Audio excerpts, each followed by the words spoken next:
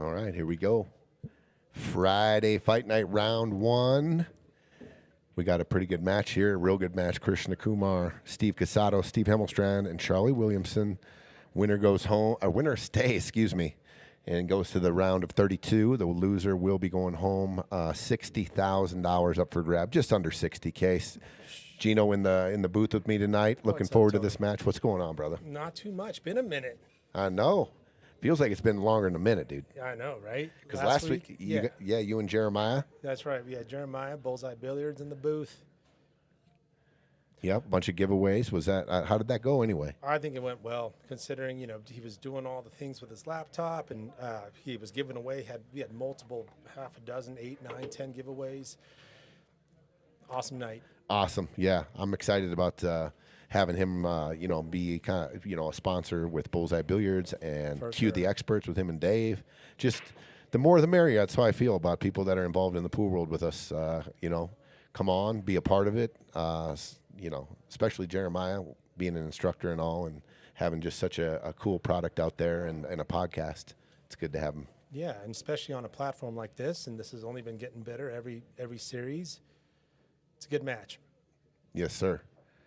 All right, looks like it was a dry break. They had flipped, and now we got our first look at Charlie.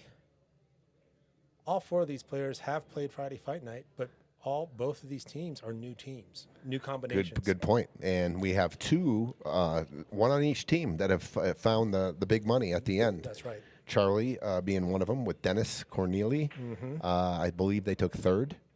Big payday a couple series ago. And Steve Casados, one of the first winners we've ever had on Friday Fight Nights. Right. Many moons ago. He was victorious, I believe, or a first or a second place. So I know Krishna's been knocking on the door. I mean, he plays a lot of pool in here. I know he would just love to find his way to the money rounds and all that. Yeah, it's a big weekend for Krishna. He's got his team, the team match this tomorrow, I believe, and I believe this is guaranteed 5 figures. Yes. My gosh. No doubt. Yeah, he's 1 match away from getting to the finals of the team, him and his team. So, yep. And then Steve Hemelstrand, he's played in a bunch of these as well. Yes. He's trying to get in there, trying to open that door. A lot of people are still trying to open that door, but that's the challenge of this format and this tournament. Speaking with one of the former champions right next to me here, he knows, dude. He knows. He's been on both sides of it, but he found the finish line and the glory of a championship and piles that come with it. But it's not easy. I mean, that's the draw of this tournament. It's so possible for any combination of players. I truly believe that, Gino. Yeah, absolutely. Any team's got a chance. I tell everyone when they're registering, I said, listen, you and your partner show up and play exceptional pool on that night, on that given night, you can win this tournament. If on all your given nights, if both players show up together and play an exceptional match, anybody that entered this tournament, I truly believe that they can win this tournament.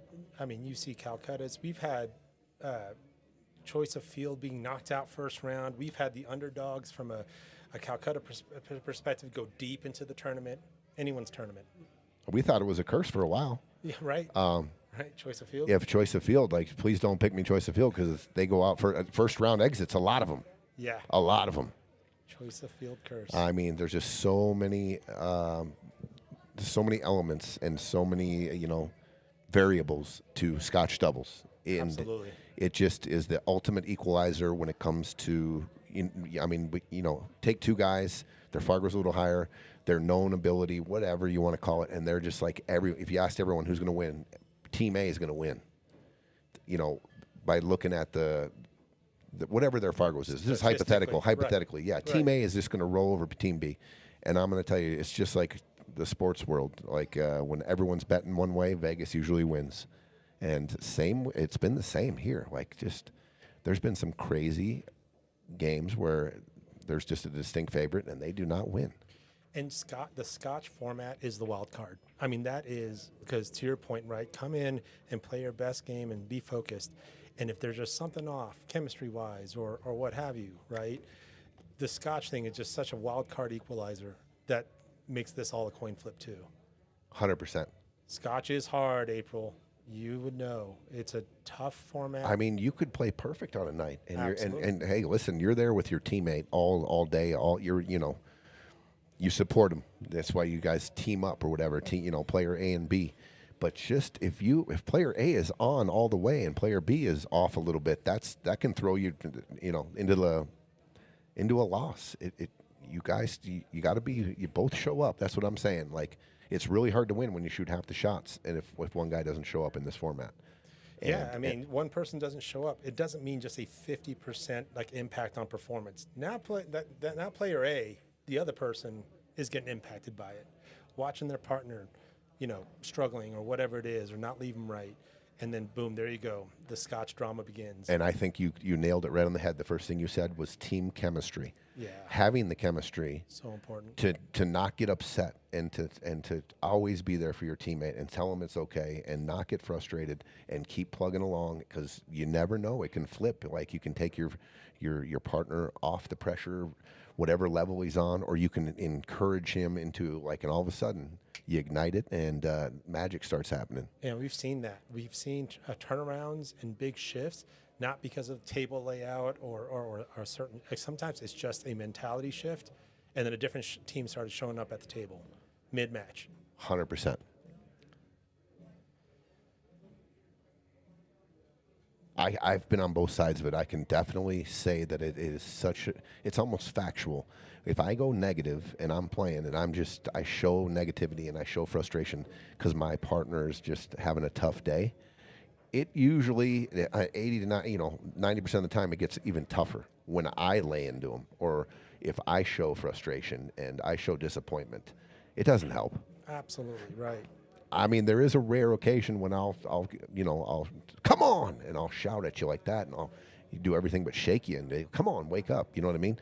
That can grip once in a while, but I truly believe that you got to stay positive, and that's the winning formula. Yeah, there's almost like this, like, once a player goes into the red, they're on tilt, they're not making shots, they're getting negative, they're getting in their head.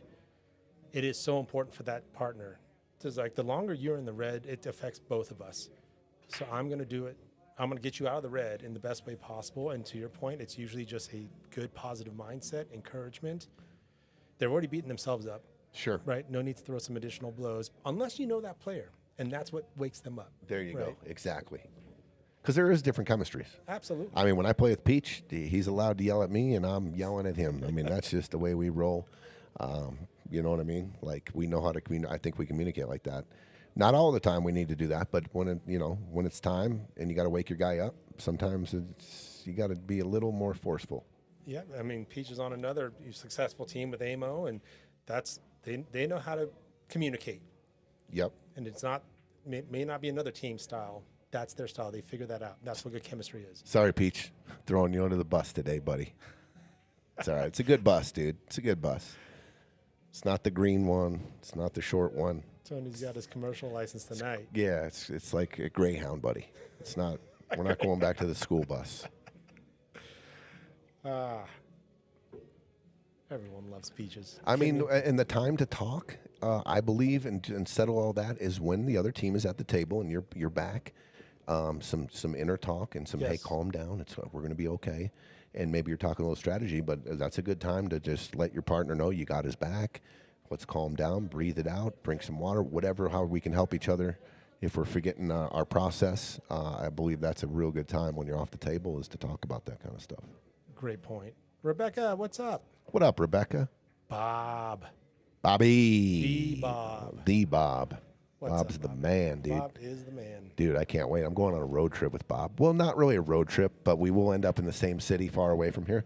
And we will be staying together in the same house for the Napa Nationals in October. Sounds like trouble. Dude, I can't wait. And it's at Federgorse's home court. I think it's at the Rail Yard Billiards. Oh, is where how they're cool having is it. that? So I'm excited to see that. Never seen it. Yeah. Adam Burke, what's up, dude? Adam? Okay, so we are off and running in this game. We haven't called it much, but this is turning out to be a real technical chess match right out the gate. Yeah, we're about 6 innings in already. Yep. What up, bro? Showcase. I don't know if you heard, but Showcase, Roland, has got a movie gig coming up. He's going to be in his first movie. And I said, listen, I don't have to have a talking role. I just want to walk by. I just want to be one of those guys, the extras. I think they're called extras in the movie. You just kind of strut by, and so you can, okay, I'm in frame, 4. I'm in there for 2 seconds, but you got to watch this movie because there I am. There I was. You missed it also. But anyway, Ro said he's excited about his movie debut, and we talked a little bit about maybe. Oh, congrats, bro. That's maybe huge. making a little pool movie down the road here, like a, There's not enough good pool movies out there. At all. Yeah, dude, it's such an underrepresented, like, in Hollywood. 100%. You can name, the good pool movies on one hand, and that's about it. That's it. But since we're naming them on one hand, number one. Yeah. Color Money. Nah. No, you think I think The Hustler. The Hustler? Yeah, I do. Yeah, I'm just old school. That's the OG. Yeah. The Color Money wouldn't be there if The Hustler wasn't there. That's right. Yeah. But the Color Money is amazing, of course. All right, so Color Money 2, that'd be number 2. Pool Hall Junkies. It's one of them. It's like one you of them. said, there's only a select few to choose from. Yeah. I've seen some movies where they kind of incorporate a little pool, right? Von Rames or whatever, Freddie Prince Jr., that one was terrible. Yeah. They're in the bar table, they're doing cocaine off the rails. Excuse me, this is PG, but I'm just saying what they were doing in the movie. They're hustling each other, and it was just, I thought it was terrible. They overdid it on that part of the game, right? The smoky bar room and the fedoras and the cigar smokes and the action and the I think if there was a way to clip real life pressure, like shots in the middle of these gambling matches or like at the U.S. Open, because you got to have characters, right? Right. But I think there should be more of the pool implemented with the storyline, because there's got to be a storyline. There's got to be a villain. There's got to be a good guy. Absolutely. There's got to be this excitement where someone's going to win a bunch of money and someone's going to get screwed, or the bad guy loses in the end, or however you want to do it. But we need more pool shots, I believe. Like real pool shots. Yeah. The Color Money fooled us a little bit. They went. we've seen the backstory a million times. That was all set up shots. Tom Cruise, Mike Siegel was the coach, and and Paul Newman knew how to shoot. Right. And Tom Cruise they both knew how to shoot, but it wasn't kind of a natural watch the felt table layout for a couple of shots. So if we're part of the movie making process, we got to have like the characters. Maybe we put a character in there from the real pool world. Maybe SVB comes out and he finds his new niche after retirement. He's in all these movies. I don't know. No, you see other sports do it too, right? You see the basketball movies, and Adam Sandler's like basketball movies, and they bring in the big name once in a while, the actual recognizable face. Yeah. Playing a character. I think so too. I'd be happy if, they started even on a documentary level, right? The same way they do it with golf and Formula One and all these other things, which is just, and then you kind of make your own villain. It's like, ooh. Yeah, for sure. All right, looks like this rack's starting to wind down here, and we've got Steve and Charlie with a good opportunity, open table on stripes to close things out. Like just come and shaping the 11 here. I like shaping the 11. I think just, take it simple. Okay, so he's not shaping the 11. Well, he might be shaping the 11. Yeah. I think he did. Inadvertently. Yeah. Now you just roll the 11 in, cue ball come up to that middle, right on the spot. Yep. And boom, boom, stop on the 10, 14, 8. It's such a hot topic, Gino, like for pool players. Everybody talks about it. About when's the next pool movie coming out? Because we all love the excitement of a pool movie. And don't try to match Color Money. You can, but it was just such an epic movie. And it came at a very specific time, right? Oh, man. Where in the 80s, right, and pool was starting to get more popular and more mainstream. You get a big name like Tom Cruise. And Paul Newman, right? And this is also, you had traveling pool players and all these other things. Today's a different environment, right? You've got sanctioned matches and tournaments, which is still a great backdrop, but it can't be Color Money. Good shot, Steve. Oh, nice shot by Steve. And the soundtrack was amazing too. I mean, Werewolf of London. Oh. I mean, just lit up every jukebox in every pool room around the world. Maybe. When you hear that song, that's what I'm Werewolves alone. His hair was. I mean, it was the hair, dude. He's doing nunchucks. You with heard his it stick. 15, 20 times a night. That song when the movie came out. It was we loved it. It was. We all thought we were Tom Cruise. Okay, clean shot, short side 8. Little funny here. Yeah.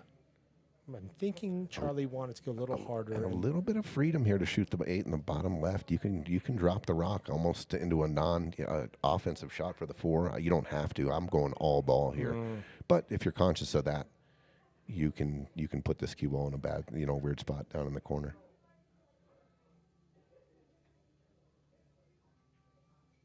Nice confidence Nice out. stroke. Good out by Mr. Steve and Charlie.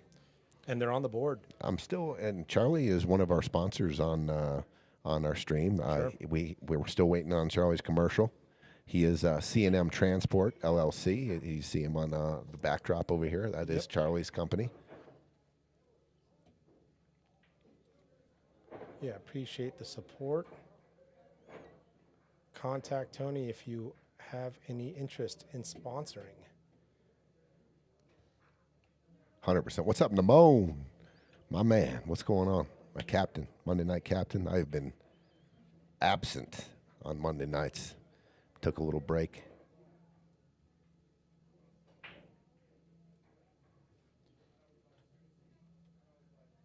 Oh, April just updated.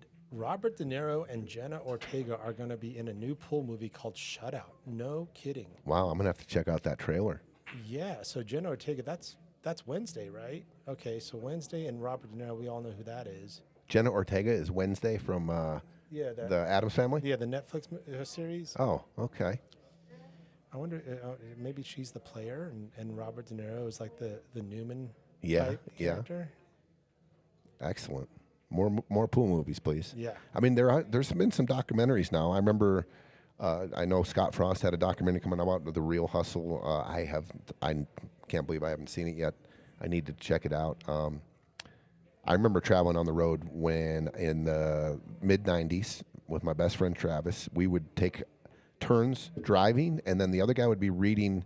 We'd have the light on in the car, be reading "Playing Off the Rail" by David McCumber, and I think we went through it at least twice. That's awesome. over our months and stuff on the road.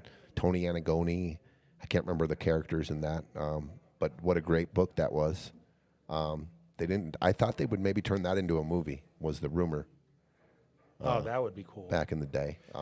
Yeah, I will sit down and listen to any of these type of like traveling, finding tournaments, yellow pages. Just Oh yeah, the yellow pages. love hearing these. Dude, the funniest thing was you go to a town, you go straight to a phone booth, and the old payphones, they'd have attached to yellow like with a chain on it. Yeah. And the billiards page would be ripped out. Over and over again. You're like, oh shit, we're not the first ones here. That makes so much So sense. many towns had the billiards page ripped out. Yeah. Yeah. No, that makes sense. It was funny. Every Yeah. time you got to a town, you're like, You can't take pictures with your phone. You're not looking it up. Yeah, you're taking that thing and being the only action in town. You don't want anyone else sneaking up on you. yeah, you literally had to look at a map to find it too, like the crossroads and stuff, because there was no GPS back then either. I mean, it's crazy, right? How just different it is now. You had to work to find action. You'd have to make 17 phone calls to find, hey, there's a road player coming through town. Do you know his name? Nope. Now you just when someone walks in the door, you hit a picture, and bank, you know exactly. I mean, you have an app that says, okay, you need the 7, the last 3. Right. He needs to tie his shoes backwards. He needs to turn his shirt around. He needs to close one eye. I mean, there's just it's so much different. It's a different game. All right, Krishna and Steve in a situation here on solids. I like going forward here. Yep. That's not bad at all. Yep. Kind of pinched him. The 14 really doesn't have a home. I like being a little more aggressive with those safeties and just take the cue ball into the rail and then freeze on the back Coming of the 14. back to it. Yeah. So there's no air. But that's a good containment one right there. Yeah. Don't really have a shot. Not giving anything away there. Possible combination maybe on the 14, 13. Possible, but that's really tough. I like thinning off the 14 here and dropping them all the way down up on the end rail there, Gino. I like thinning right here and putting the cue ball right here. Yes, sir. I got cover. I mean, he can see the 6 maybe, but the 6, I don't know. I mean, if that's the case, maybe drop the cue ball right here. Sure. Or closer to the rail. And bait the one yellow one. Yeah, ball. and you're just feathering the 14. 14 stays in traffic, right? You might get a cover on the 7. I mean, if this is the way the game's going, I'm just gonna try to contain them. Yeah, it's that unique but common it's a common situation where it's like, who's gonna break first with the gas pedal? So he's going off the 12.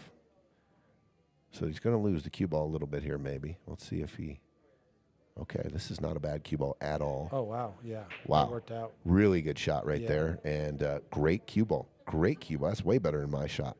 I'm going to give him a little something because I think Steve planned that all day, how that cue ball would react. I mean, this is beautiful. Covered the 6. My play, my way might have sold the 6 out. Yeah, look at that. And that's the only one really you can pocket because he got the 14 on the 4, the 13 on the 7. Now he's got the 8 and the 9 on the 1. My way would have definitely given him a shot at the 1 if they wanted to come off the 1 ball and just and duck. This way puts him in a real tough spot. Tyler Olds. Born in the wrong era. Let's face it, Tony, when you watch Color and Money, you thought you were better than Vincent. Oh, I thought I was Vincent. I was like, where's my shirt? Dude. I'm going to get like you I a said, Tony shirt. I mean, the swinging the cue around. I mean, I love it. Werewolves of London playing in the back. Moonwalking and stuff. Playing, yeah. Dude, there were so many characters relatable to and in that movie. It was just you had Julian. I mean, John Turturro. Oh yeah. What a character. Forrest Whitaker, just like oh my God, stealing money. Yeah, this kind of soft spoken. Hey, the hustler, I'm Amos. gonna try it. Amos. Yeah. And then all the pros were in it. I wasn't hip to some of the pros now, and now I got to meet them all and almost played every pro that was in that movie. Oh wow. My favorite being Grady Matthews. You know, we were back in the road days. We were on the road, and we ended up all playing each other. And then Howard Vickery, I played him on I think a couple times on the pro tournaments. Guy with the ponytail, big glasses. Yeah. Steve Mizrak, I played in the U.S. Open. Mizrak, that's right. The one Pretty Boy Floyd. I never got to play Pretty Boy Floyd. Mattia, right? Oh, great! Yeah, the characters, the lines. I didn't deserve that. Yes, you did. Yes. That was Mizrak talking to Paul Newman. I didn't deserve that. Yes, you did. What's up, Troy? Yeah. Al Michaels and John Madden in the booth. I love it. Another Friday Fight Night veteran, Troy. Tracksuit Troy.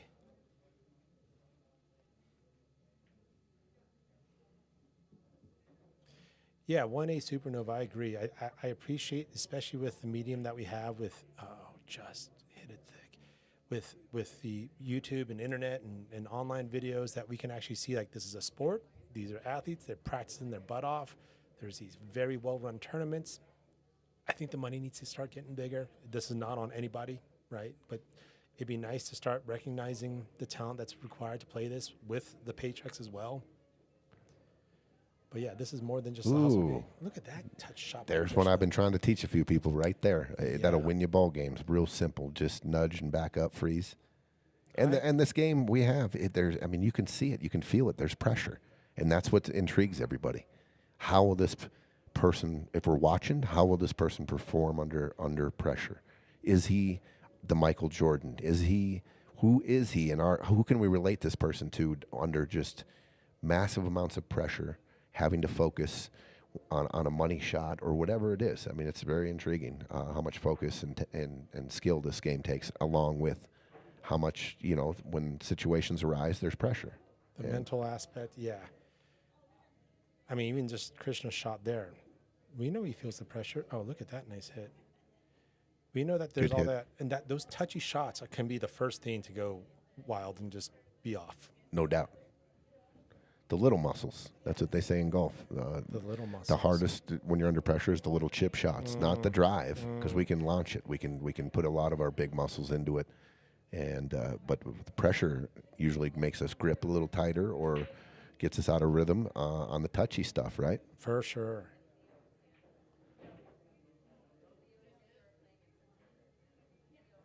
All right, so I think you can shape the 2. It's very thin. Maybe just run into the 8-9 and play shape on the 4 here. Okay, he hit it a little fat with outside English, and that's why it took off and missed the whole balls, right? And with the new felt, it scrambled in the hole too. Yeah. And to your point, a little thinner, and that 2, 9, 8 thing gets addressed. Sure. Yep. I like hitting balls like that with edge to edge. That means no spin. That's how I line it up, edge to edge, and I can paper thin cut shots like that. Easier for me than spinning. Spinning a real thin hit on outside English is real tricky because you're on the other side of the cue ball, and the swerve and everything that comes into play. It's just a real tough shot. It takes a lot of reps.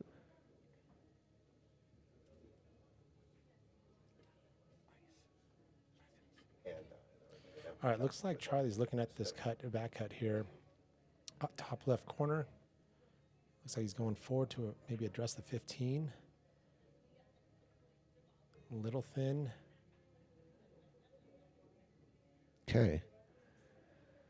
I mean, I'm going to try to shape the 2 here. Using the 6 or the 1? The 1? Yeah. I like the 1 because if you might shape the 6 as well if you just get a funny angle, but I like using the 1. Yeah, the 1's good too in case you kind of It's a natural, right? It's pretty natural. You got the 6 ball there just in case you come up short on the 2. Well, if you come up short on yeah, exactly. If you come Or up the short, and you 4. can just see it. I like this as a soldier. Did he get there? I think they have the 4. I think it was. Yeah. Well, you can shape the 2, I guess, to the side pocket too, right? That's what he's looking at. You could shoot a stop shot on the 4 if you're good, and then play the 1 and come up to the 2. I like that too. Sure. There's a bunch of ways you can do this. Sure. They're calling a timeout. I think if you shape the 2 for the corner, it may be a little easier to play shape on the 8. If you shape the 2 to the side. Okay, I think they have a clean look on the 4, and that's what Krishna's saying. Leave me some angle on this 1, and I can get either back for the 2 in the side. I don't mind a stop shot right here and then shoot the 2 in the side and come, go to the rail and come back for the 1 then. Sure. I just don't want to shoot the 2, my last ball on the side. For some reason I'm shooting the 2 right now. That's the play. I'm shooting the 2. Yeah, good call. I think that's exactly what they talked about. I mean, are you going to get better in the yard now? I don't think so. Let's just say you try to draw back. I don't like this. If you stiff the 1 here and you don't get the proper draw, now you're looking at a real tough shot. Unless he can't see the 2, I think he can see it. I'm never shooting the 1 here. Maybe you can't. From that angle, it looked funny, didn't it, Gino? Yeah, it did. I mean, he's definitely taken a couple of looks at it.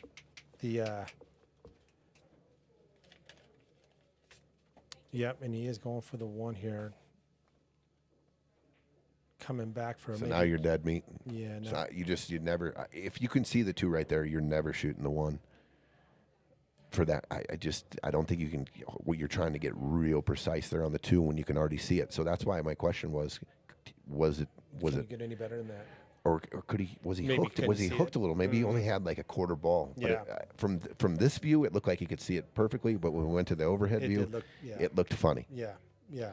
So if it was funny, then of course you got to shoot the 1 first. But if it wasn't, you're taking the 2 every single time there because it's you're shaping the 1. You got to come back across your shape line with the 1 and drawing into space with really not a rail to kill it.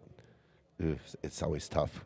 Yep. And Krishna here, I think he was at one point considering an offensive shot, carom shot, but the 8 ball was going to be moving, and now no rail. No rail. Yep. Yeah, it gets sketchy with that 8 ball right there and giving it enough juice to hit a rail. I mean, I just can't emphasize, like, if you can see the 2 ball right there, It's 100 out of 100 in my opinion. You have to shoot the 2 if you can pocket the 2 and go forward and shape the 1. If you can't see the 2, it's obvious that we got to shoot the 1. But the pattern there to me is no trouble, and then you can end up really getting in trouble. You can also put it back into a perfect position. Don't get me wrong. You can shape it. But then there's the margin of error thing. I mean, you've said it before. Like, am I going to get a better look? Is there a kind of a computer model that says there's a better place for cue ball? Sure. But you got to be kind to yourself. Are you going to be able to hit that very specific shot better? So, I mean, we might want to talk to Steve afterwards, but he must have not seen as much of the 2 ball as he wanted, because he did brush it off. It's very possible. And it was the angle to come back, and it was the angle natural that forced you to play it into the side. Right. There was no angle to get up and play the 2, which was a much bigger pocket and a much margin of error to play that 2 ball in the bottom right, being above the 2 ball. You could be on either side of it, back cut or just a straight cut, and then play the 8 in the right side. So, to me, the patterns are so important to me in 8 ball. Well, I talked about this with Jeremiah last week. And we were discussing, the Fargo makeups of Scotch doubles, which is sometimes you get a couple of 550s. Okay, he's elected to go. Sometimes you get, the 650, 450 team.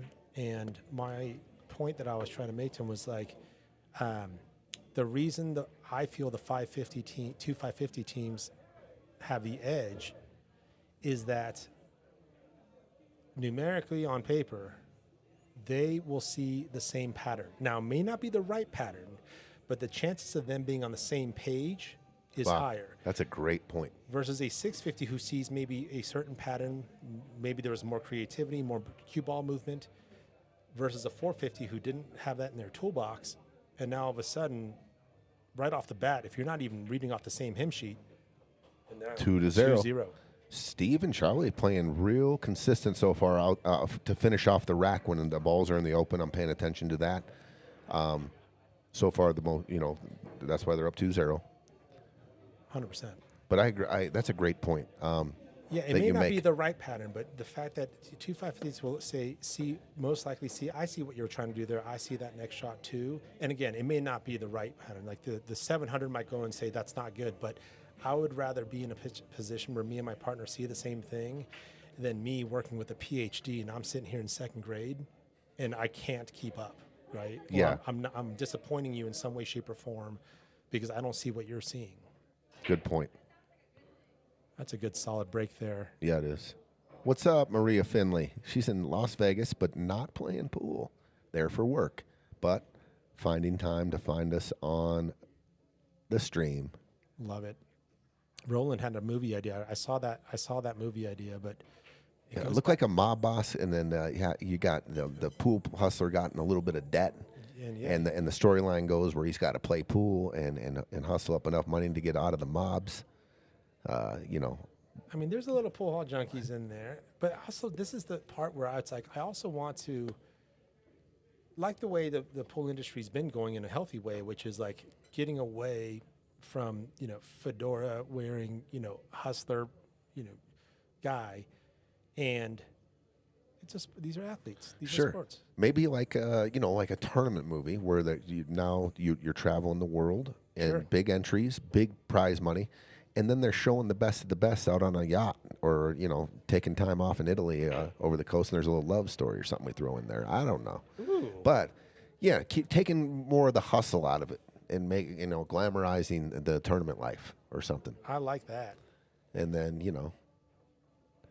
maybe just throwing a couple extra twists in there. I like that. Yeah, you got to throw some extra stuff.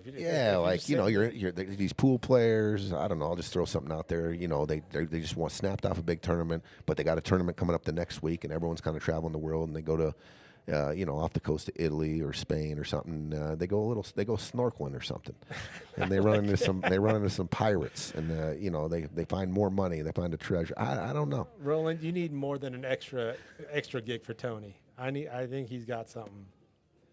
I don't know, but like you said, the pool's on the right side. It's getting out of the dim light of the gambling, the seedy gambling action. Yes. Even though we all Dude, the gambling's involved in pretty much everything we do. I mean, Absolutely. risk taking. You know what I mean? But to take out the Don't hustle make it part, the focus. Yeah, yeah, don't make exactly. it the focus. Make it like the top of the top are making all this crazy good money, and they're living their best lives or something.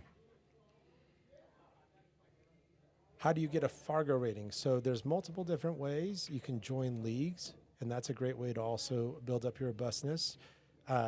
So there's Fargo sanctioned leagues that go to your Fargo. There's also tournaments that you'll see here locally. And Tony at Piazzas, we've got tournaments here that also report into Fargo. But it's kind of just like any other kind of pool rating system. There's leagues and tournaments that all can get you started, and then you can keep building and solidifying your Fargo rate. And out the gate, I think you try to match you up to somebody that you're very, very close to on skill level, and that's a good starting point for your very first Fargo rating. And then from there, we submit it, and then you start playing tournaments or matches that are reported, and from there, it goes up or down accordingly. And the more you play, the more legitimacy your Fargo rating will have. It's called robustness, and the more robustness you have, the more, excuse me, legitimate your handicap becomes, your rating. Steve had a good shot on the corner, leaves Krishna the ability to leave Steve this combo shot. Count That's it. going to count. Count it. That's going to count. Roland says my ideas are boring. Got to have some drama. Of course, you got to have some dramas. He falls in love and gets down. Oh, there you go. Oh, I love it, Ro. Let's do it. Let's do it. All right. Krishna's got to find actually, there's a pretty good window between the orange 5 and the black 8 there that he can leave Steve. No. Oh, goodness. Oh, no. Ooh, That's no. Tough. The window was up here, Gino, not down here. The Yeah. window, look at the window. Whoop. Let me get that back up for you here. The window was all right here. Look at this window here. Big V. And he had the natural. Anywhere in here is so good. If you are going to go this way, make sure you get all the way down to you're almost scratching here. And the great thing about the window, you got this. You got to get by these. Yeah, and the great thing about the window that you had drawn out is that it's also natural for the 8, right? You can kind of go up towards the 3. Yeah. So the biggest margin of error there is that huge window up top right. You don't worry about length on this. The ball's sitting in the pocket. We do not need to get close to our work, right? Because it is right next to the pocket. Right. Yeah, that was a big error. Yeah, and I mean this goes. Good try by Steve. That was just a really big error there by Krishna. And again, it's one of the first things to go. When in a high pressure situation is speed control, right? But this is also where you start using maybe another rail to kind of get you that margin of error Or go down. I didn't see him go down and take a look at how big his window was. Like, I mean, I'm going down and taking my hand almost in like I got pain on my hand, and I'm just going to put a big old circle on there, touch the felt, and I'm just going to make a huge area where I can leave my cue ball. And I know I can leave it there. Like, that was a natural to leave it down table to the right there, and the 9's in the hole. Like, there just was no business coming. I mean, even if you want to get down to the end rail, I still ain't going that way because of the traffic. Yeah, I mean, if you're a pro, yeah, sure, you're looking at shape, the size of a Pringles can lid. And to your point, sometimes the table gives you, like, I can put a 5-gallon bucket lid right about here, and that's okay, right? Yeah. Sometimes it's a garbage can lid that you can, and just kind of remind yourself and be nice to yourself and say, this is just fine anywhere here. And your partner's probably sitting there saying, dude, that's fine with me too. A little long. Sure. Yeah, you don't have to get me hugged up Take on your it. medicine, right? We talk about, just taking what the table gives you. No doubt. I like the Pringles can analogy. The Pringles can lid by Gino Min here. Learn how to play shape in the Pringles can lid. It's going to be the next big thing. You're going to see it now all over. All the pros will be using it. Oh my God, we need a Pringles commercial. I might have to make one where we're just eating chips and the Pringles, the top of the can falls on the table by accident. We're all sitting around and all of a sudden the guy plays shape and just lands right on it or some shit like that. I love it. Beautiful. Look at this. Look at this perfect shape by Charlie, drawn back.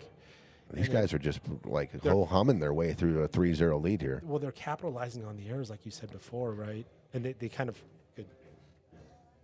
And they're just their consistency at the end of the rack when there's, when the other team, which Krishna and Steve leave 1 ball or 2 balls, right? They haven't had to duck. Right. I talk about that all the time. Right. They are finishing the game. Yep. They are not running into another safety situation where they got out of line and they're playing safety. They're just getting out. Yeah. And if it is one of those tricky chess situations, they stay in that mode until the right window opens up. But sometimes your opponents open that window for you in this case.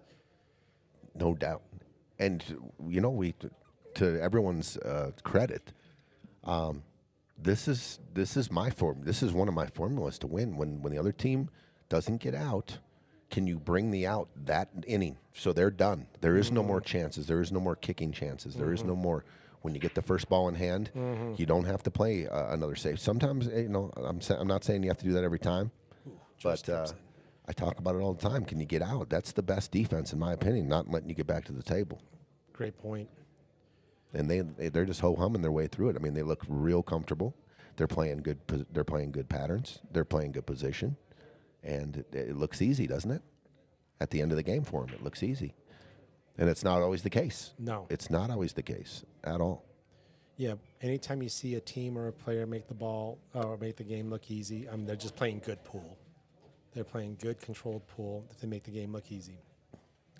Yeah, Supernova, it's exactly like a chess rating. That's exactly right. Good point, Maria, too. Like when the ball is kind of sitting by a hole, it's just like built-in shape. I just rolled the ball. I can't, I don't really take a good look and make it precise. It's a sit and duck. Even though you got a 5-gallon, this is Right. ball in hand behind the kitchen. I was just going to say, Yep. The other team let them know. That's good sportsmanship. Yep. I've seen it where they let them shoot it and then they call a foul. Oof, that I've seen it. I don't like it. Yeah. So that's good. But the 5-gallon 5-gallon lid leave still needs a look at. Yeah. Go to the center of the 5-gallon lead. Okay, so there's my margin of error. I get, I can go to every, outer part of that circle or whatever you want to call it, and then, but I like it, dialing in something. Thanks, Rebecca. Rebecca's been watching the stream for many sessions here. Do you mean the new scoreboards that they flip, the teams actually flip with the little dudes on them, with the little Piazza dudes on them? Look at that shot. Because I can show you that. Let me see. Oh, it's so clean. Yeah, let's get zoomed in on that. Oh, wait. On? Yeah. I don't know. It shows right there, but not on here. I'll figure it out. I know how to get it back to this, but I thought it was real easy. I thought you just... Yeah, we were using table 2's camera there. Ah.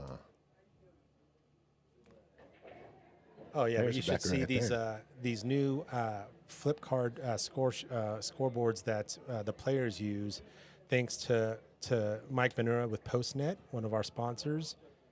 I mean, they've got the Piazza guy on there. They got the colors. They got the pool balls. They got the pool balls as the score, actual pool balls. Yeah. Like cue ball 0, 1 ball, 2 ball. Yep. It's cool. Yeah. Actually, the word I've heard the most, which, it is what it is, but it's cute. And, I mean, a lot of even, they are cute, though. Yeah, we take that. Yeah, that's great. Yeah. That's a great compliment. Oh, look at this shot by Steve. Nice shot, Steve. Yeah, with the 6-ball back cut. Okay, we're getting into that no man's land on the 4-ball, though. Mm-hmm. I mean, the 4-ball goes in both the bottom pockets here, and that's it, I think. I don't even think it can shape it in the side. Yeah, we need short side up top for the 4-ball. Man, do you take a risk here and go after this draw shot off the 5 or even cut the 2 in? Cut the 2, right. And Z it to the 4. Oh, this. Yeah, this is not. Yeah. Okay, this is getting more difficult here, but you can definitely There's shape it here. Yeah, 2, 3 rails. Yes. 3 rails. Right here. 1, 2, 3. Maybe 4. Yeah. Right here. Yeah. You got it. They're kind of. You learn how to hit these. You overhit it. You don't pussyfoot around it, because if you overhit it, you can maybe shape the 4 in the bottom left. Yep. Over travel's okay. But you can't touch any balls. It's got to be clean. 1, two. 2. Oh, he's going to. Oh, goes into it. Oh, how about this? Oh, but the 8 ball gets. Oh, my gosh. Okay, let's see if Krishna tries some sort of hero draw shot or something here. I think you can. Yeah. Ooh, it's close though. If you can cheat this pocket and get a full draw and kind of use that left hand spin, oh, I think it's there. Yeah. I think it's there, Gino. Yeah. Especially looking at that. And you could even use the rail there. So big, you got to cheat the pocket so you're full as possible here. On the left side and of the then pocket. take that left spin and it's just a juicy draw, hit this rail, and then have it spin in this way and try to clip one of them in.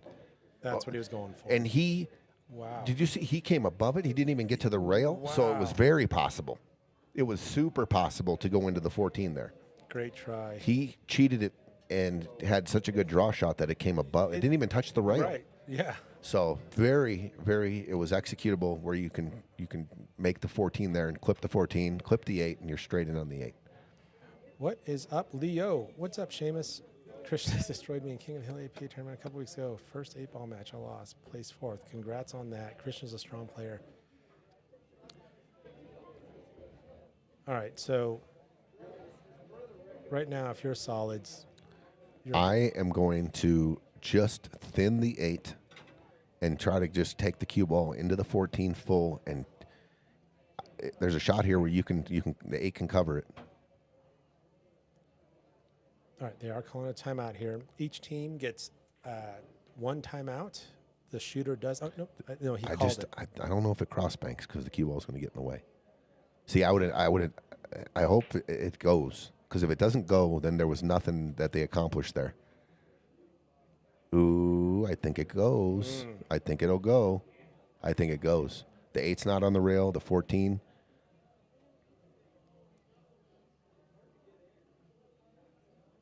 I would have thinned off the 8 and made the 14 and taken that option away and tried to take the 8 and cover the cue ball. Might not have been doable because the closeness, the proximity of the 8 to the rail and stuff, but I would have definitely. Oh, wait. Look at this. Steve's going at it. He's going to go ahead and clear that pocket and maybe break out that cluster. Oh, that's a bad hit. That's a foul. That's interesting that he took that shot. I would have shot the 10. Sure. I would have shot either the 9 or the 10. I thought the 10 was very accessible. I don't mind a shot if it went, because it's almost you can't miss it if you hit the 14, right? Yep. But that's a huge win right there. They needed to get their first win. Yeah, and Krishna and Steve take advantage. Yeah, and what we've seen here, it's not necessarily just about rattling balls. It's about taking advantage of and being patient, but taking advantage when the window opens. And now Krishna and Steve on the board. Very interesting selection there by Steve. Yeah. Hemelstrand, yeah. I mean, I'm never shooting that ball unless it's hanging out and I can see the edge. It was such an opportunity, that ball went from other angles. So that, to me, if it wasn't hanging out like the edge and I could see it, which he probably thought it was, obviously that's why he shot it. But right. I would have started with the 10. I thought the 10, you're going to just make your first ball. To me, I picked the ball that I'm not going to miss to set up the rack because I got all these options, right? So I don't know, Seamus, who you're talking about. Rich. There's no Rich in the booth right now. I thought he thinks one of us is Rich. Oh no, this is Eugene and Tony. Yeah. But Rich, if you're out there, Seamus is looking for another race of 10. Who's Rich? Richie Chan? Richie Chan? That might be one of them. That might be. I never called him Rich, though. I always called him Richie. Yeah. Oh, it was Richie Chan. Oh, he thought it was Richard Chan. Okay. All right. Well, Richie Chan, you're on notice. Yeah, Seamus is looking for you, Richie. Okay, now, huge opportunity for Krishna and Steve to close this gap here. Looks like a pretty good. 11 ball. Yeah, wide open. Oh, 11 ball. 8 ball. For right now, I see. If you want to go for the out, the 11 goes cross-side nicely, and you can shape the 8 on the short side off the 9, possibly off the bank on the 11, but the 3's in a weird spot. I'd rather use the 9. I'm going to really be thinking about this 11 ball, how I can get to the 11 ball. Because I think the rest of the table now looks pretty accessible. Seamus, I'm available too. Yes, sir. Appreciate it, though. 1770 South Buckley, Aurora, Colorado. That's where you'll find Tony. It's basically where I live. I mean, it should be my main residence. Yeah, I'm not even joking. Set up a cot. I used to have one. Yeah. Oh yeah. Yeah, we had one in the office. Nice. An army cot. By the way, Scoot, if you're out there, it's at my house now. Okay. This is it. This is it right here. Yep. This is it. This can get tricky, though. The cue ball can go into the 3, possibly carry him into the 7. I'm trying to drag it maybe underneath. You might run into the 8 here, actually. Just above the 3, I think. Yeah, you see where he's kind of trying to map out the cue ball travel here. I think it goes into the 8 with some outside English. There's the 8 ball. Look at that. There's shot. the 8. There's the shape on the 9. I think you can. I think you got it. You can back cut the 13, but I like shaping the 9 here and playing this 13 in the right hand side. I like coming underneath it and going 1, 2, 3 rails. I think it's possible. We cut this in, little outside English, get to here and get this spinning this way, not this way. We want it to come here. And we want to shape down here and play this 13 right here. I believe that looks like the natural. I like it. You could possibly hit this with the inside English and try to come between the 4 and the 13 and bump the 1. That's not a bad shot either. Look at this. Get some shape. All Come right, on. let's see We what need a little happens. bump. We need a little roll. Oh, the 6 gets in the way, but great back cut by Steve there. And just caused some disruption. Oh, my God. Look at Ended this. up- yeah. There's a 1 pocket shot here. Oh, yeah. Yep. Dial that 13 off the 6, 1 rail back in the corner. I practice these because it takes a special English right here. So so let's say you got your line up fine. What's this like? Why are we making sure that you're putting left on this so it rubs off? Well, if you do a lot, well, just check this out. If you draw this, if you're sitting a full draw shot on the 13 off the 6, the 13 now Is rolling it wants forward. to go through the 6. Sure.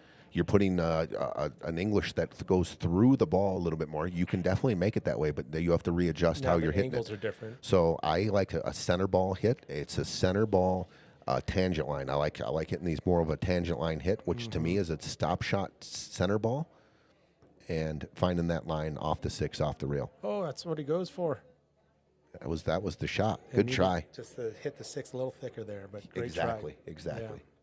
And it's an experiment, right? You set 2 balls up on the Sure. table, and it might take you all day, and you might not figure it out. Sure. I've been just absolutely perplexed on some of the angles that my ball comes off the ball, and I've learned to shoot it with draw, high ball, and center ball. They all have different reactions off the object ball to the rail.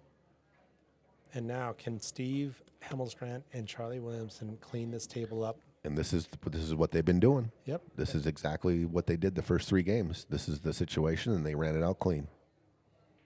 Ooh, I don't know That's about. a lot of juice. Yeah, I don't know about the speed there. You just lag that in and play shape on the 6, but I didn't understand that. Just lag it in, right, G? Yeah. The ball you're comboing in sits in the It pocket sits for you, there. and then I shape the 6 there, and then I'm off to the races. Yeah. And now we've got a much more complex solids table now. And look, the 8 ball doesn't have a pocket. I might be shooting the 6 into the 13 and putting the cue ball down by the 1 here. No, I don't like that. You already got safe on the 8, right? So why not take their soldier off? That's not a bad shot, though. He did line the 6 up in the middle of the pocket. Right. You can spit off there many different ways. I mean, this is a pretty real doable jump shot too. For sure. And I'm telling you right now, there's a possible to shape this 8 on a bank here. Yeah. Jump.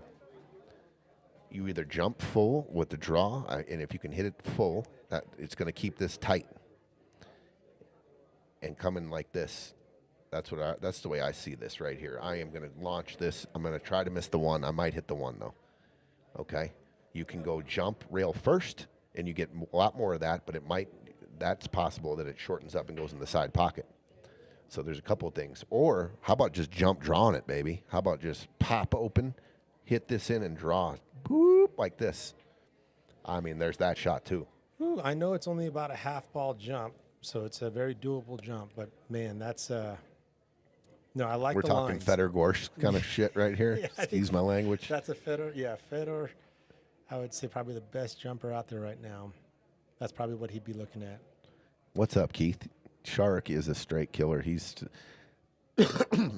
There's a list of Fargos that just came out. It's been all over Facebook the last few days. Oh, the top 100? Top 100 Colorado players, and they left the number one player off, which kind of was perplexing to me. I didn't understand it. Why isn't Sharks easily the highest Fargo? Think about that. Yeah, he's the best player in Colorado. And Tommy Delfonso. Oh, good try. Just a little long on the jump there. Mm-hmm. Or maybe not long enough if he could land on it. But Right on top. Tommy Delfonso was not on the list, and actually the two top guys in Colorado were off that list. I don't know why. Shark is, I believe, a 7 in the 60s, and then Tommy Delfonso was a 747, I believe. So they would be the top two, and they were not on that list. Yeah, so in this case, the question did come up. The ball that did end up going in stays down, and it's ball in hand for Steve Hemelstrand and Charlie Williamson. I mean, I'm just running it out. These guys have been doing a real good job. I'm shooting the 3 or the 4 first. I'm shooting the 4 ball out of the way of the 1 and the 2. I open up that lane, but I'm going to shape the 3, and then I'm done. Yeah. I got side 1, 8. Yeah, you've got even stop shot. You can do this too. You can play the 3 ball. I'm shooting the 3, coming out 3 rails in the middle of the table. Then I can shoot the 2, 1, and then come, stun out, shoot the 4 on the side, 6 on the side, 8 on the side. So that's my pattern. I'm shooting this, and I'm coming like this right here. If I get there, then I'm shooting the 2, stop shot, 1, stun, 4, 6, 8. I mean, it's just as easy as I drew it up. Yeah, and if the ball your shot on the 2 maybe drips forward, you could still even stop shot the 4 first. Sure. There you go. But I like this. Go and make sure you're going forward here with the top inside. Just like, it's got to go. It's okay. He's got the 6. You can work with that. Absolutely. The 2 might even you can shoot the 2 straight in the corner. Sure. If you're just stuck on that 6 as the last ball, you can shoot the 2 straight in right here. But he's not going to risk it, so that's still fine. I like shooting. I like a stop shot on the 2 and then a stun on the 1 to the 4 because I can shoot it in the corner or the side. That's clean. Yeah. I know you said about going forward here and getting a stop shot on the 4. Just if it does roll, but yeah, I like your pattern. I think the well now that's what I was talking about. Like okay now forward. I'm probably shooting I'm probably shooting the 4 here. Yeah, and I think shaping to the 8 is easier than the 4 on the side. Now I don't like what he did. I just disagree. He's straight in, dude. Like it's still makeable. Don't get me wrong, but yeah. I'm going to be conscious of leaving my partner an angle, so I can get back. Now you got one shot, a stop shot. I mean, what? There you go. Yeah. So you got to watch top left. I'm just saying. I'm leaving my partner an angle, dude. I do not like leaving straight ins. It was like the right amount of distance from the 4 ball where you could do whatever you want. Baby draw. Trip forward. Watch top left here. Yeah. Oh, good shot. Okay. Nice shot. Nice shot right there by Charlie. Nice. There they go again. Yep. Ho humming down. I'd call it ho humming because it's just a walk in the park. You just connect the dots. It's a 4-1 lead. Yep. Back to a 3-rack lead. John Amo. My guess is that Fargo hasn't updated their location. Oh, maybe. So they were excluded. Maybe. Yeah. I've seen him on that list before, though. That's what. Oh, odd. I've seen Tommy Delfonso on the list. Maybe not Shark, but he's been here now for a few years. He should definitely be a Colorado resident.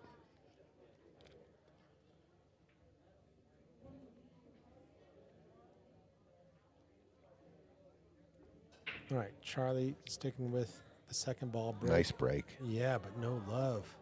Didn't he make a ball straight in the side? Oh, the 7 rattled. 3, 6, 9, 12. Yep, it did. Sure did. Yeah, it was going right at it, and then it just hit the points and rattled out. pretty good chemistry between Charlie and Steve. Yeah. If I may, my number one observation so far, Yeah. they seem one. They seem like the same player. Like what you were kind of saying before, the same patterns, the same kind of way they both shoot the kind of the same. It's one of the Scotch mantras, right? Just nice shot by Krishna. Is take the shot and leave the leave that you would leave yourself. And I think those two have been really shown that. That's what that Steve shot is what Charlie's shot would have been, right? Stop shot on the 8, that sort of thing. But yeah, I agree. I mean, this could be the reverse. We talk about that too. This score could be reversed if Krishna and Steve didn't make maybe that one error at the end of the rack. Yeah. And oh yeah. This would be either 3-2 or good shot by Steve. Clean shot by Steve. Ooh, and he got just a beautiful little angle here on the 15. You can cheat the pocket and just gently bump the 10. Just gently bump the 10 to the rail. Open it up. You shaping the 14, right? You don't want to hit this too hard and have the 10 back into traffic. Beautiful. That works. He moved the 5 ball, which is dead perfect. So, Steve, go around and find out exactly where you want to be on this 9 ball. Do you want to shape the 10 here? The 12 is down to the right as well. I'm going to try to find a spot where I can maybe shape 2 balls and 1 shot here, so I don't have to be precise. Because if I go after 1 ball, I could maybe end up hooked on the other 2. I didn't see any walking around and seeing where I got to be here. Oh, gosh. Very, very lucky there. Very fortunate he's got a shot on the 10. Wow, yeah. Very fortunate. But, hey, take advantage of it now. You got a little roll there. But did you see what well, I'm watching to do the due diligence and to do the work that it takes an 8 ball. I walk around maybe twice there because it just got tricky in my opinion, and I want to make sure I'm shaping maybe the 9 and the 12 at the same time. I got the 10 in position maybe at the end of this rack for the 8, but I didn't see any of that. I didn't see where he was trying to get. I didn't see him kind of go around and look at the table. I just think it's really key to do that. No, yeah. As much as, you feel like, especially on a 7-footer, that you can kind of just stay in one spot and kind of see the whole table, that extra lap can just open up volumes of information and just kind of inform your brain of, like, this is where I need to go. I also like the point you made around, like, give your teammates some options, give shape on a couple balls. And, and especially if you're clicking right, they're going to choose an option that you're going to be fine with. And that's why I left you 2 balls for an option, right? Sure, and you got a different angle, and you got 100%. Is it easier to shape off if I can leave you 2 balls?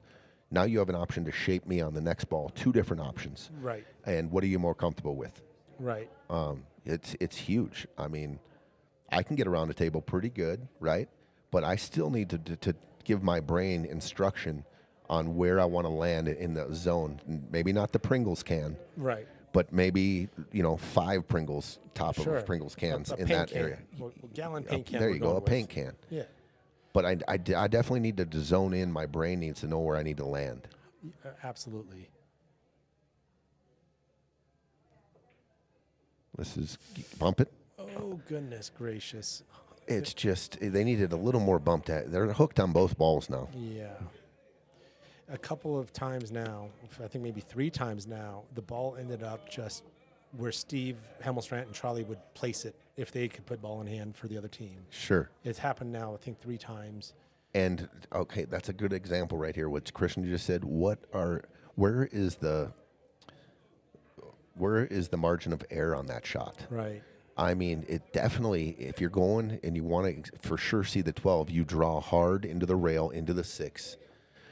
You cannot, in my opinion, if you take that route, you're going to have shape on the 12. You're going to be able to see the 9, but you're going to be shaped up on one of them at least.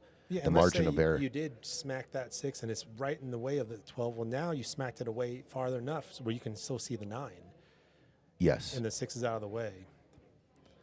And the other one was to suck draw it straight up into the gap so you could see the 12 and the 9, which is just above the 3 ball right now. The straight back draw. I don't think, if I am going to the rail like he just did, I'm hitting it with some speed. 1, 2. Yeah, okay, here it is again. Here it is again.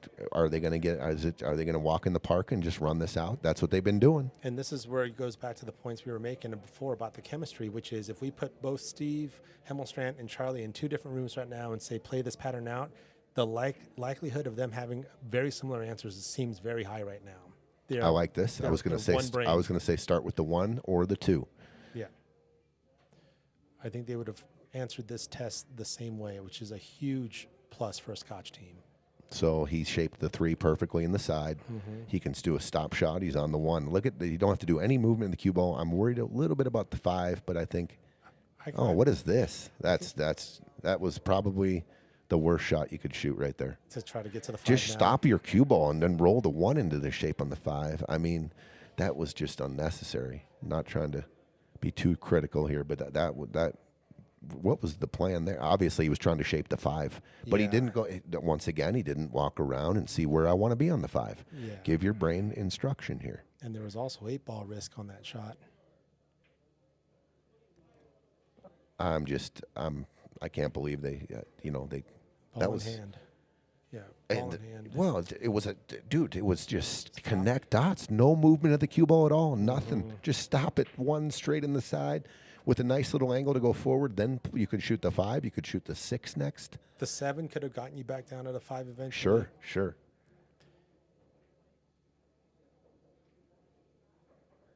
Okay, I think I'm going to bank the 12. Is he going to? Oh, the 9 might go off the side. He's trying to shoot it off the 7 on the side. Oh no. Oh, he's playing safe. Man, I thought there was a real good angle on the 12 to bank the 12 and play shape to the middle of the table for the 9 next, or the 9 off the 7. I like that 9 off 7. He did shoot a pretty good shot here, though. Yeah. I don't think he let him see it. I just don't want to give them like I said, if he gets a hit here, funny things can happen where he hooks you up again. And let's just talk about what's going through their head. I think Krishna and Steve have both seen a missed shot just completely open the door for the other team. That could have also driven Krishna's decision to kind of go safe there. Kicking the 7. That's in the hole. Looks good. That's in the hole. Nice shot. Beautiful. Just there you go. You gave him an opportunity. You hooked him, but you gave him an opportunity. Yep, they're at the table. And you might not get back to the table again. When I thought your opportunity was, man, they messed up here. Right. They really did. They had ball in hand. They missed the 3rd shot. And you had a good look on the 12. I'm sorry, that was almost a perfect angle to bank the 12. And then there was a cross bank on the 9, and then there was a 9 off the 7 in the side. And the 8's sitting by a hole, so shut it down. Yep. They made a mistake, shut it down.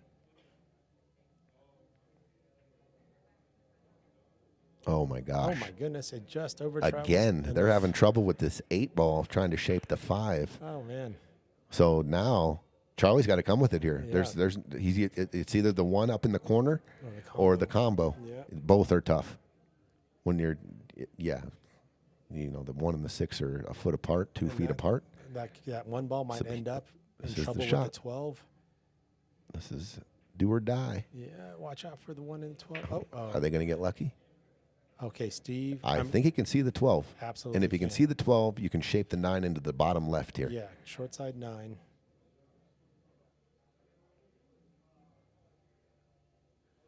You just play it under the 9. Oh, it must have been a thin one to try to avoid that. Yeah, he did jump 1. up, though. He does. He's really got to work on staying down when he shoots balls. Look, he moved the 8 ball, too.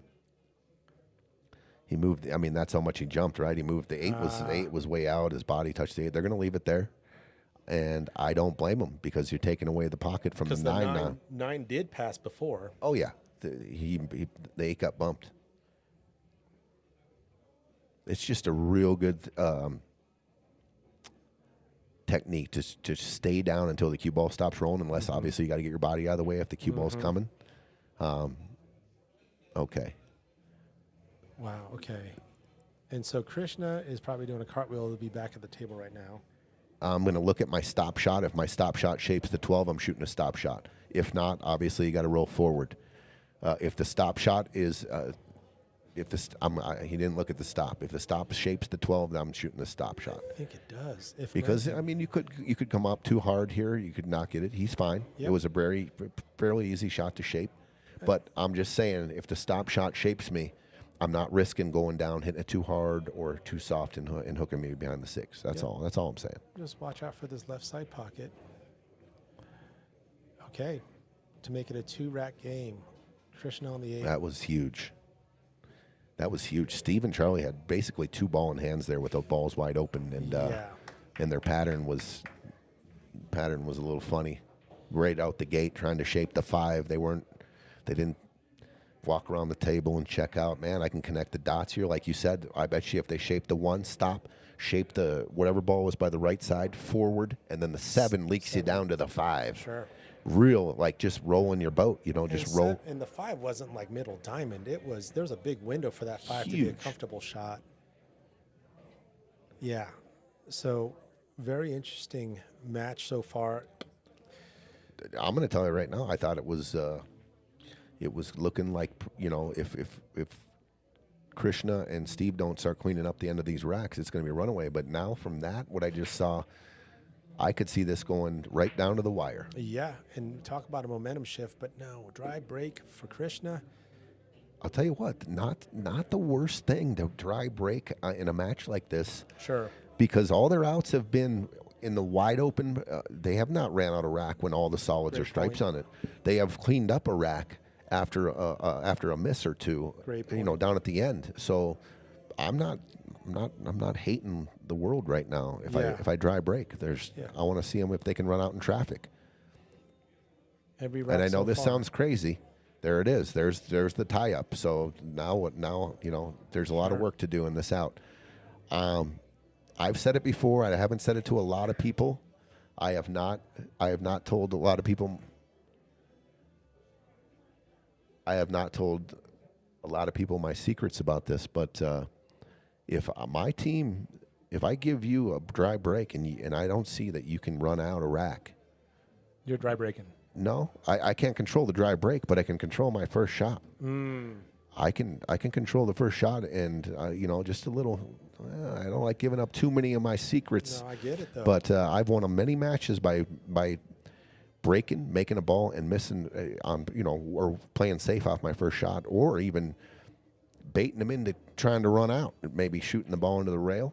You're seeing that your opponent is struggling with congestion, and so you're almost creating congestion or difficulties. Love that. She has it.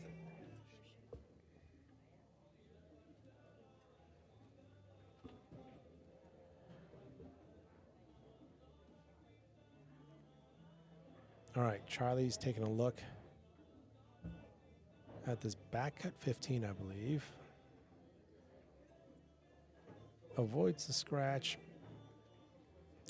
And now does Steve, that might be too steep of an angle for Hemelstrand to go top left corner on this 12 to break out that cluster, 10, 9, 14 cluster.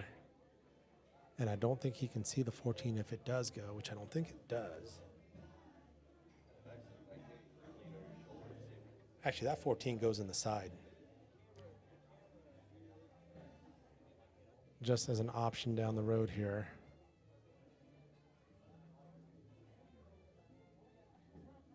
He is going for the top left corner. Gonna go off the rail. Oh, look at that was a good pocket, and look at that. A look on the 14, but is it the right side of the 14 to be able to, or does the 12 go down bottom left, or is it the 10?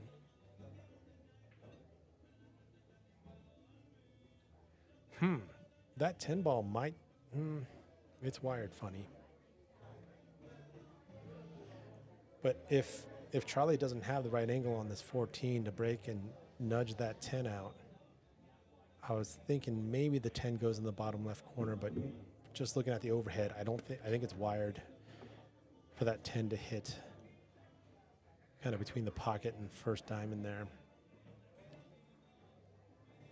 Diva That is Diane from Rapid City, South Dakota. says it's cooler over there in Rapid City.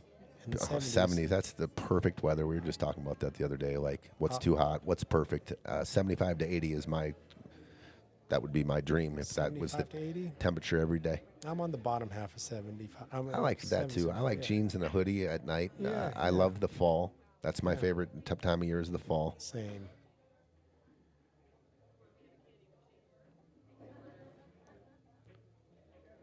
Oh, see, I think he was really trying to address by going. He wanted the 14 off the 1. He wanted to address the 10 ball. It was wired funny. Okay, the one is I'm shooting the ball that I'm not going to miss. I'm not going to jack up and shoot the 3 here. I'm definitely shooting the 1 because it's an unmissable ball, and then we can start the rack like that. Just being aware of where the 4 is, and how I get down to the 3 and the 6. Mm-hmm. The pattern does start to come into play now. Yep. I am probably drawing my cue ball off the 5. I'm going to draw it to the rail where his hand is right now and shape the 4 because I'm built in on the 2. If I shape the 4 right there, I got straight. I'm going to try to shape the 4. I can roll forward, then the 6, then the 3, then come back down. And if let's say I came up, drew too much or too little, I have the 2 ball, and then I can feed off of that. But now we're starting to take off. When are you going to, when are you going to shape the 4? Maybe shape the 6 now, the 6 and the 3 now. And that's what he did. Good shot, Steve. A little double click here. Oh, and he gets just the funniest angle and the funniest roll right there. He really got funny right there, but I think you got to shoot the 6 now. I'm looking to maybe catch the backside of the 11. If I miss the 11, I'm coming between the side pocket and the rail. Are you ever going for the 7 for the 4 shape on the 4? From here? No. Off the rail, long distance? Yeah. There is a world maybe I'd do it, but just say like you hit the 7 and you hook yourself and you come down and you end up on the end rail down here, like you could end up in death position on the first diamond here. Yeah. I think the thin cut on the 6, a real nice speed here. Just drip it in. He overcut it, and I was thinking it would hit that. Hit the 8. Okay, and now we've got another interesting situation for Stripes with that 6 ball blocking that pocket with the 14. And, I mean, this is a tough position for Hemelstrand here because if he cut that 12 in this or that 10 in the side pocket, you're on the wrong end of the 11 ball. The 3 railer off the 10, that 7 ball might play big.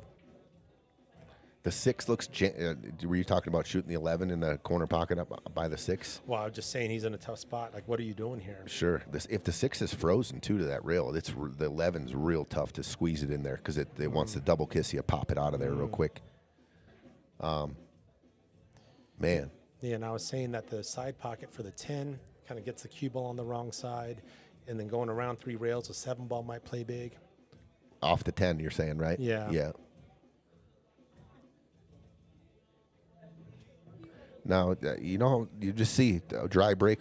Now we're 6 innings deep off a dry break. Right. Not a ball, run out 4 balls, 5 balls, and and then miss shape, and you lose the game right there. That happened 3 or 4 times already. And you're playing this, you're notating that. 100%. 100%. Playing a dry, it's real hard to play a dry break. I mean, there's so much lack of control there. Balls are flying everywhere. But not on your first shot, Gino.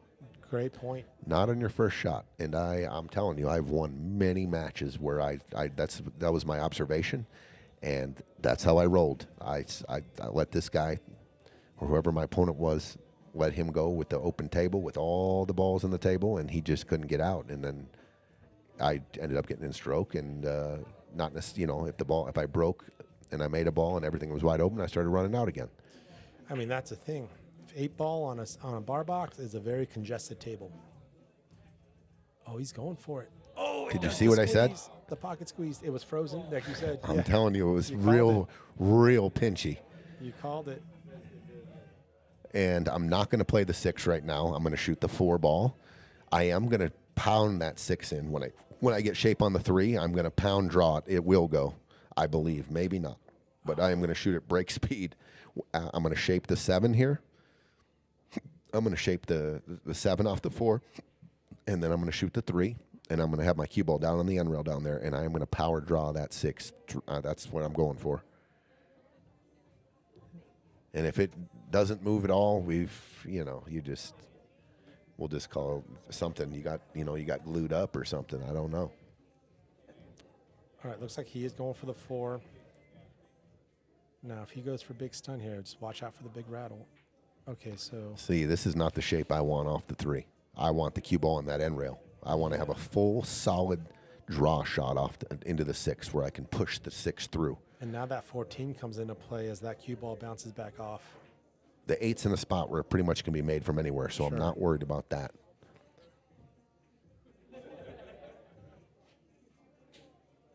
Do they have a name for that? For when things get sandwiched like that? The wedge. The wedge. The super wedgie. The wedgie. Ugh.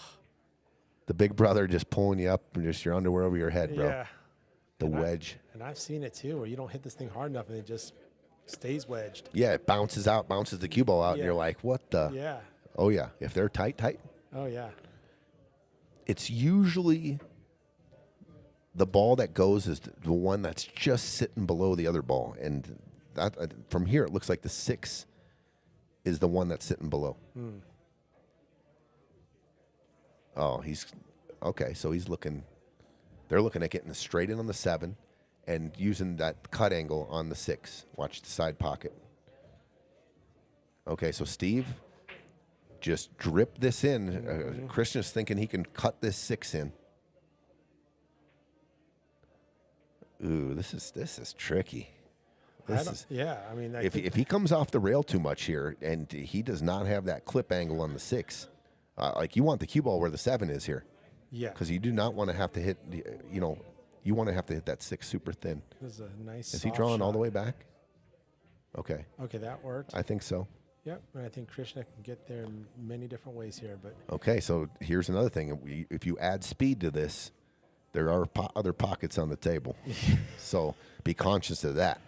Great point. With a flying cue ball. I like hitting this with a ton of top. It's a shot where it kills the cue ball into the rail and kind of releases easy. Even though you're putting a ton of speed on it, the cue ball drives into the rail, and then kind of releases easy. Yeah, I like that call. But this is going with speed. I ain't fucking. Excuse me. I ain't. It's gonna zip around. Oh, it's go straight in. Boom. Watch the corner. Oh my goodness. Watch the corner. Oh my goodness. Oof. That's why he put the side spin on it. I put the top and side, so it drives into the top rail and kind of kills as it comes out. Love that tip. 4-3. 4-3. 4-3.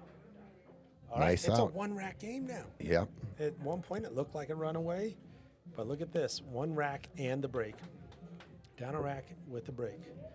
Rebecca, Matthew Burns, putting the stream in the TV in front of the sound booth. I don't know if that TV's got YouTube capabilities. I don't mind that call, though.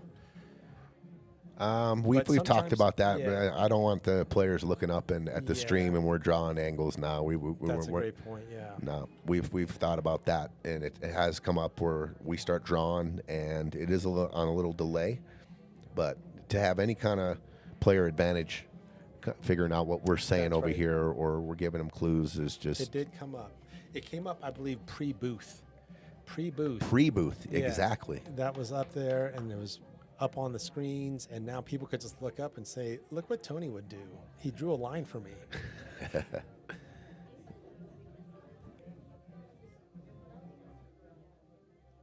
Well, this is a new life, new game. The momentum has completely flipped here. I'm telling you, I would think about if I make a ball here. I would have said something on the sidelines and say, your first shot's going to be a bank shot, and it's not going to go in the hole. I'm just, unless you make a ball and it's wide open. Sure. But I would let Team B go ahead and take the first. Okay, here it is. I mean, they broke dry, so this is what I'm talking about. Let's see what happens. And not as much trouble on the table as previous racks. Right. He's looking at that 13. I would be looking at that too, because everything else, Looks pretty good. The 9, you know, the How 9. about using the 11 combo to address the 13 and really clean up the 13 situation? Or can you see the 13? Is it 13? When you say the 11-14, what? Okay, so you're going to have to draw out. Are you going? You're trying to draw into the split of the 6-13? Yeah, I think that's more of a like a. I don't mind that. You got the 10 in the side, right? Like there's Yeah. your insurance ball. Like Yeah. you're saying, take the 11, Gino, right here, Yeah. and draw right here, Right into it, right yeah. into here, and split them. And then the cue ball. This is your insurance ball. The only thing I'm worried about is, do you relocate the 11? Does 11 go flying around the table? Sure. Because I don't want that Valid getting concern. tied up. And especially if what they're looking at now, if the 13 is as clean as what they're lining up for, then yeah, definitely don't need to go anything tricky or even disturb any of the solids. It looks like they can see the 13, so they're just going to stop shot here. I was thinking there was a little bit of a hook on the 13, but I guess Well, not. this should be an easy call if the 6 moves. Okay. Okay, but look at this leave. The 12 ball is no longer accessible. How about this is tricky. Yeah, because if you How about you overcut the 11 yeah, in between the 2, the 4, and the 5 with speed, taking your cue ball into the 14, and then my out ball is that 12 ball across on the other side here. that's exactly what he was lining up. I do not want it, the 11. I don't want it to touch anything. I want it to Yeah. come back out center table, because my point is now you're pushing it into traffic, and now the 11 ball has to be shaped. So the line was okay, but the pace would have Absolutely. not I would gotten you have in played the traffic. 11 down like that and out all the way back down to the middle of the table, or just out into the open, into a spot where I thought it would be open at least. Details. Got to shape this 15. Did he get there? He did not. Ooh, it Oh. creeped out maybe a little. Yeah. Do you see what I'm saying with the open table? This is starting to get hairy. And now if you do not complete the out here, You just did all the house cleaning. solids looks, I mean, they're walking in the park now. Yeah, because now all the house cleaning's done, Yep. and now you get to just play. I'm paying attention to this. If Straight they're not running out off the break, you might see me baiting them. great The old point. bait. Put that power bait on. That Put old the power that bait. old piece of corn. Maybe I heard the corn's illegal on when you're fishing crappie or whatever. I don't know. I've had good success with the Oscar. I'm not a Mayer. very good fisherman though. So Dude, my kid he loves fishing for some reason. same with It's- Anthony. And it's not me. It's like, you didn't learn that from me. Me either. Same. and- Our kids are the same. And he actually caught one. He's like, now do the thing with the guts. And I was like, golly. I think I seen a YouTube video about it. Oh, this is Terry. Yeah, he's close. I would definitely probably get a hit watch here. Yeah. You just by the naked eye, sometimes you cannot see it coming and hitting your tip on the way back. Especially considering you do want to draw out here to have any chance on the 11 or 9. Well, we hit it good, but Yeah.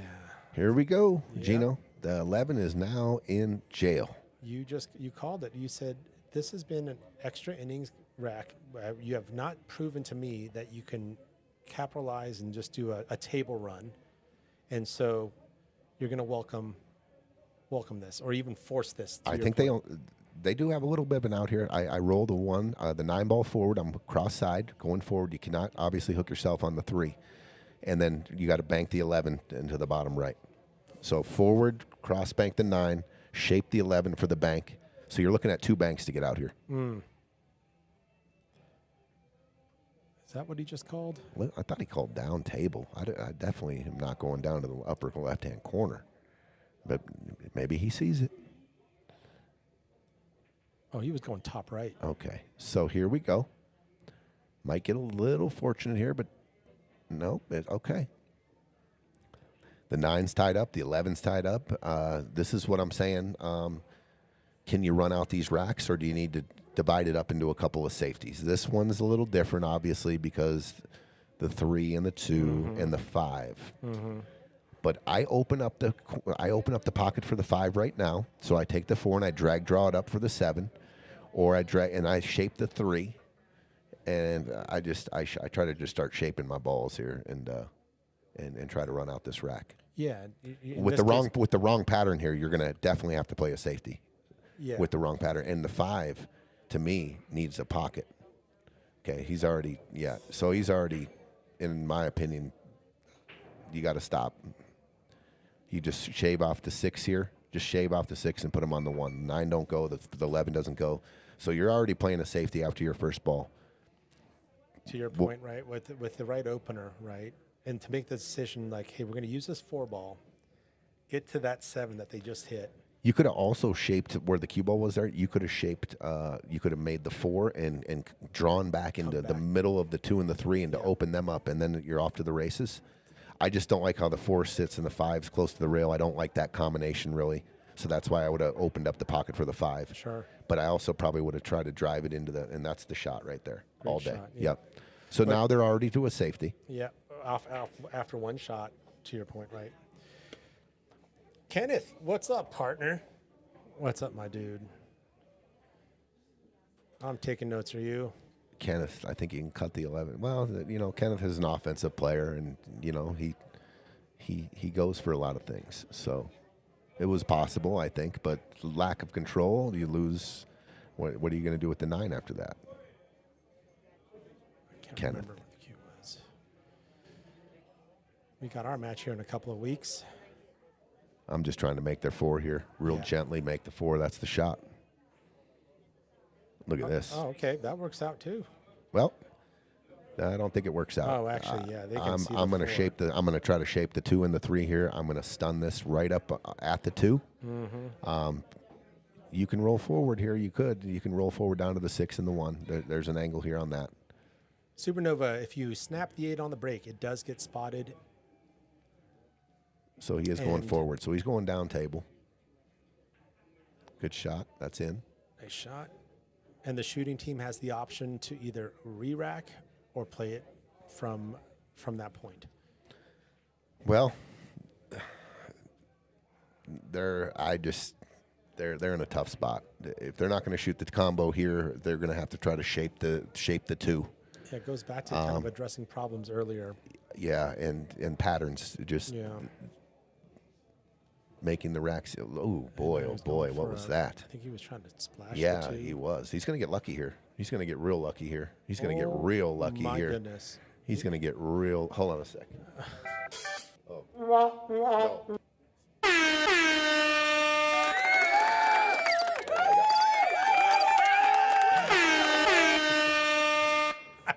Sorry. I had a spasm on every button. I was looking for this button. Sorry, John Becker. I hit every button before I found that one. All those other were unnecessary sounds. But look at this hit! Oh, what a shot! My goodness! Great hit. It puts hit. puts all the pressure back on solids, doesn't it? Absolutely. With that 11 now hanging, they can get. Oh to my the God! 9 I lost real my easy. mind with all the buttons there, Gino. My headphones were going. It was a party in the headphones. Love it. Sorry about that. What's up, Denny? Oh my gosh! So, I mean, to me, I might look at shooting this 1 ball and just trying to play the cue ball down to the top left pocket here. I don't think I'm going. I think you sell the game out if you go for the 5 and miss here. The 11 rolls nice. The 11 rolls nicely to the 9, and you give him an out. So I am going to hit this 1 fat and put this cue ball down in the top left. I am not shooting this ball. I can lose the game here, but I'm going to shoot this here and take my cue ball right here. The 9 does not go. That's how I'm playing this rack. Otherwise, you're putting all your marbles on this shot right here. And he does. He executes it wonderfully. Very good shot. Yep, got to give him that. That was pressure. I don't think he knew if he was going to lose if he missed that ball. Yeah, that is a sellout situation. And he was bridged over the 11 too, so that was a good shot. Yeah, it was a great shot. And now they need to capitalize. The shape, they passed in the 2-3 combo earlier. Dude, you're getting some heat for the buttons over there. Dude. It's like an over-caffeinated radio morning show. Dude, such a good call. Oh, Krishna. He's trying to do too much right now. Yeah. He is literally trying to do too much right now. He was trying to go. His last 2 shots, I believe, was trying to do something with the 2 and the 3 when it was unnecessary. I mean, you guys already passed on playing shape on those. You got to work. You just got to work the rack, right? Like He's forcing stuff. Dude, this is just a stop shots off the 6 in the side here. I'm shooting the 9 on the side off the 6. Just got to watch how hard you hit it, and the 6 is kind of going back and forth down the middle of the table. What are you trying to shape here now? Oh, maybe he thinks because the 9 go clean. What I'm saying, like, is he trying to shape this ball? You're already shaped up. I'm shooting this 9 all day off the 6. Just a very full hit. Just a very full hit. Yeah, it's there. And, a stop shot, no draw. I think he's trying to get short side 9 for the top left is what he's been lining up. Just a lot to ask. Okay. Oh. Once again, it's still there. The 9 off the 6 in the side is still there. Yeah. It is all day. Just you got to hit the 6 full. You got to hit it with some speed. Click it full and just get it in the side. Leo, the next match has been canceled. Unfortunately, we had some unfortunate news this morning, and the next match is postponed. And that's all I'll say on that. And now you're going to see a kind of a pinball cue ball here. You've got an 8 ball there, too, you got to be careful of if you go for this cam. What is going on here? Wow. Neither of them saw the shot off the 6 in the side? I can't believe that. I mean, you were looking right down the barrel. Steve was at the 6 off, the 9 off the 6. And it was a dead stop shot, in my opinion. You just hit it full. You got to hit it more full than normal because it is out a little bit. But it was wired for sound, in my opinion. Now just nick off the 6 and put the cue ball down table. I mean, right here's the shot. Nick the 6, put the cue ball right here, and they're in jail. That's the shot, right? Am I wrong, Gino? Or what am I doing here? I love that. Yeah, I'm just so puzzled by some of the, because I know these guys. I've seen them shoot. If this was league night, we wouldn't be dealing with any of this stuff. But Steve with good eye on that one. And once again, get your cue ball down to the end rail. Yeah, more distance. You put them on the end rail. They got a slow roll. He's got a lot of control with the cue ball now. Instead of the cue ball right here, it's just a different world, right? Oh, sure. Now he can get all the the bottom he wants or all the side spin he wants. Not saying that this is an easy shot. Obviously, it isn't. But down here, man, just a completely different world is all I'm saying. The difficulty level goes up 80% when the cue ball is down on the end rail down there. What's your call here? You're at the table on the I'm 2 railing this ball. I'm shooting this ball. Maybe it goes 1 rail. Maybe it goes by the 3. But I was thinking, I don't know how close this 1 and the 9 is. But otherwise, I'm Z crossing it. If I'm going offense, not necessarily going offense here on this shot, I might just be ticking off here and playing the cue ball right here. And congesting the 2. But you're just kind of delaying your death, in my opinion. Yeah. I don't know. The pressure's back on both teams here. They're feeling it. I mean, maybe I try to buy a couple innings here, just tiki off the 9. You could get try to creative and put them 2 rails back behind the 8, but I don't think that's the shot. That's way too hard. Otherwise, I'm 2 railing this 9 on the bottom right, and cue ball's going mock speed. But it might go 1. I can't tell. Oh, it went off the 3. Wow. So it definitely would have gone 2 rails if you missed the 3. So the 3, in my opinion, was probably in the way for the 1 railer. So clipping it thinner, 1, 2, the Z. Real tough though, right? Sure. But it just goes to show you. I mean, the decisions and all. I mean, again, I've seen them shoot, and I think as Pat likes to say, pressure is real. Sometimes you end up becoming a different shooter in a scenario like this. Ricky Barkus, my brother from another mother, what's up? Sacramento, California, in the chat. He said, dump city. And look at this, even that shot there by Krishna, I thought maybe just a stop and short side 2 for the top corner would have been fine. But look where the 9 is, though. You know what I mean? Like, that's a great point. Just make the 3, and some of these games, the 9's just in a real bad spot, so a lot of freedom here. I'm going to try to shape my partner up here, though. Yeah. Very good. Now it's just roll forward, short side the 2. Yeah. 2 up in the top right. Don't try to go to anything. This is just simple. Yeah, right there. That works. And with that, you can go forward on the 2. The 9's still in a real bad spot. The hardest shot of this rack's probably going to be the 8-ball, depending on what kind of shape they get. But I could see him, being down on the rail down there. I don't like that. Oh, he's spinning it that way. Okay, good shot, Krishna. Good shot by Krishna. So now you're straight in. This is what I'm saying. Yeah, he's backing it up just in case. I think that there's nothing wrong with this, but you are putting the cue ball into a position where they can make the 9. Yeah, it becomes a one-way shot. And if you go forward, but I just don't think this is a missable ball. Yeah. Like, you're never thinking about missing this ball. Yeah, you want the cue ball right where it is. I'm going forward here. Yeah, and that way you have a built-in two-way. And I'm just going forward just above the side pocket. I like that natural little cut back corner because my cue ball stays in center of the table-ish. So the 9's just in a weird spot. And that's what Steve likes to do. And the nice, gentle stroke he put on that, he cheated the pocket. Yep. And then put some space for the cue ball off the rail. All right, 4-4. If Krishna can find it. This is nice and easy. No stroke here needed. And that's it. That's in the hole. Good out. Okay, so look at this. You're 4-4. Seeing, open racks. It's not the advantage to have the first shot. Yeah. Not one of these games has been run out from the go. Great observation. Yeah. I'm probably going to stick to that without being too obvious about it. But that's my game plan right now: is make a ball in the break and then shoot a bank shot and miss the bank shot and maybe try to put the cue ball in a weird spot, but let him go. Yeah. I know it sounds weird. No, it's a great point. But let him go. It's like you're playing the game on no table run mode, and now you could just take advantage of that. Your PlayStation settings say no table runs, and so there's a way to take advantage of that. It's a good break. Oh, that 5 was going and then gets interrupted, but the 9 hangs. Okay, this is part of the game plan, though. Did you want to make a ball there? Right. Maybe. Right. But you would have been trying to run out for sure. Now, I know we're in the middle of the match. We're racing to 8 for a lot of money, and we're running by 2, but just trust the process.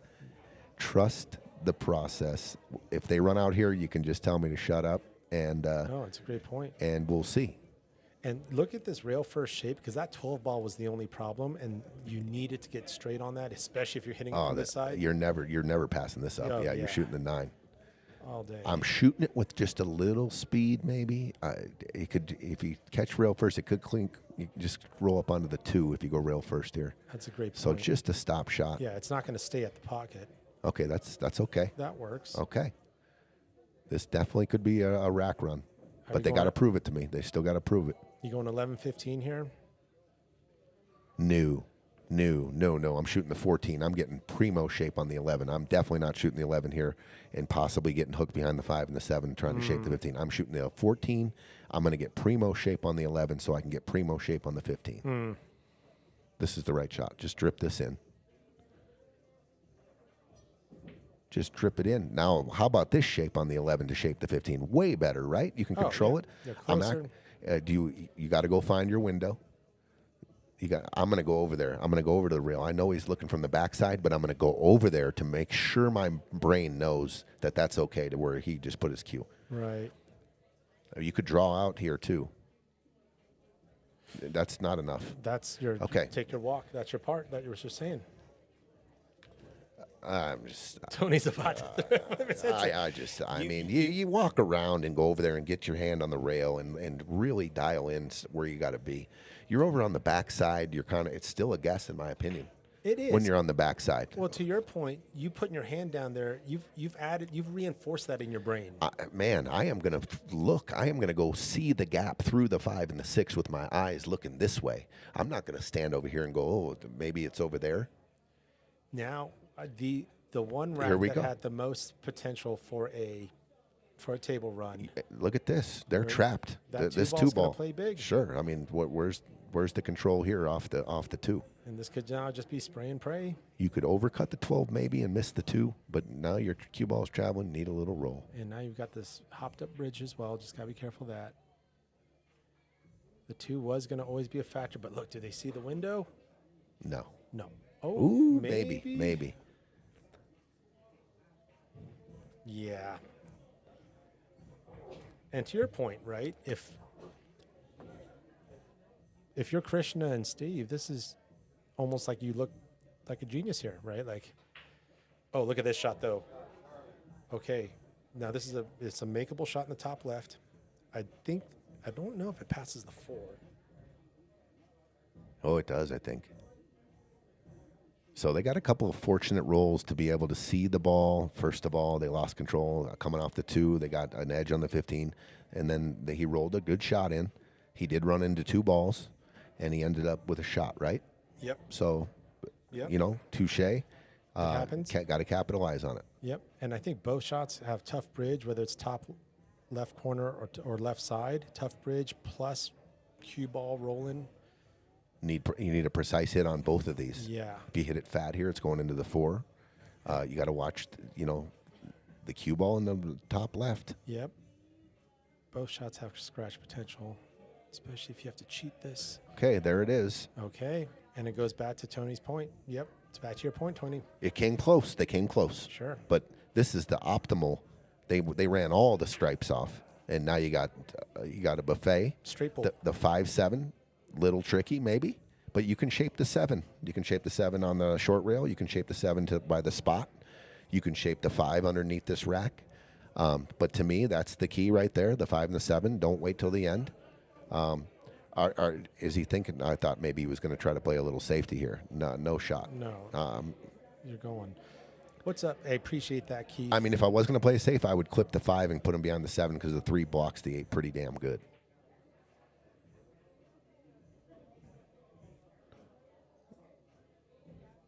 The 3, right? Yeah. What's up, John Dodson? It's John been Dodson. a while since we've had him on the stream. It's been a long no time. chat. Mr. Ohio, Mr. Denver. He was a Colorado, and now he's back in Ohio. Billiard buffet. Well, I talk about it all the time. When you break them wide open, you can start with the green Jello, which is at the far end of the buffet.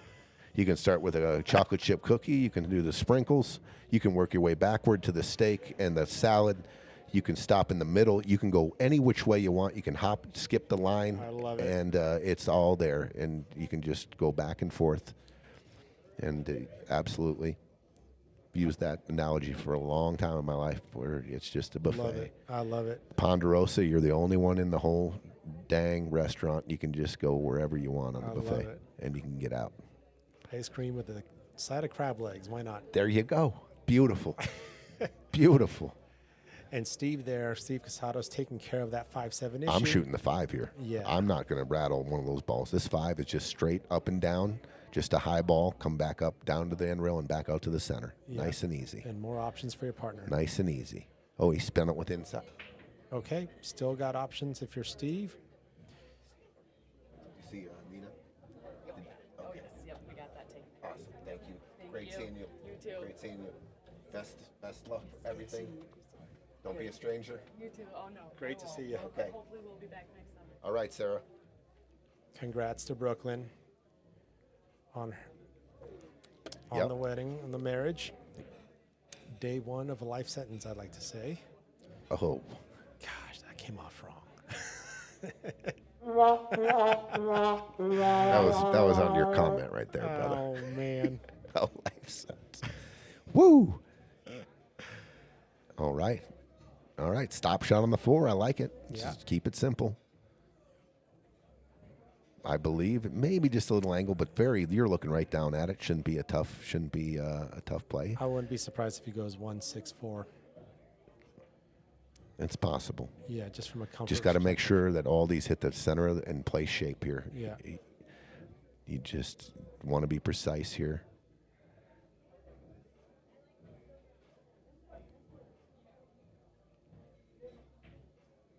Ooh. That does not go on if the felt's worn in a little bit. But okay, he's okay. Dude knows buffets, Patrick says. Knows his buffets. Well, the ice cream and the crab legs was just epic. I mean, that's the perfect example of whatever we want to eat, whenever we want to eat. That's right. Okay, they're feeling the heat a little bit. Yep. You can see the stress level as it gets near the end of the rack. Krishna felt a little stress there. He jumped up a little. Yep. I like the reset, though, from Steve. Good shot, Okay, Steve. great shot. I like how he reset. You could Yeah. see the tension. He shook it off. He stood up. He rechalked his cue. Maybe a nice deep breath, and then executed it perfectly. Controlled shot. Yep. All right. And for the first time to take the lead, Krishna with a chance to leave Steve a good 8 here. Uses the rail. I like a little pinch draw there. I like Yeah. coming straight into my line, but that's okay. Yep. That's okay. An opportunity to take their first lead of the night. I mean, you added a little bit of stress here, right? I mean, the pressure's ramped up. I mean, you got, Absolutely. you know, he's looking at it twice now, 3 times, so it's not a hanger. But I like what he's doing. Steve's got a good pace going on right now.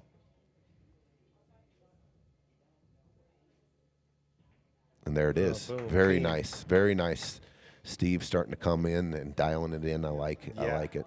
Very much more of a settled Steve that we're seeing there. Yep. Steve So Sells. a 5-4, first lead of the First game. lead. Yep. Momentum shift. We go back to when it could have been 5-1 with 2 basically ball in hands, wide open. They had not stressed an out yet. They took I thought a funny pattern. It was when the 5 ball was down here. If you guys are just joining us, you probably don't know what I'm talking about. But if you go back, he hooked himself on the 5 twice. They end up losing that rack. And I feel like that's where these guys got the momentum here. Yeah.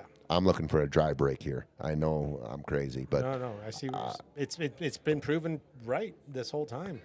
I'm just breaking the balls. If I make a ball, and I'm probably not going to shoot my balls in the hole. There's okay. So he made a ball. You got a cluster, It's open table. and this is your example. I'm not necessarily going to play safe here. This is the key. I want to make sure they have a shot, right? I don't want to go into safety mode out the gate, right? I like that. You're baiting their attempt to Just table saying. run. Right. I haven't seen a table run with all the stripes and solids on the table yet. Great. I haven't seen it. I'm just saying. Stress knowing they're running out of crab and lobster. Patrick's now running with a buffet analogy. I love it. Very good, Patrick. Very good. Okay. Ooh, that was a great buffet we had at Patrick's wedding at the Bellage. Ooh. Okay, listen. Look this Listen, I know we just opened up everything, but this is right up what I'm talking about. Okay. You know what? It's not the worst thing. Prove it. Prove it. Yeah, okay, gotcha. I see what you're saying. All right, I like that. So now it's like, oh, whoops. Now go. And how about what you're aiming for is what's been happening, which is do some house cleaning for us, Yep. get into trouble, give us the cue back, and now That- the buffet begins. That's kind of the recipe. That's my recipe for winning this match right here. For we'll this see. match, yeah. I almost ate my words last Sure. match, but they didn't make the 8.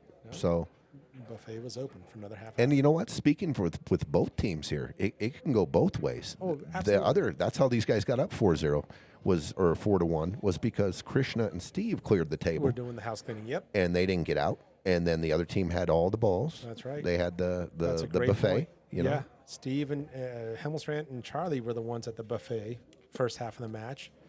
And now Krishna and Steve's like, ooh, what's that? Bellagio's got what? Yeah. Now, to your point, though, I mean, it may not have been planned, but it worked out that way. Now, are they going to pick up on that and leverage that? Let's see. Oh, Beautifully, look at that lead. beautiful shape on the 10. That's the problem solver. That is was the one That problem. should be the rack solver. They Yes. still got to prove it, but I think that's what wins them the rack right here. Just enough. They got angle on the it 10. immediately. They got on that problem. They addressed it. Steve addressed it. He got on it, and there you go. Trap buffet. Friday night fight shirt's going to be a buffet. Okay. Can they see the 15? Yes, he can. Okay. I think he can. Uh-oh. Steve, he's looking. I think I saw, a little bit of body English saying, okay. Going to the point there, I'm going to get the cue ball to the center of the table. Yeah. Or let me see the 9. The 9's hanging, right? I mean, the 15, I think, goes. But the Overcut it. No, it doesn't. Oh, my goodness. Okay. Whew, I'm getting too excited in here. No, because your point I'm is super just getting, valid. It's driving me a little nuts. It's because if this was you at the table seeing your opponent do this, you know what the strategy is for success. And it's starting to play out here, whether or not it's part of the plan. Now, solids buffet. That 3-6, I think the 3 goes. 3 goes. Yeah, right here, right? And the Off 2, the 7. how about the 2 goes? Yeah. The right 2 off goes in the 7. bottom left. The 1 goes by the 5. We can get good on the 3 right here. You can go forward here and shoot the 6 or the 2. I like the 3 if it goes. Yeah. I think it goes all day. Just roll forward here. I think that was perfect I'm rolling shape. forward for the 4, and then rack. Maybe the 1 comes into play, but the 6 goes in the upper left. I think that was exactly what Steve was shaping for was a 3. Dave, 550 Fargo watching Ulsters. I think I got 3 of them. I need you to take the week off when it's my match. Okay. Oh, little disruption with the 6. Well, you can see the 5. And you're I saying you just would've didn't. rolled forward, Yeah, right? absolutely. Yeah. Forward doesn't touch the balls at all. Yeah. And I shaped the 4, right? I'm just Yeah. going to shape the 4 there. Very easy to shape the 4 there. Yeah, I think they were overplaying that the 9 ball on the top right. Okay, there's a little stress now. Not a lot, but a little. Yeah. Just come across 2 rails for the 4. Come on back. You got to hit it. You got to hit it. And I think he did. Nice shot, Steve. Okay. Now, let's get this cue ball to the center of the table here, and we are gone. There he just pointed at. But how do we get there? I don't want to be touching any balls here. Yeah. Can you go around that 8? Oh, he's going through the 6-1. Beautifully. Nice shot. Yep. Krishna. And beautiful shape on the 6. Yeah. Okay, so let's figure out the pattern, though. What are we shooting next? Probably the 2 ball. Yeah. And we got to shape the 2 to the 1, and then the game's over. So are you stunning the 6 for 2 in the side? Maybe just sliding this the right where Steve was just aiming, right? So stun. I absolutely am going to stun, I think, yep. And I can do a couple things off the 2. If I get Sure. below it, I can come up top. If I get below, if I'm on top of it, I can shoot it with inside English Use the going rail? into the rail, yeah. Yes, I'm sir. definitely not drawing this cue ball, though. That's key that you don't draw this. You can come up back on the 1, and you're in a funny spot on both. I mean, if top is a more comfortable shot for Steve, he can even just roll this thing in and still be okay on the 2. You can drip the 6 in if Yeah. that's what you're comfortable with. Yeah. There is a little bit of an angle there. Yeah. So Krishna's talking about this The stun stun angle. shot, yeah. I think the roll forward might be, Yeah. but if you do roll forward too much too, and you get a thin cut on the side, that it's a funny. Yeah. The 2 does not go. It goes clean, but it has to be hit precisely Yeah. down in the corner. I just think that you can control the cue ball with the stun here real easy. The cue ball, it's on a good line. You got a good bridge. Very easy to shape this.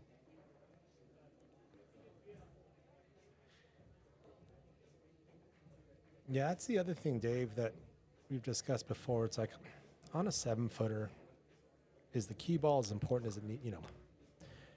I think if you're playing on a 9-footer, a key ball is obviously always going to be a part of the thought process. But on a 7-footer,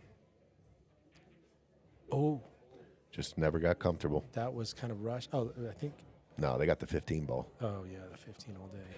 So 15, come up and shape the combo, the whatever the ball is, the 10-9. Just shape the 10-9 here, and then you're on the 13. Just I'm still Yeah, shooting still this combo. 10-9, yeah. Still shooting this combo with some inside English. I'm going to kill it. Make sure I shape both of them, the 13 and the combo ball. I'm not. If that 10 doesn't go by the 13, there's no way I'm shooting the 9 here.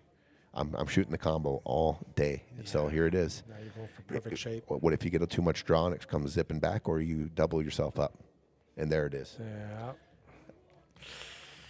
Tony we need some Pepto Bismol in the booth ASAP. George Benura, what is up? No my rail. friend? Oh my gosh. There's no rail right there. This is how things unravel, Tony. It's It's the decisions. patterns. I mean, the Yeah. 14 open. You cannot not run out if you shoot the 14 into the 9 right there. Things get wonky and still be okay. My goodness. Georgie. George Benura. Dude, is he one of our favorite people of all time? top And Mike top 5. and Jamal and the whole family. Absolutely. I'll tell you what, it's the greatest backyard of all time. Oh my gosh, three house I mean, combined backyard. I just get happy when when I went over there tonight. I was just, it made my whole day better. I'm not just saying that either, guys, to just be No, You know what I mean? It's I'm truly saying it because it's a pretty cool experience, actually. It's like an amusement park. It's like, Yeah. Busted the hookah out. We did some peace pipe smoking. Let's go. Yeah. Oh, it's a good time. You eat well at the Benuras as well. All right, you just roll this in. Yep, roll it forward. Oh, gotta go. We can work with that. It's funny, but look Yeah. where the 13 and 14 is. I'm Yep. just shooting this with no pressure. This is I'm almost just all make. Yeah. all make. Yep. Yeah, it's natural on the 8. The patterns here at the end when they're just wide open. That's in, and this is in, and now it's a 6-4 lead. What a swing around. To take a 2-rack lead and be 2 racks off the match. There it is, 6-4. Breaking for the hill. Krishna and Steve. Didn't get out again. Gosh, I'm dry break, please. That's what I'm hoping for. that's Just been the theme. dry break here, and we're it should be good. Great observation. Boy, that pattern there. The 9 was too deep. You got to make sure you shape above the 10 there. And it's guaranteed if you shoot the combo. Right. The 10's just going to sit in the pocket. You shoot a little inside check to keep this, to get the cue ball tracking towards the rail here like this, right? You just shoot that inside sauce so the cue ball's this way. This goes in. You got a ball sitting here, and you got the other ball sitting right here. By shooting this ball first, you must shape outside of this ball here to make sure you can see this ball. And it was deep. And I'm saying you had to draw it, right? And it could have got, what's going on here? I mean, there was a lot of forgiveness with the combo. Here it is. Oh, made the ball. And look, there's a couple of problem spots here. So this is to your point, right? If I was to take a suit here, I'm opening up with the 4 ball off the 3 in the side. And I'm shooting it so gently. I'm shooting it with high ball. I'm just going to gently put the 4 in the side, pushing the 3 down into position. I'm not going to try to make the 3. You can easily control this. I like that. 4 ball off the 3. It is hanging over the side edge, so the 4 is just dropping. The 3 is just going to gently roll down the rail. And that's going to be my opener. He's looking at the 11. I don't like it. I don't like the shape on the 12 or the 13 if you shoot the 11 first. I just don't like it. Maybe I roll forward if I'm going to shoot the 11 and short side the 10 ball. That's possibly, but the 12 is in a weird pinch spot. The 12 ball is. Yeah. I'm opening up. The 7 ball goes in the bottom left. If you look forward to maybe shooting the 2 in the side, drifting the cue ball, drawing it down, 7 goes bottom left. You're going to move the 3 down. You're probably going to shoot the 3 next. Oh, he's going with your opener. 4 in the side, off the 3. Not a lot of movement here if you can dial this in. I mean, Wow, that was just exactly kind of how you absolutely called that out. That was a great shot, great opener, good call tone. Good shot, Steve. But is it now? It's forced to shoot the 3 here. I don't see another shot. I don't want to take the 6 here and bump anything. I like going forward here. I like going forward and taking your cue ball down to the end rail and up through the 13 and the 8 and shape the 2, possibly the 1 in the side, the 6 in the corner. I got 4 options. If I land perfect, the 7 could be there. I would like to land on the 1 next if I'm going to go that way. If I'm going to go forward here, I'm probably not drawing it back into the 5. It can squirm me up onto the back of the 1, and you can end up with no shot. So I'm going to make sure I get 3 options here. I'm going to go forward on the 3. Shape it up by the spot. I want to get the cue ball on the spot. So he didn't shape it at all except for the 2. So now it takes away my shape to get on the 7. Going to that spot at least has the options. I You mean, he overroll it, you can then drag it down to the 7 to your earlier point. Yeah, but there is a window to make the 7 between the 13 and the 10 now, which they're going to have to do. And now the 6. This is funny. You pinch draw this. Do you go forward into the backside of the 1? Oh, man. I would have. The 3 ball was the key. You shoot the 3 and get to the spot, and now you got 4 options. You can pick and choose what you want to do, and then the shape on the 7 off the 2 from there. But you can still shape it. You can still shape the 7. But this is the key shot now. What do you shape here? You go behind the 1? Oh, you bumped the 1. Very Okay. good. Does he hook himself, Oh though? gosh, and they can't still can't see the 7. Well, they can see it. Um, Gosh.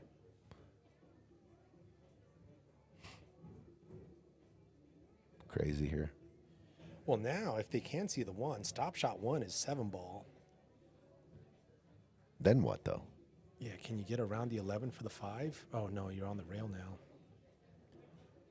If I can make the 7 from here, and the 5 is straight in, I am shooting the 5, jacking up, and putting it and drawing the cue ball back to right where it is now. I do not want to have to shape off this. He's frozen to the rail. If you hit the backside of the 11 here, you're And in a tough if spot. he's using right, you could throw the 7 right into the cushion. Oh, look at this. Oh man, what a shot! I'll give him some. Yeah, give him some. That was definitely the great shot. And just come off that rail. He for hit that the really good. Yeah. He hit that really good. He avoided the side pocket. He avoided the 11. I mean, beautiful. angle on the 5. I'm shooting the 8 in the same pocket. Yep. Beautiful. Nice shot, Nicely Steve. done. Good shot. Steve has been dialed in with his shot. Straight in 8 ball for Krishna. Maybe a funny bridge here a little bit. 6 games in a row to get on the hill Wow, that's right. and a break and run. Oh, A break and run. This is a break and run. yeah. He started with that 4 on the side. He made a ball. And this is the first break and run on the set. And what a time. And to guess what? That's what happens when you get in stroke and you That's you right. finish up with the other guy's racks. You start making more balls. You start getting more confident, and then you do run a table that's open. And they had to. That's a great point. Going back to the, I know we're laughing about it, but going back to your buffet, they've been getting their strokes in, and just buffet strokes, right? Yeah, And now a break and run is much more possible to a team that's have had. I mean had that's like winning 3 games right there, in my opinion. A break and run right there to get on the hill. I mean that just all the pressure now on Steve and Charlie. Steve and Charlie had full control of this match when it was 4-1. I truly believe that it was going to be. It might have been a lopsided victory, and then some things happened. When they had a couple of that, I'll go back to that rack to go up 5-1. They had basically 2 ball in hands, that rack with everything open, and they didn't find a way to get out. And then Krishna and Steve ended up giving the first shot. 3 racks in a row? Right.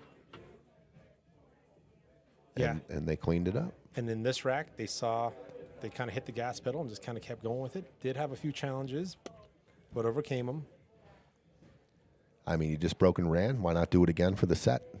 Yeah. Feeling it now. Yeah, we're done here. Yeah, you're feeling it. Krishna is changing up the break here. Well, Steve was the breaker. This is the first time I think Krishna broke. Yeah, it's a good point. And But don't panic. It's okay. yeah, This is part of the master plan, in my opinion, for either team. I'm not just saying this about Steve and Charlie or Krishna and Steve. We've had 1 break and run. this formula has been working up to this point. It's what got us to this point, is this type of rack where it's not game over because you had a dry break.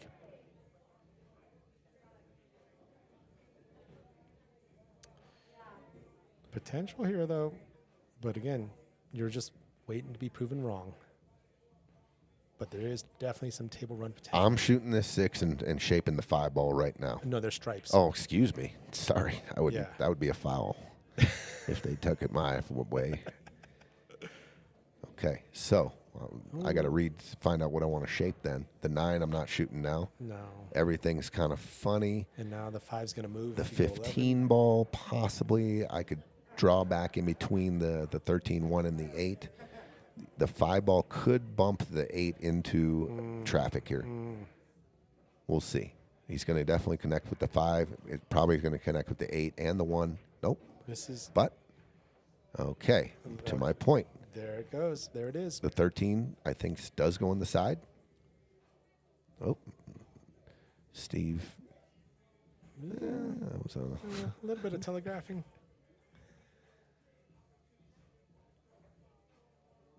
well, they got to prove it, though. I They think still got to go. Okay, with the angle they have now, they've got to go shape the 14. And then off the 14, got to shape the 13 in the side Let's check this. all day. right? Drive a truck through there. 100%. 15, 14, 13. Okay, late in the match here, we might be seeing some more table runs, and maybe. Okay, good shot. Yeah. A little bit of an angle. Here's the deal: if you stay below the 13 and you got to cut the 13, and the cue ball travels up table, the 8 ball does not have a pocket. So, shaping the 13, in my opinion, here is the shot of the match to get a stop shot or a back cut. This is what I'm talking about. Yep. So now the cue ball is going to go forward, and the 8 does not go by the 5. Or he's got to put a lot of draw on this.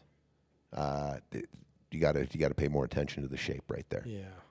Do you understand? You almost want to bump into the 3 would have been fine, or going 100%. Yeah. Use the 3, right? Yeah. You're out if you bumped into the 3. Perfect. Now, yeah, it don't go in that pocket. It don't go in that pocket, and it's a weird kind of draw shot. Your cue ball, you could draw it here. You got to watch out for the other side pocket. For sure. And now you're looking at a real a back cut on the side. But Right. to pay attention to that shape right there, another spot where you got to walk around and really dial in the game-winning shape. Yes. And we'll go back a few games when they were trying to shape the 15, and Steve didn't roll far enough, and they had to go back down table. And Sure. and that was at the time you had mentioned that was probably the rack that was most runnable. Yes. And right. they ran Right. into a pattern problem or a position, and it compounds. It does. There was a rack where the 5 ball was down on the bottom short rail, and they kind of put a lot of weight on how big of a problem it was. Maybe it wasn't as big a problem as they thought it was, and they took a couple of swings at it to the detriment of the rack. All right, focus shot here for Steve. And, Super tricky. yeah, keep this cue ball on the bottom half of the table here.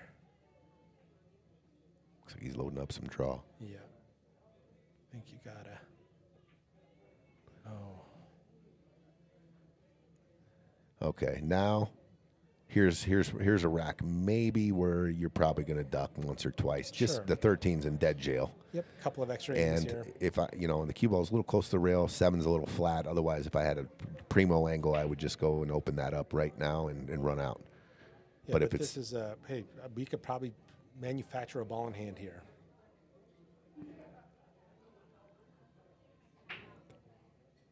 This might even be one of the instances where I always say don't make a ball and call safe, but I might shoot the 1 here Oh, and I call see. Yeah. and call safe and roll forward on the back of the 5. Yeah. Yeah. Just because it sits so nicely, and I got 6 balls left. It's Sure. not like I'm picking off my 3rd one, Right, and right. I only have 2 options left. Right. I have 6 left, so it just looks like the easiest position to play real lock-up safety is just roll the 1 in the corner and put the cue ball behind the 5, and you got the 8 too in case you don't get that far. This is okay. I mean, it looks a little flat, so you're forcing it with some speed and possibly could jam it, but I'm probably going to go for 1 safe here and then try to get the ball in hand. That, to your point, would have been the shot, the safe. And So he did pocket. call safe. Oh, that was a great shot. And now Charlie's going to push the 8 into traffic. Don't blame him, but I am going to take ball in hand on my next shot, and I am going to open up everything. That's basically what I would have done, but now I'm going to give myself the angle on the 7 and go into the rail 2 13. Exactly. That's where I'm going. I'm shooting the 7 ball, and I'm going right in between the. Oh, I don't like this. Oh, he's using I want to move the balls this way. 4. I don't want to push the balls, so there's a way to break balls out, and I'm shooting the 7 here. Oh my God, that was the Well, and if you're going that way, you still have a cluster, and now obviously you're going to play safe again, but the 7 ball was the answer to that equation. Everything, you could have opened up everything with the control. and you were going to go off the 7 this way into that cluster. Yes. And just pushing things. Everything to that. open. And I got the 6 hanging right there, right? Because I'm Right. moving balls this way. Right. 100%. I don't like, there's a way to break balls out, and there's a way not to. And Are you just kind of going off the 7 and ducking back here? that's a real good shot. That's a real easy shot, too, so I like that. Very good. Nicely played, Steve. I think they can kick and hit it, though. Steve can kick and hit this. I'm just going to try to get a good hit. The 2-6, it's a little wired, isn't it?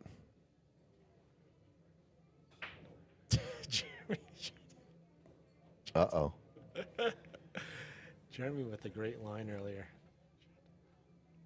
Shut the hell up. Yeah, I wrote that one down. All right, they just picked up the ball.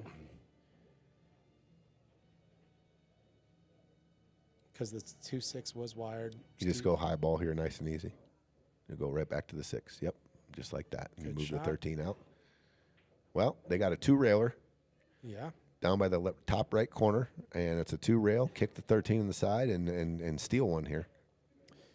Let's see. This is what I think Bullseye Billiards would say. Like, this is your middle point. This is your angle to that direction. That line is the parallel shift, and you're hitting about right there. I didn't want to do lines because my lines are pretty sloppy. That's a pretty good diagram, though. I like what he just did. That's what he just lined up. Middle point, parallel shift. It's a good little just 2-rail back. Knock this in. Knock this in. Knock this in. Knock this in. Goodness gracious. What a shot by Charlie Williamson. Let's go. With the 2-railer. This is what happens when you give your other team a chance. You play safe. You play safe. Balls are open. No, this is what happens. That's the lesson. That's all I talk about it all the time. I'm just slow rolling this one. I think you can connect with it with a stroke too. You're hitting just inside the first diamond. You have to really overcut this ball to scratch. Yeah. Yeah. Especially you add speed to it. There's no way. But I don't mind this either. Wow. There it is. What a shot by Charlie, dude. What a shot. What a shot. If they come back and get this tied up, bro, I go back to that game. Krishna's decision to take the 4-ball instead of the 7. Yeah. It jammed it up. Then they played a really good safety. And guess what? You gave him a really good kicker an opportunity. And he ginned it. Yeah. That's pushing that cluster south for solids was the missed opportunity there. And you actually now ended up doing stripes a favor, and then sometimes a player will come up with a great shot just like Charlie did. And steal the game. And refuse to lose. And now, let's see where that momentum takes them. Okay, here we go. Now it's their turn. It's their turn not to make a ball dry break. And then they can go first. Let's see. I know it's a little risque when the other team's on the hill. You don't like to give up that control, but no, for sure. I'm sticking kind of to the game plan here. It's not the worst thing. Yeah, especially with this layout, right?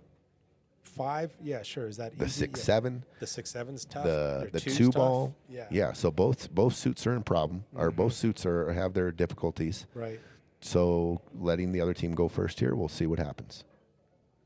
You got action, Darrell, on the golf course. Have never seen you hit a ball, but of course we got to have some fun, and you know what we do, we gamble a little bit.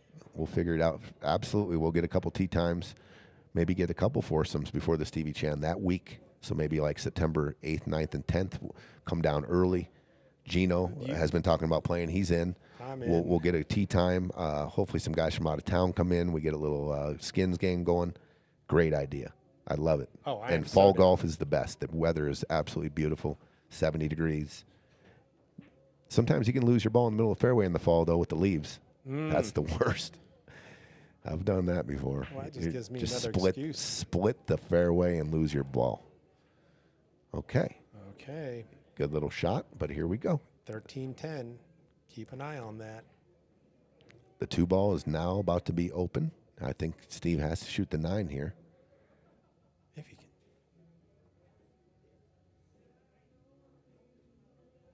I don't see another offensive shot. Yeah. I guess no, I don't even think he can cut the 11 Does because he of have the 2. to go rail first on this 9? No, he can shoot it straight in. Okay.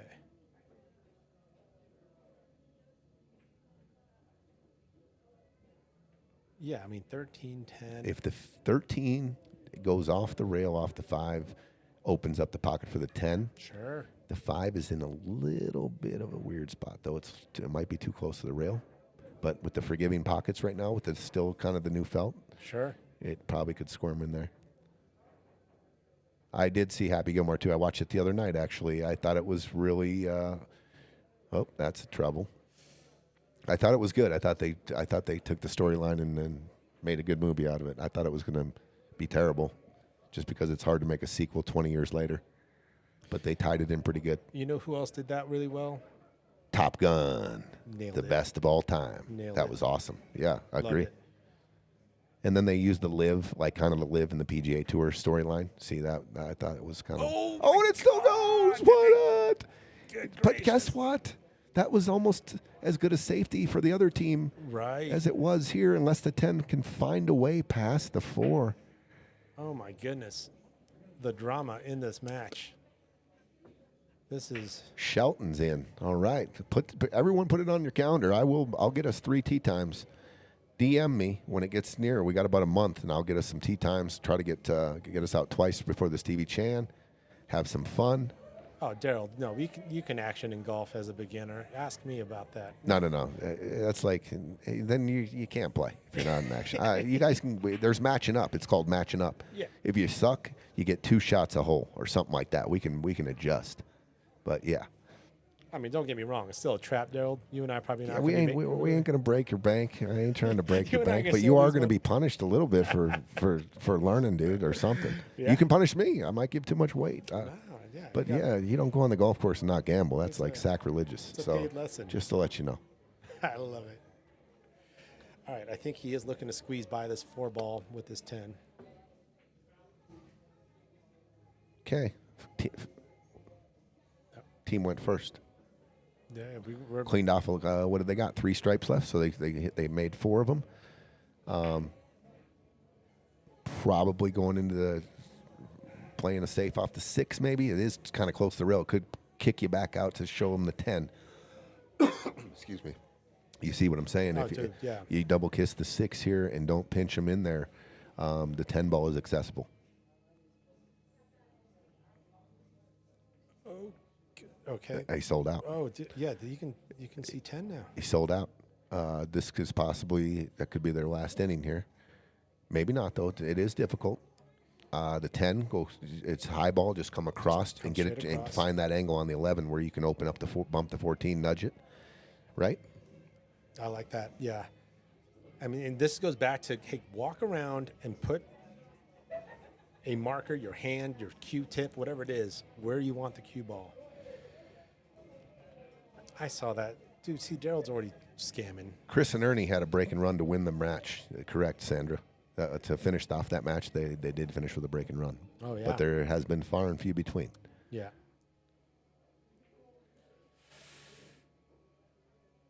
A little bit of an overcut there.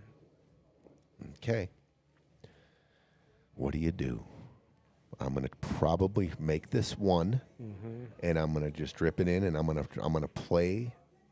Well, the 2 goes, the 4 goes. Yeah. I'm gonna try to run out. Excuse Yeah, me. yeah. I'm gonna shape the 5 here or the 6. Sure.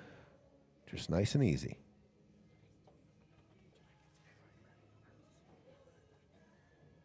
Now I'm gonna hook. Now I'm going behind the 5. Yeah. Now it's a perfect angle. You can pinch behind the 5, bank the 5 just a little bit, and hook them right behind the cue ball. So that's the shot all day here. He can't see the 6. I'm not shooting the 3. I'm not back cutting the 3. I'm not going after the 4. Definitely playing behind the 5 here. 100 out of 100 times. I'm hooking them real good behind the 5. This is a perfect angle. Easy. So easy. Just the 7-6 takes care of this side of the safe, excuse me, and then the 5 banking out takes care of the 10 ball. Yeah, I'm going to play the odds here. I mean, they got a 2 rail kick at the 14 or the 11, or a 1 rail long kick at the 10. But I'm definitely.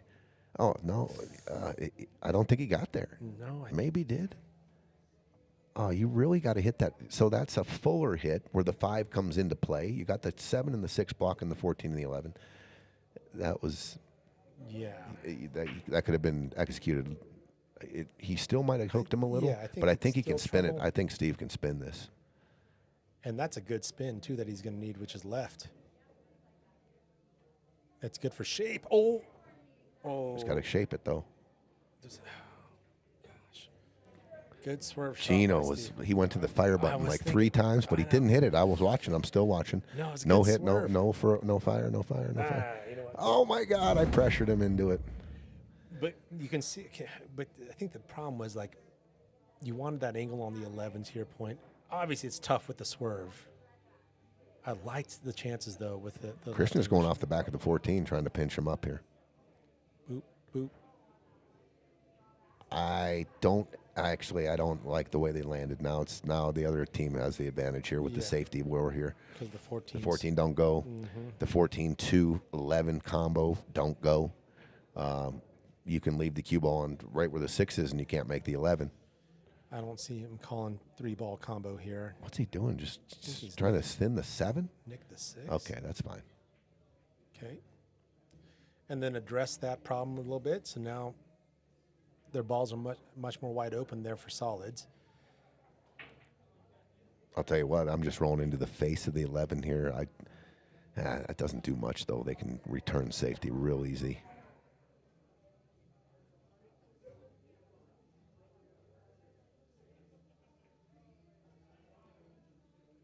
Okay, I don't mind that so much because the 11 is accessible now. Yeah.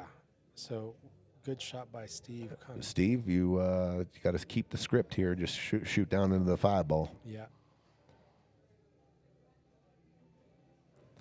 Well, that back cut's there, but then the 14's still in jail. Yeah, I'll give him the back cut on the 11. The cue ball's going away. You can't break the 14 out. I mean, I bait him into shooting that. Yeah, good call.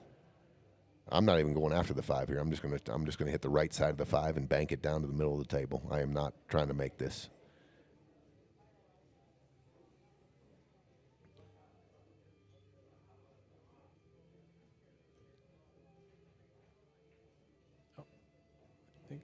Was that an offensive shot? Did he call that? So he did call it. Okay. So there's a soldier off. Okay. There's one soldier gone, and not that should not come into play too much, but good shot, Charlie. Mm-hmm. Would I have probably drawn it back to the end rail? Yes, but it's still okay. And maybe you're just baiting them to clear up your 2 by touching the 14. The 2 might even be wired if you smash the 14, 2 off the 11 in the corner, and it looks like it. But Gerald says they're in a bad spot. Troy Stripes are in a bad spot. Yeah. You might have a good bet there, Troy. Solids has the advantage here, guys. It's just there's no ifs, ands, or buts about it. They've got good breakout. Yeah. Even if he tried to swerve and make the 11 here, he got 0 shape.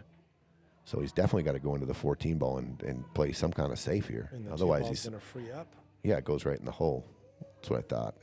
He did get lucky a little bit. The 11 tied it up. Good eye on that 2 ball. Yeah, it was wired. Now, hey, advantage Stripes because the cue ball, they're forced to do something here. The 7 does go in the bottom right. But the opener here is all the pressure in the world. And it's tough to do a stop shot on 11 because that 11 is going to come right back into the 7Q. I'm probably going to shoot the 4 ball and try to put the cue ball on top of the back of the 7 and the 11. Oh, right. They're solids. Yeah, right. That's probably the shot. It takes a lot of pressure off, and I think you're closer. You can control it. I mean, if you shoot at the 3 or the 6, it's do or die, in my opinion. Because I think the 11 goes. Maybe the 11 doesn't go. Let's look. Oh, look at us. What is that? That was the handsome cam. Oh, maybe the 11 doesn't go. No, yeah, right. So you don't want to give them an angle where they can break it out then, right? So there's a few different. They can go a forward angle on the 14. If you give them a natural, and the cue ball ends up on the right side of the table. Mm-hmm. But so knowing that the 11 doesn't go, I might bank this forward just across towards the 14, cue ball up all the way up in the corner. Yeah, I like that. This is a beautiful shot. Give him now. I want to give him some fire for that one. There you go, Steve.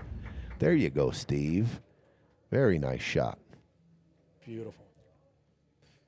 All right, I cannot trust any of Daryl's chats anymore. Yeah, he's no more Daryl Nostradamus or Daryl Drum. Yeah, I mean, he lost that a couple weeks ago when he tried to make these perfect calls. I can't remember what he was doing, but he's also hustling us in golf. Yeah, he didn't want to put money in. He just I just happened to hit my 8-iron 165 yards straight. Is that good? Red flags, Daryl. Red flags. All right, are we kicking at this and just hope for the best? Or are we still trying? I'm slow. I'm slow kicking at the 11. I'm slow kicking at the 11 here, and just bumping, trying to get a good hit on the 11. Oh, look at this shot! Oh, Look at this shot by Steve. oh, it zips around. That's a pretty good yeah, shot. but that works. That's Nice a pretty hit. good shot. Let's go fire on that one too. Yeah. Steve's been getting dialed in for sure. Yep. Pretty solid down the stretch for sure. Okay, the 14 has a lot of different angles Right. to connect with the breakout on the 11. I like what he's doing here. I like dropping this off the side of the 3 and bringing the cue ball down to the first diamond below the 8. Just gotta make sure you miss the 6. Well, I would have put that's where I wanted to put the cue ball. I'm never shooting at it. He did call safe. No, he didn't. Did he call safe? Yeah, I saw Charlie. That look was the back. shot. Yeah. Daryl, I knew it.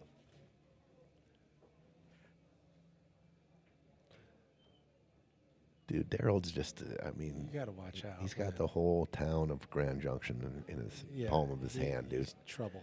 He's Trouble. got him. Golf, darts, pool. Look at this. Oh, good hit. He's Good a job. hustler.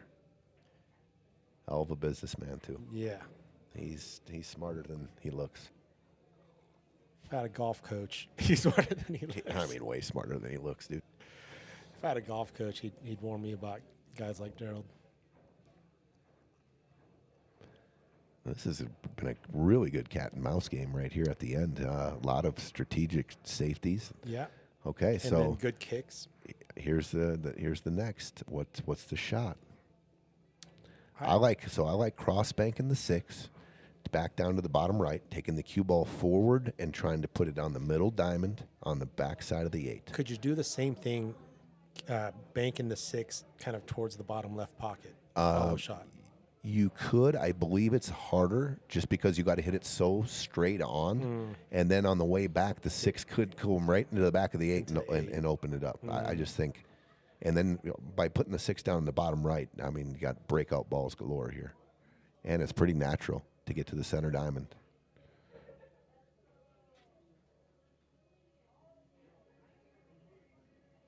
Just like that. Just like that. He's hit. Way to go, Steve. What a shot. Another fire shot. 2 in a row. Let's go, Steve. Steve Hemelstrand coming big with the shots here in the last 2 Huge. innings have been just perfectly Wow. executed.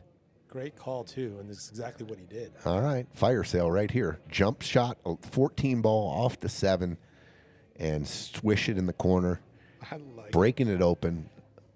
But I like kicking at the 11 once again. I like if I can connect with this, just a gentle bump on the 11 ball. It's not an easy kick shot, I don't think. It looks long if you go below the side pocket, but to me, that could win you a ball game. If you take out the jump cue and try to shoot this 14 ball straight in the hole, there's no shape. I No. just don't see shape. So I would definitely, if I was going forward and had a gun to my head, I would shoot the 14, call it in the the corner, 7. off the 7. Yeah. Love that look. I mean, if you can control the straight jump, that's about as good as it gets. Otherwise, I'm kicking at the 11, Gino. Yeah, and your cue ball's staying down south. Yeah, I'm just rail speed. I'm just trying to get a good hit. Yeah. Just bump the 11 gently into the rail. I mean, you could foul and you could lose the game on that as well. It's not easy because the 7's so close. Right. Gerald with another idea. Now, to I make might money even off think of about it. banking this 14, not even going for it, and trying to back cut it, back past the 7, and taking my cue ball. And Jump banking? no, I'm not. I'm just trying to get a good hit, but I'm playing more cue ball. This is no good. Uh-oh. Things Okay. have freed up. There it is. We can get to 7-6 here. Charlie and Steve, they won the battle, right? Yeah. They bought themselves this opportunity, in my opinion. This is why you play safe and move balls around. A game of attrition. There you go. I mean, this is it. This is what you played the last 6 innings for right here. The best opportunity to win the game.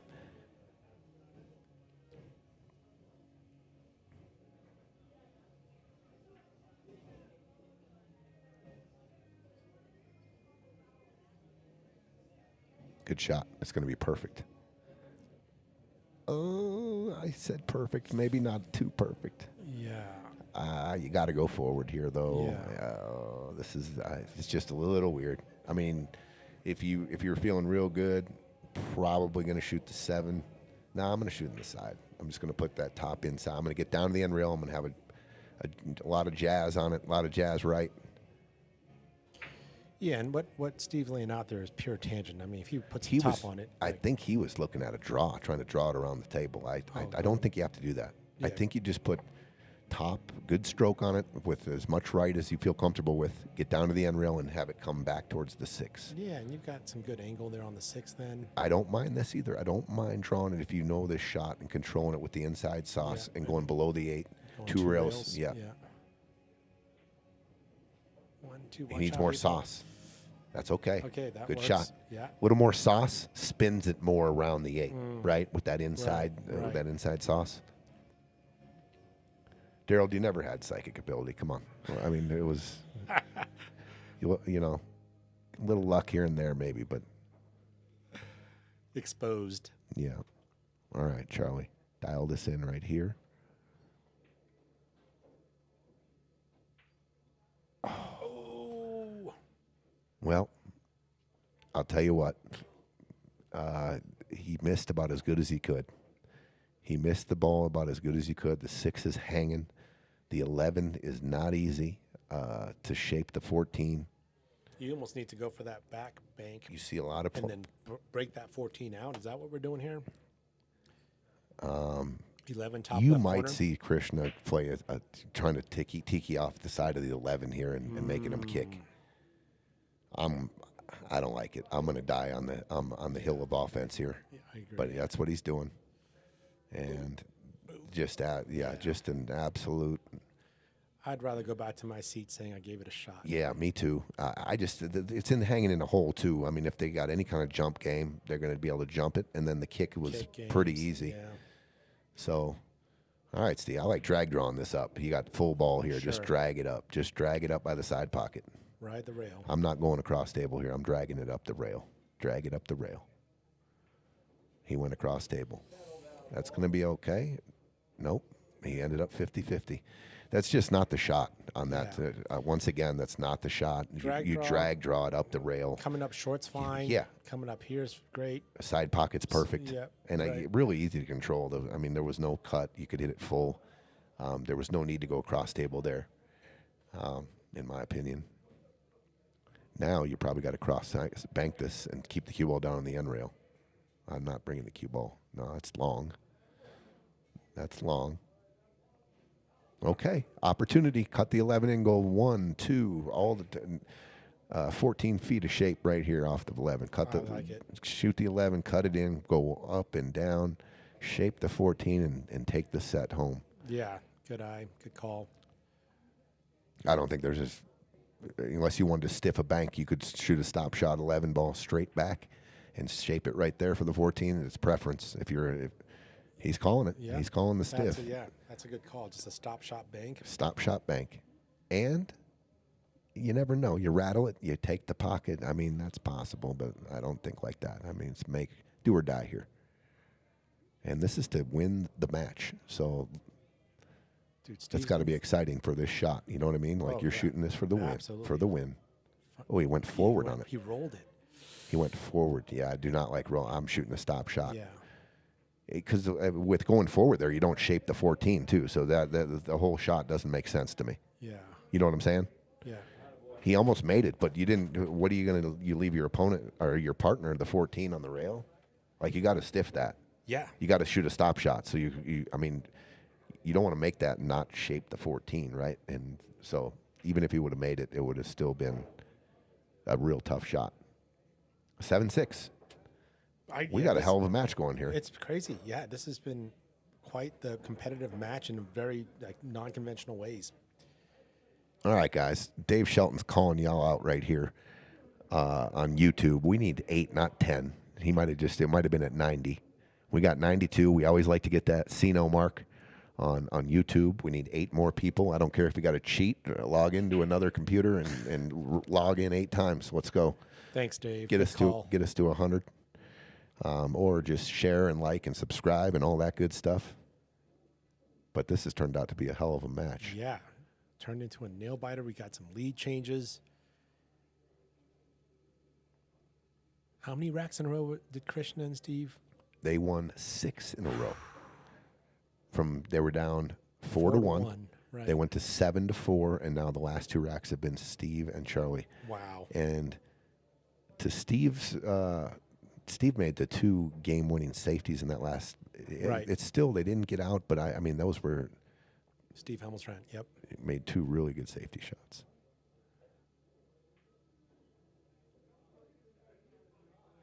Ooh, I was going to say, shape the 14 right then and there. Yeah. And that was the game, I believe. If you shaped and got straight in on the 4, I still might shoot the 14. Yeah, and just avoid it with some draw, avoid the 8. I mean, you're going to have to shape it up pretty good.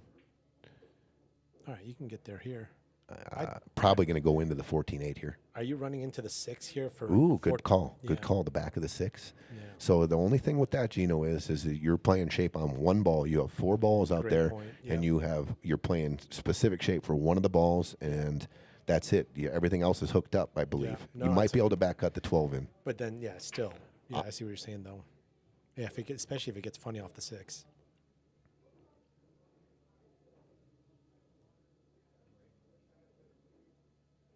He might be trying to go into him. No, he did what. You got to reroute. It's okay. You got 9 and the 12 by the side pocket to bump the 14-8. So I'm playing the 15 ball here. I'm definitely not taking my 2 side shots off because I'm going to need those to bump into the 14 and the 8. And the 14 actually goes into the top right or bottom left. Ooh, well there you go. You don't want to come back too far here and hook yourself. This is no good. Oh, maybe it's okay.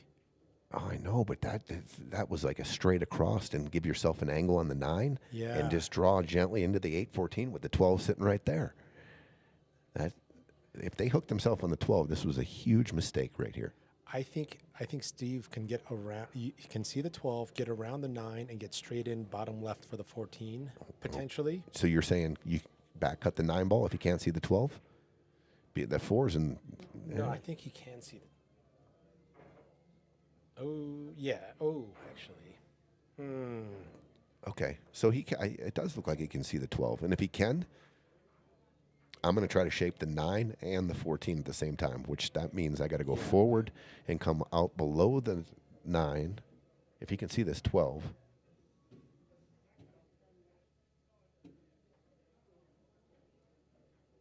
Right about here. Yeah.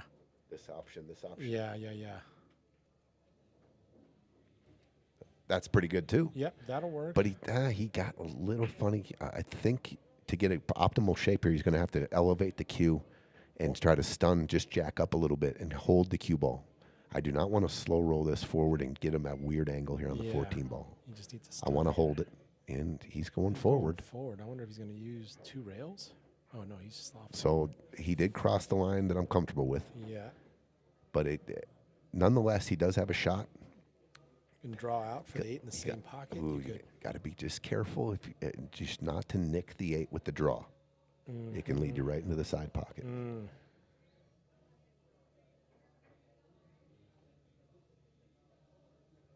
I think you can go forward here, Gino, nice and easy, and it will just clip the 8. I think it just. I don't know. It can be a little funny here. I was saying the little top, you can nudge the 8. The cue ball goes to the right, and you can still shoot the 8 in the side. Yeah. The 8 sitting center. All 6 pockets are open. Huge shot right here. Yeah. To tie it at 7. And he finds it. And What a look at shot. that. What a shot by Steve is coming up huge late in the game here. He has found his stride. To tie things up and push things to extra innings. Charlie on the 8. What a match we got going here. Let's go to My OT. goodness. Let's go to OT. And there it is. Oh my goodness. And there it is. Hill. No, it's not Hill. We got to win by 2, baby. It's 7-7. What a freaking Overtime. match. What a match. Wow. 6-4-1, 6 in a row to get to the Hill, 7-4. Wild swings. And go back to Charlie Williamson's 2-rail kick Oh my in the gosh. side pocket to hold him in this match. All odds were for solids. Dead hooked. They hooked him. They had an out. There's just so many spots you can go back to now, but that's the key right there. That Charlie Williamson 2-rail kick to get him to 7-5, and then Steve and Charlie have been dead solid since then. All right, looks like we're doing a team timeout. Team timeout. Let's go to some commercials here, and let's let them know who our sponsors are. Let's go.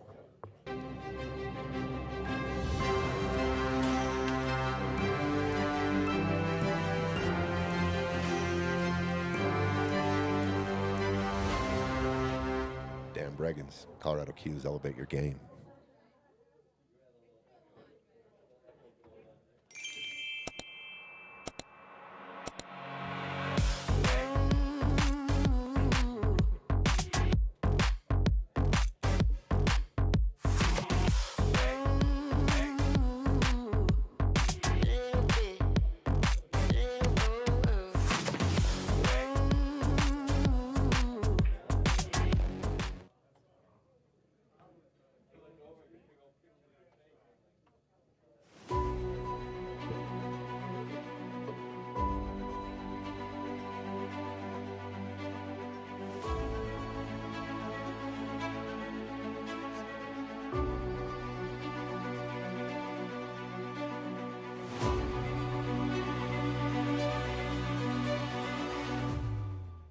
Chisholm Woodson. Worried your roofer or insurance company is ripping you off? Get a quote in 1 minute. No inspection, no pushy salesman. Same quality, lowest price. Go to budgetroof.com today. Jeff Chichester doing a lot of good things for us here. With the Stevie Chan tournament, had a qualifier the other night, gave away 2 seats, and also giving away $500 in the main event for the highest finishing 550 and under.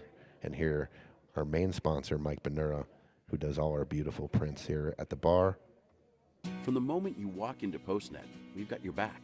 From design and printing to shipping and more, whatever you need, we can help.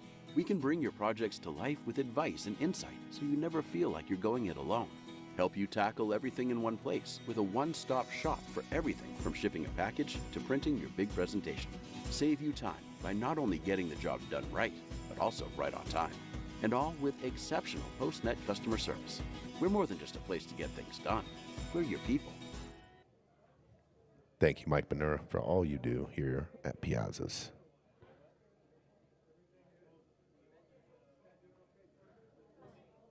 Okay, we're still on break.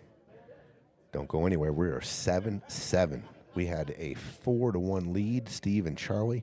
Krishna and Steve rattled off 6 in a row. Looked like they were going to take it down. They had a couple opportunities to win 7 in a row and close it out. And if you missed it, Charlie came with a 2-rail kick shot in the side pocket. Steve found the 8 ball, and it's been all them the last 2 games to tie it up, 7-7. So we have an exceptional match going on right now. Loser goes home. Winner still has a chance to win that $21,000 for first place. Just under $60,000 in the main pot here in the prize pool. So I don't think that's on their mind right now. They're just trying to hold it together and try to win a match. But that is what's at the end of this rainbow.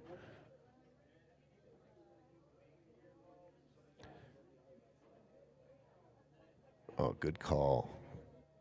Good call. Adam Burke. Need to change it to a race to 9. We got people paying attention. Ain't me.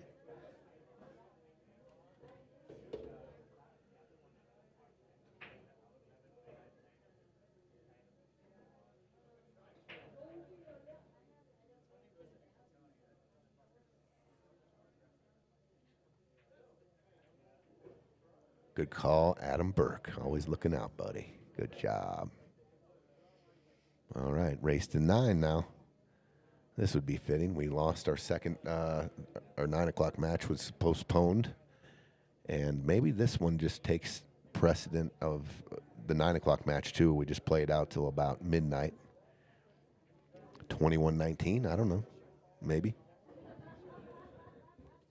It's got the makings. I think everyone started off real jittery in this match.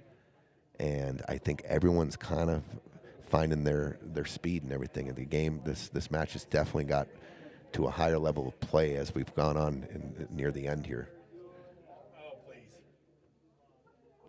Marcus Lynch. There's an old Colorado guy and a friend. He's a big fisherman up north now in the Midwest. Marcus, Minnesota. Is that correct, I think? Or is it North Dakota? Minnesota, I want to say. Minnesota. Let's go.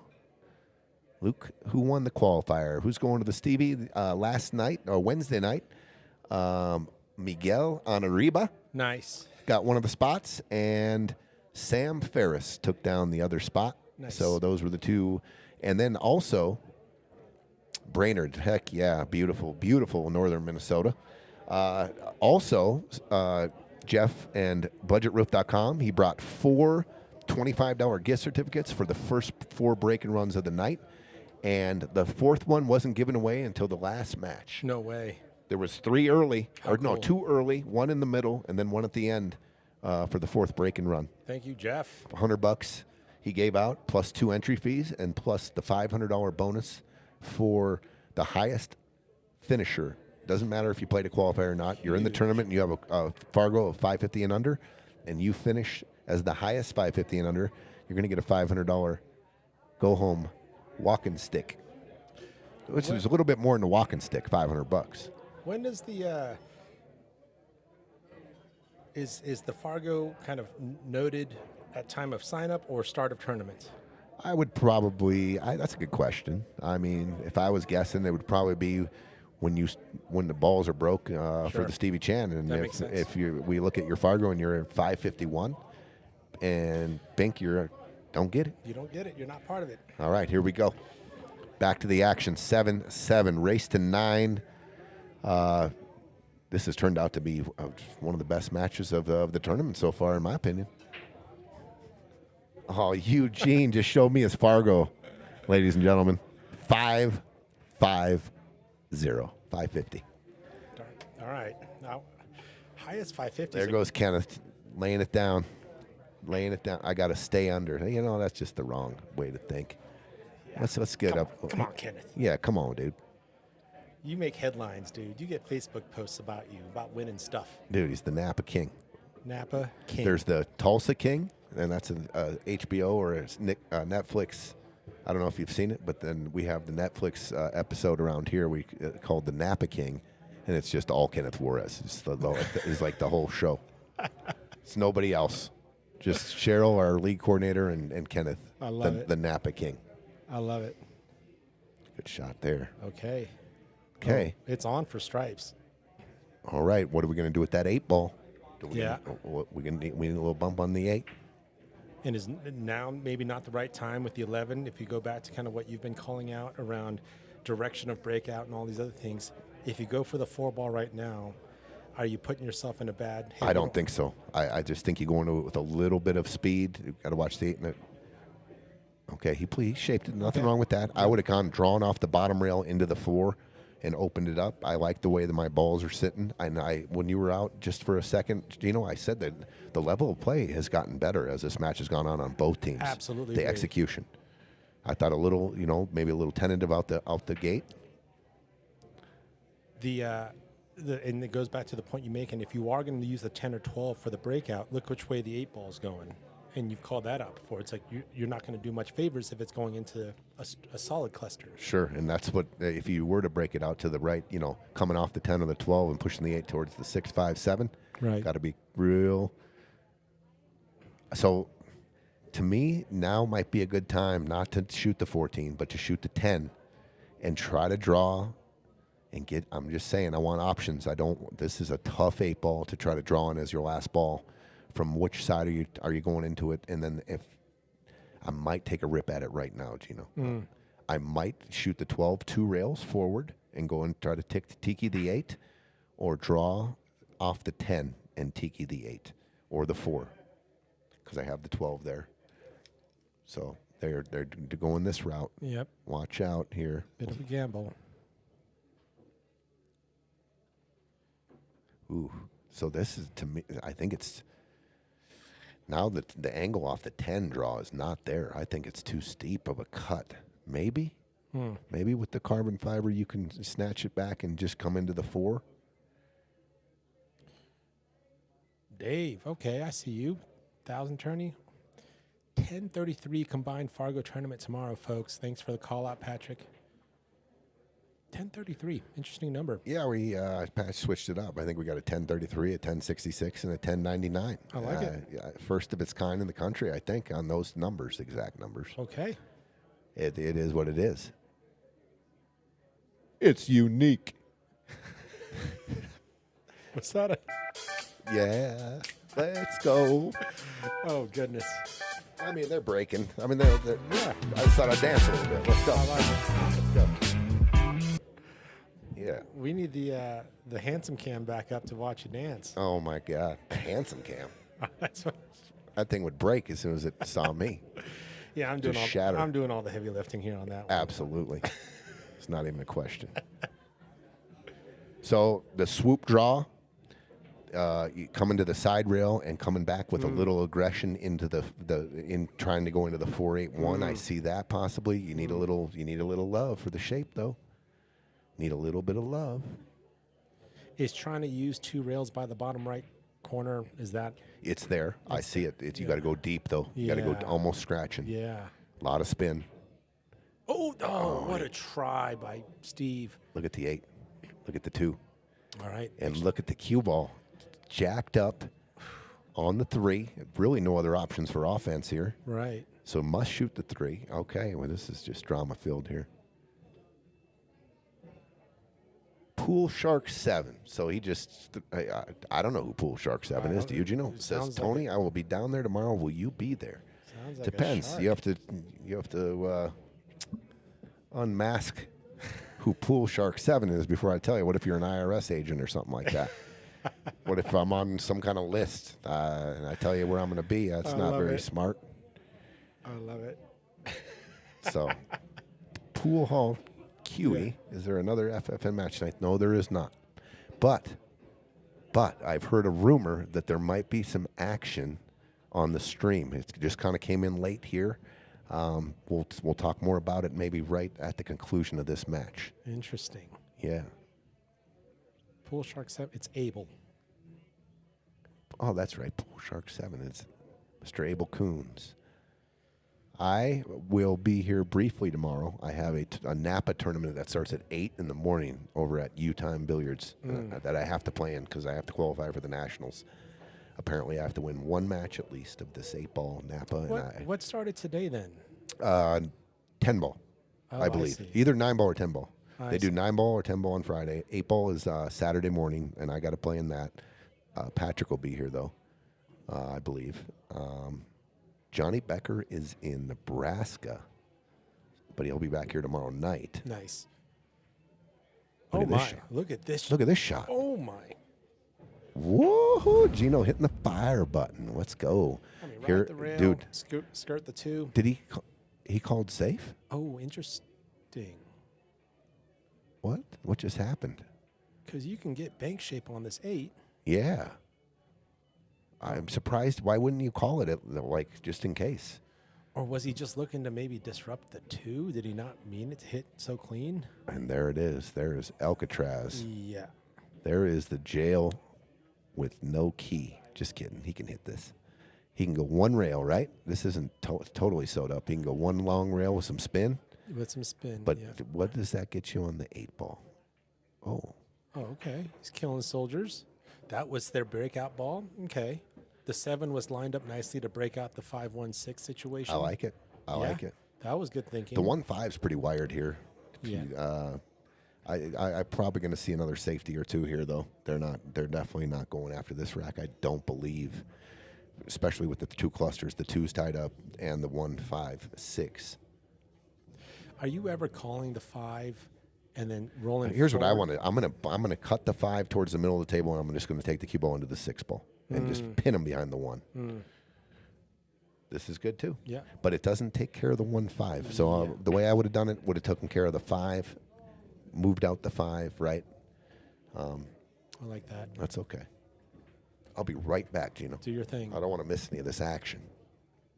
All right, Krishna lining up for a tough 2-railer. Had some stink on it. Doesn't want to break up that 8-2 yet.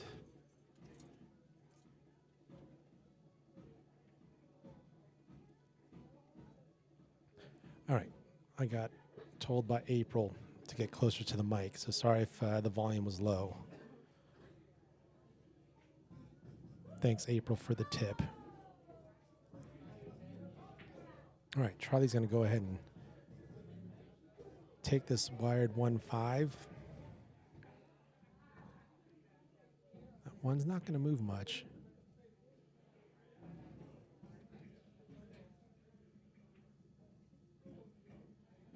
And we still have that 2 ball to consider. I don't know if Steve's got enough angle on that 3 to address that 8-2. Maybe now. And then leave Charlie a 4 ball if things don't go right.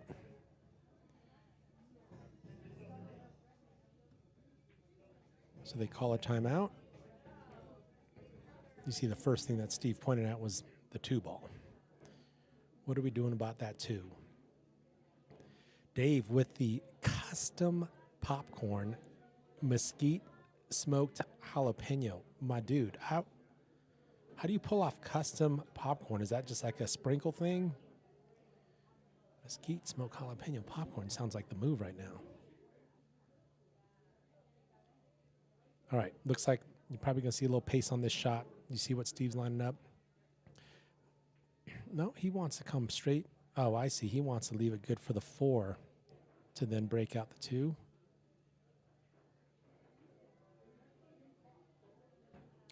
It is good that he's taking his laps, though. Steve repping the Colorado Buffs in Shadow. All right, so he did put a little pace on it. You see his body English. I don't think that's what he was intending. But Charlie can work with this. But I'm not sure if this is the time to be picking things off and hoping for the best for a breakout ball on that 2. Is that the right angle? Maybe. Looks pretty good, you know. Ooh, maybe just a little flat.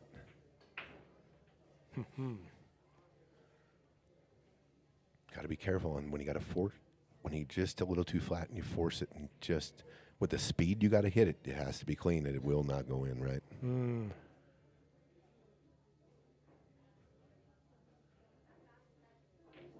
What a shot. My goodness. Beautiful shot by Steve. He is coming with some shots. I'm telling you, the last 3 or 4 games, I've really been. And what's he doing here? Oh wait, Shoot the 1. 1 stuns across for the 2. Oh, it was okay. Ooh, okay. He didn't like the 1. Didn't like the 1 to shape the 2 in the 8th here, huh? 1 more safe, he says. And now, does that 2 have issues with the top left corner? No, maybe I don't not. think so. Yeah, I think we're still clean there. And even has a side pocket potentially. But yeah, that was an interesting call. But that was sell out if you rattle the 1. I mean, just, I know. I mean, you shaped the 1 there, and then the slow roll just scared me. I mean, just in case, it, you know, got a little table roll there and it just feathers the 8. I mean, can you die on that hill? Ugh, I would have. That's the rope and wobbly stool store right there, if you ask. I mean, I talk about those 2 stores being next to each other. A rope store and a wobbly stool store. I don't know if you guys get that. It's kind of morbid. I've never heard that one. I love it, though. But you're right. I mean, goodness gracious. Yeah, why even start shopping there in that area? Just go for that offensive shot. You had the 1 ball stun across. A little bit of an angle would have been fine, too. Oh, no. No. Is he going to try to lock it up on the 12? Oh, no. I don't know about that. That's just really hard. Obviously, even if you put the 2 and it bumps the 12, you're going to have an open side pocket to play the short side. You know what I'm saying? Yeah, it was definitely a tough spot. Okay, don't make too much of this.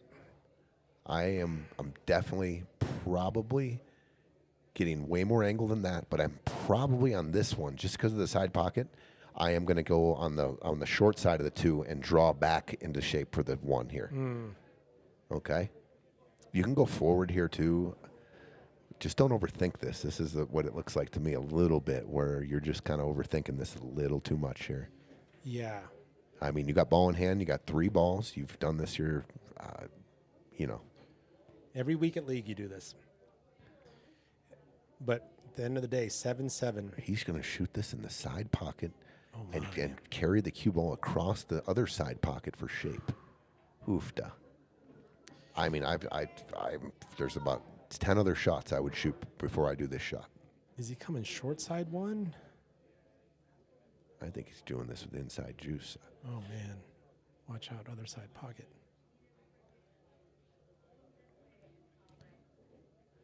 Watch out, other side pocket. And he just, look at that. He's got his speed dialed in, and he gets a perfect little angle for a little stun out to the center of the table. Wow.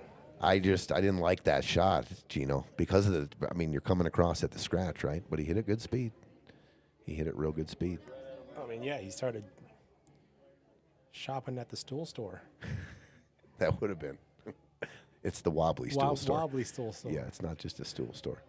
Ooh. Okay. A little tight here, maybe. On Charlie, just a little. I mean, that safe instead of shooting the one earlier. Yeah. But I think Steve has been just Steve's dialed been in. loosening up, and yeah. Just some of the best pool I've seen him shoot. I'm not trying to No, put that's anything on him right now, but I think point. he's got this. There it is. That's in. Okay. With the proper speed. 8-7. On the hill. Wow. 4-1. 6 in a row by Steve and Krishna. And now 4 in a row by Steve and Charlie to take the advantage, take the lead. Holy cow. Drama filled. Some of the best pool I've seen Steve shoot. Yeah. He's clutching up right now. Yeah. Okay, let's go back to this Steve Casados' shot. Okay, here's what I have the issue of. Just in case you decide to shoot that, you decide to shoot this ball, the 2, right? Okay, so the 2's here, the cue ball's here, or whatever. 2's here, cue ball will just say is here, and the stripe is here. He's trying to lay this up on, and even if you're frozen there, I think that there's a shot here to play this here. So just for that reason, and to freeze it is real And hard. the frozen Even if you, is a carnival trick to do that, be able to pull that off. absolutely, and even a slightest nudge, right? You got ball in, you're giving him ball in hand, and he's going to be able to short side it and follow it into position on the 1. So just for that reason, I just didn't like that particular choice. Yeah, it definitely was a tough situation, tough shot, wonky 2-railer, whatever it could have been. But yeah, just it's interesting what the pressure can do from a decision standpoint. I know it was a tough kick, but I think you got to go for the hit, or I even like moving the 8 ball there, possibly up on the 1 or something. You're already going to give ball in hand. So Right. think about what is the best possible solution. Yeah. And I think it was possibly had to freeze. If it bumps and nudges it a little, it's open. Right. It's just open to the side pocket. So Yeah, that's a good call. And also you saw your opponent pull off the Hero 2-railer. Why not me? You know what? I'm going to swing the tables, sure. counterpunch. So we had a cue ball fly off the table, ball in hand behind the kitchen for Steve. Good shot there by Steve. Yep. I don't know if you can see the 1, but this is the combination. You're down here. This is not a time to take the 6 ball. Yeah, this is a game-winning combination. This is the game winner, in my opinion. The 8, I think, goes in bottom left. If you're looking forward to the rack, but I think if you want to win this game right here, you have to pocket this combination. And that's exactly what he's going for. Got to hit it full too to keep the 4 below the 13. Just like that. Whoa. Just like that. Fire, correct. If he shoots the 14 and it leaks up above the 13, you see the problem there. They're hooked on every ball. I like drawing this out to the middle of the table. I like what he's looking at. Or I like going up the rail and giving myself an open look at the 2 ball. This is fine. Nothing wrong with this. Great shot. Options That's for nothing partner. wrong with this. I'm okay with shooting the combo here. because the 7's going to be kind of towards the long rail. I'd rather not shoot it, but I'm okay with it. Just in case you hit it too hard and the 7 pockets the 2, goes forward and nudges on the 15. Funny things happen around the pockets when you're shooting combos if you don't hit it exactly how you need to hit it. And you've also got stop shot 6, stop shot 2, short side 7 to the bottom. There you left. go. But and maybe some enough angle to kind of we got to think about that 8 ball. Well, it goes into The 8 goes in both sides and the bottom left. and top right, Top top right. yeah. left. Okay. Good shot, Krishna. Yep. Very good. Well, back and Steve, forth. same shot on that angle. 2 ball, high right, 1 rail, 2 rails out on the same path where the cue ball is now. Get it back out. Hopefully more center table, though. A little more speed. You could draw out here underneath the 7, but I don't like leaving the angle going towards the 9. The cue ball back going cut towards angle. the back cut Yeah. angle is not for me. I'm going to come across underneath Right. 2 rails and try to get to that center of the table. I like it. Center of the table gives you a pinch draw, drag draw up to the right-hand side pocket, and you shoot the 8 into the bottom left. So right, like this. Right here that's money. I don't like this. This is what I'm saying about the drag draw. You come up here and you leave this angle right Yep. here. And you're back cutting the 7 into that area. Still, yeah, the cue ball's going that way. You could actually right there wouldn't be bad. You could draw out like this. You could come out and draw back this way. But I think I'm going. Well, he's talking about just cinching this and playing short side on the 7, not putting a confident stroke on here.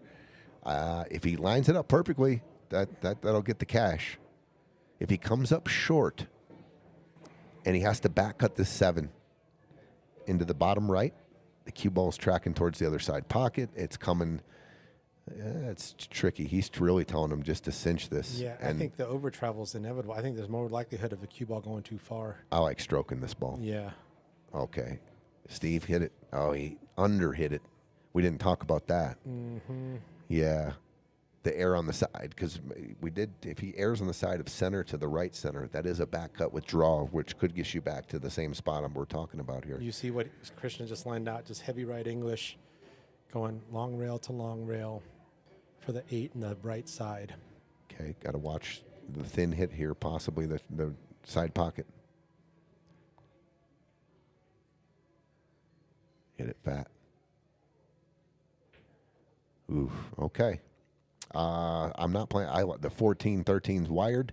You can stop shot it and play just shape the 12 in the side. I'm going here. Yeah. I'm going 9 because look at the 9, 15, 10. So you make the 9, then the 15, then the 10, and you're good. So those 3 balls are all lined up real nice. Stop shot on the 9, 15, 10. Yep. So now let's just clean this up down here, and the game is in your hand. You run out here, and you take home the victory, and you move on to round 2. All right, that's exactly what he's lining up for is the combination. Little punch here should send the 14 to the rail, just like that. Good call. And the 11 still goes. Beautiful. Here's what I like here, Gino. 12. Oh, well. You going up for the 11 down, use the 12 and go up for the 11? I like drawing this into the gap here or into the 8, gently into the 8 and playing the 11, 14 and cleaning up those 3 at the same time. He's going forward, though. Nothing wrong with that. Yep, okay. So Like you said, recalibrate the GPS. I'm shooting the 15 now. Now the 15, and I'm going to go down and play the 11. The only thing I don't like about this is doubling up, getting doubled up here.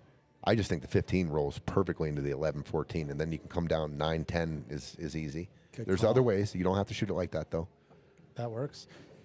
Do not want to get straight in on the 10. You do not want to get too flat here. You need an angle. It could be a little tricky. Let's go. Thank you, Dave Shelton. We're over 100 on YouTube. I think he's got a cheat angle here. Yeah. You can either draw Just or draw. go forward. Yeah. But here's the deal. The reason I like to draw is because you're staying on the right side of the 14-11. If you cross, because you got to cross the 8, you see what I'm saying? You go forward and you don't get enough, the 8 ball comes into play. If you draw this, you're guaranteeing yourself shape on the 14-11. And wonky things could happen with that right side pocket, Yeah, too. I mean, if you're overdo straight it. in here. If you Just draw back. You got to hit this smooth. Any kind of speed here and cheat in the pocket. Looks like he's going forward. Watch out, 8 ball. Okay, good shot, Steve. Good stroke. Yeah, I don't know why look I'm at doubting that. you now. You've been hitting them Yeah. good. Perfect angle for the the 11. 11. The Yeah. 11 straight in here. Perfect angle. What a lead, and then the comeback, Oh and now my. the completion to win the match. 9-7, 3 more balls. and there it is. Look at 2 that. balls. And I just got confirmation of don't go anywhere. I've heard about the match, and the guy sitting right next to me is going to be playing Bobby Newis right here on this table. Race to 11, 8-ball. I think there's going to be some good money in the middle. I heard a rumor. I heard maybe 1,000 in the middle, but they are going to be playing. I'm going to probably just mute the screen. I'm going to switch the scoreboard up, and Gino, our commentator, will be in the box against Bobby Newis at the dear. conclusion of this match. But we'll take 15 minutes or whatever. Little more juice. Oh, I thought he was just going to draw and stop it. Stop it. Yeah, for Stop side. shot for the 8 in the side. Yeah.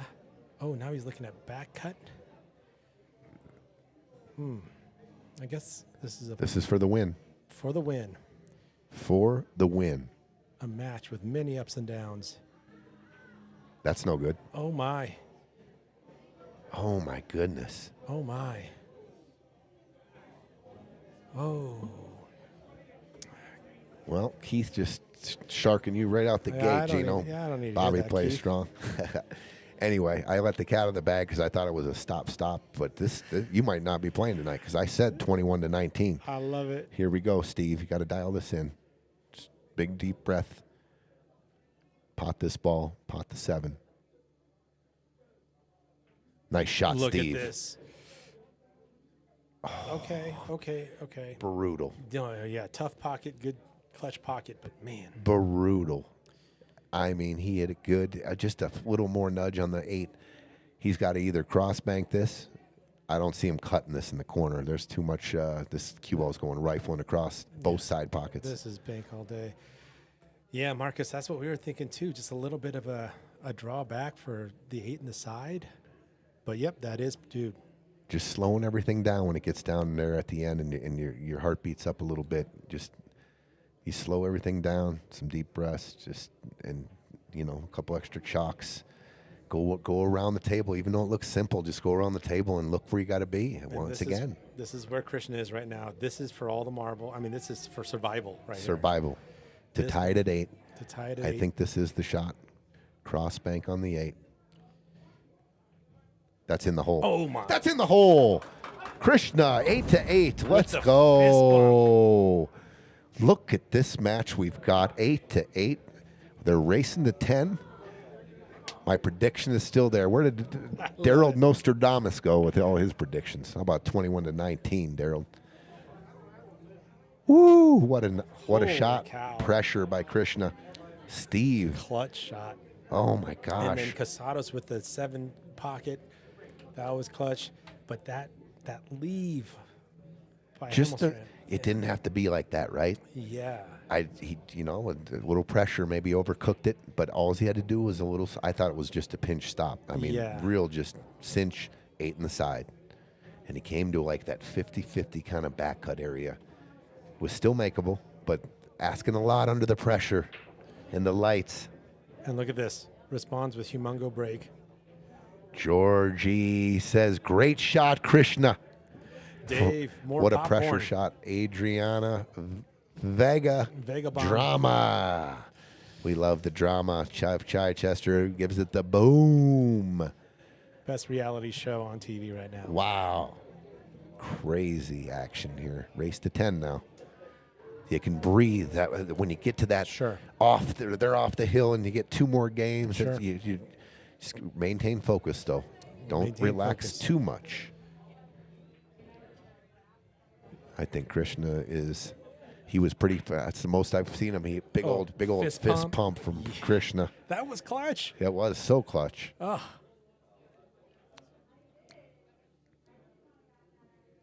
Mike Benura taught him that shot. Hey, Mike, good Mikey. to hear from you. Mikey's doing well. Hope you're doing Recovering good, well. buddy. Absolutely. Mikey, what a shot, huh? I'm glad you taught Krishna that shot, buddy. Who needs a 9 p.m. match? We have it all in this match, Yes. Mr. Amo. And that's another surprise that our man, Mr. John Amo, has come up with. I am so excited to unleash What? and unveil What? the hardware for the Stevie Chan tournament. Let's go. My man over there has been working. Well, his machine's been working hard. Hours and hours his machine's been putting in. I think he just enters some coordinates and shit. I don't know how this 3D printing works, but they are awesome. Amo's awesome. I can't wait to see him. I thought the eggs, we were all getting eggs. No, we're getting trophies, baby. But the eggs are good. Fresh eggs are good. He does make the best fried egg sandwich in town. I can attest to that. Oh, must be right nice. out of the chickens, whatever you call it, and right into my mouth. Big duck energy, yes. This is also something you can see here is like after a shot like that, I wouldn't be surprised when Steve and Krishna are just playing in this. They're go. Yeah. They're feeling good, confident, Feeling good, but under control. under control. Every shot so far has been pretty crisp. They're Okay, saying we're going to go ahead and leave this. I like bumping the 6 gently. I'm just saying. I don't want to roll up too gentle here and come up and freeze on the 6. I want to get a little bit of a bump. I just think it's real. If they're trying to play, unless they're playing shape on the 1, that's easy. But if they're trying to shape the 6 here and just, it could get funny, is what I'm saying. I like shooting this with just a thin cut with a little bit of right hand spin, spinning into towards the the 6 very gently though. If you get lucky and you just nail perfect position on the 6, then there you go. But I don't want to make sure I got shape on the 1 as well. You know what I'm saying? And yeah, right.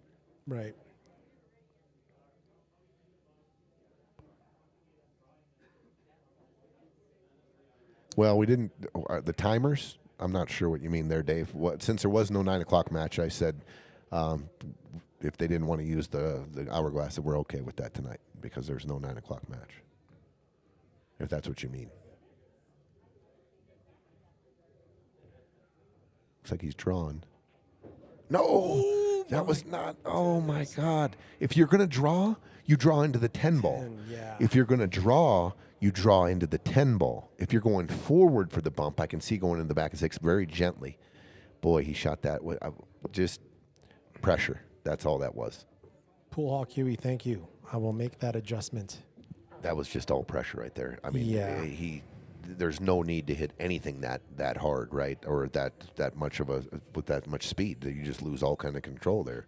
There was no need. There was absolutely, it was pressure. Yeah, that's all I hanging can 3 say. that you could have done so many things with. You're all nice and you're nice and dialed in. You're feeling it, and then the last stroke just whoop. I mean, your arm detaches from your brain. You hit it. I'm serious. I've done it a million times. Yeah, no, it's a good way to put it. And you just overcooked the shit out of that one. He did.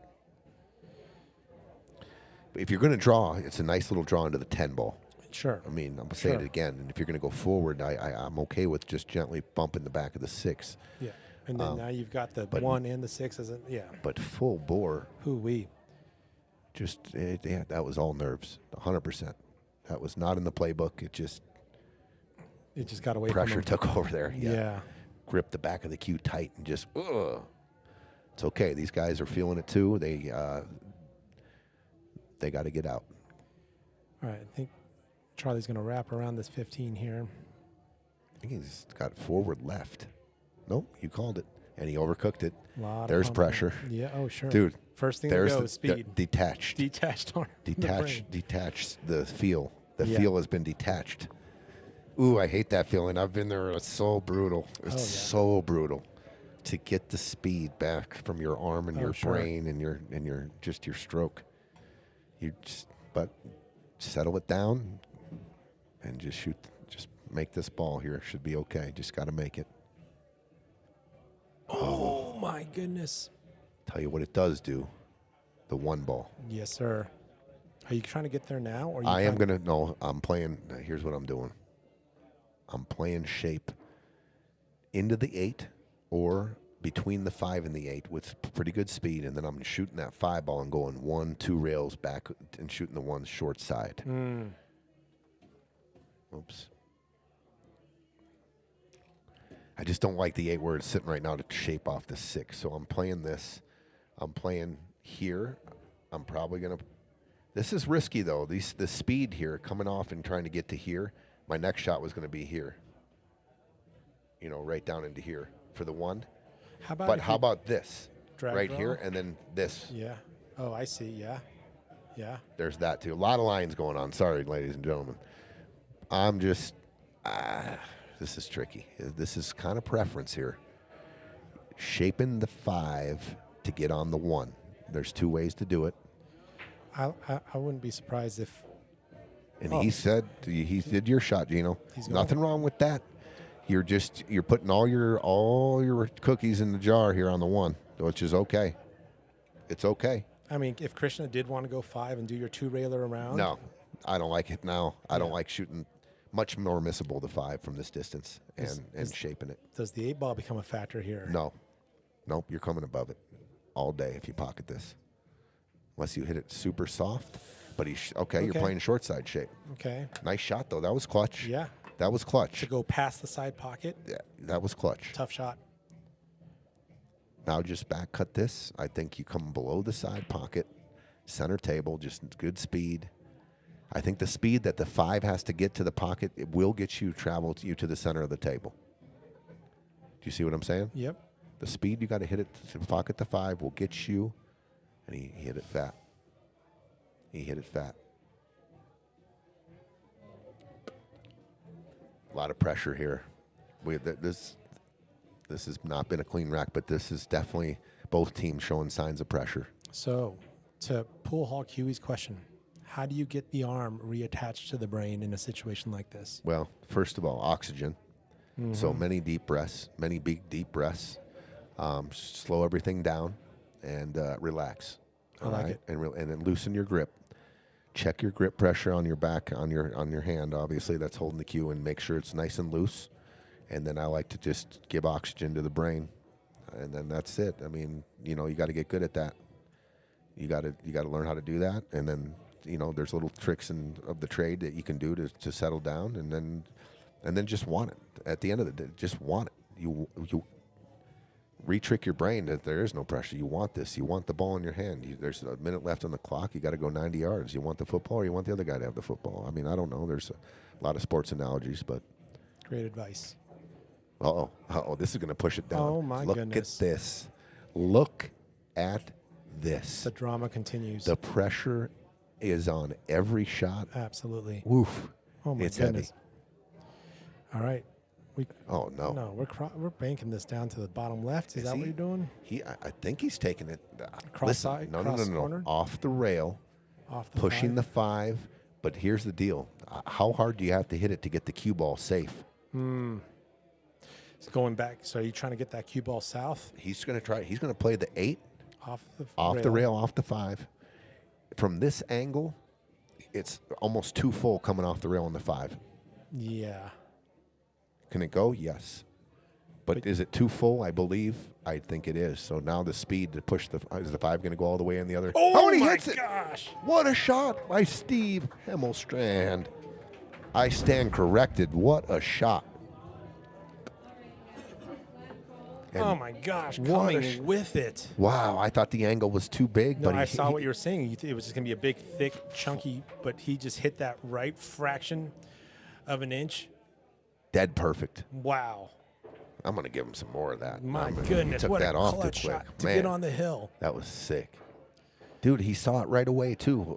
Like the process. You see what I'm saying? Yeah. His process, he didn't think about, he didn't overthink it. Now he knew where to hit it. The pocket was taken, but he knew his process and his brain's working real well right now. It was dialed in. Yep. Right away, he looked at that shot. There was nothing else. Wow. And we were going, what's he doing? Or I was like, what's he doing? He was lining up the game winner is what he was doing. He knew. Yeah.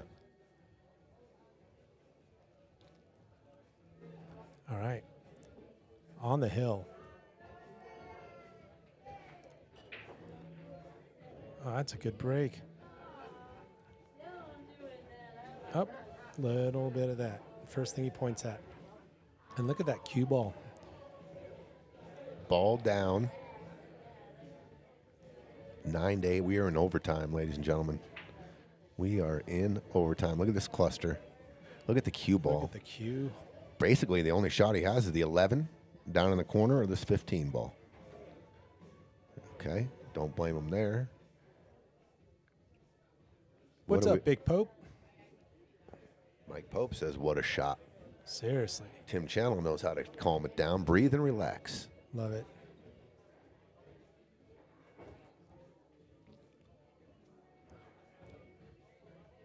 See? Hit the point. Traded one ball for another in that cluster. But is that 9-10 wired now? Or is that the 9-12? Does the 5 ball go? I don't think so. But does he is he too straight in on the one to get to bump the 5 here? I think so. I think he's on the wrong side of it. I don't think it looks straight. We'll see. He's drawing back or stopping. Okay. So he's setting up the 3 to come in the backside. Don't be shy here. Yeah. Don't be shy. If your goal is to untangle this, then let's untangle it and not get hugged up behind there. sure. I want these balls going because I need a shot on the 4, the 7. If I you get too cute here, like you said, don't get locked up behind these 3 stripes. All right. Probably gonna see a little pace on this one. Well, maybe the 5 goes. It has to go. There's no way he shot that without the 5 has to go. We looked at it. I didn't think it went. There is a gap between the 10 and the 5, but the 9 ball really close to the 5. Right. I'm really surprised there. Let me see if I can see from up here. I'm really surprised. If the 5 doesn't go, then I'm at a loss for words here that they didn't break that open. I feel like that's the lead Krishna was trying to leave too. That's why he jacked up to stop it. What's their plan? The 5 must go. And if that's the last ball, they got to get a real good angle on that to get a pretty good shot on the 8. Yeah. And going for... I mean, if it needed to be broken out, you could go off the 4 here, but you're really getting into risky zone playing, landing on some shape. Yeah, for the 6. Yeah, with that 8 ball there too.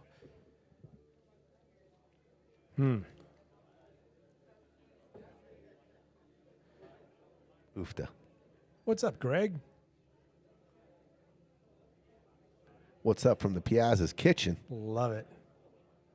Wait a minute. What are you doing? Hey, our guys are sweating back there. I love it. You got this. They got the matchup. Marcos and Greg, 2 top chefs.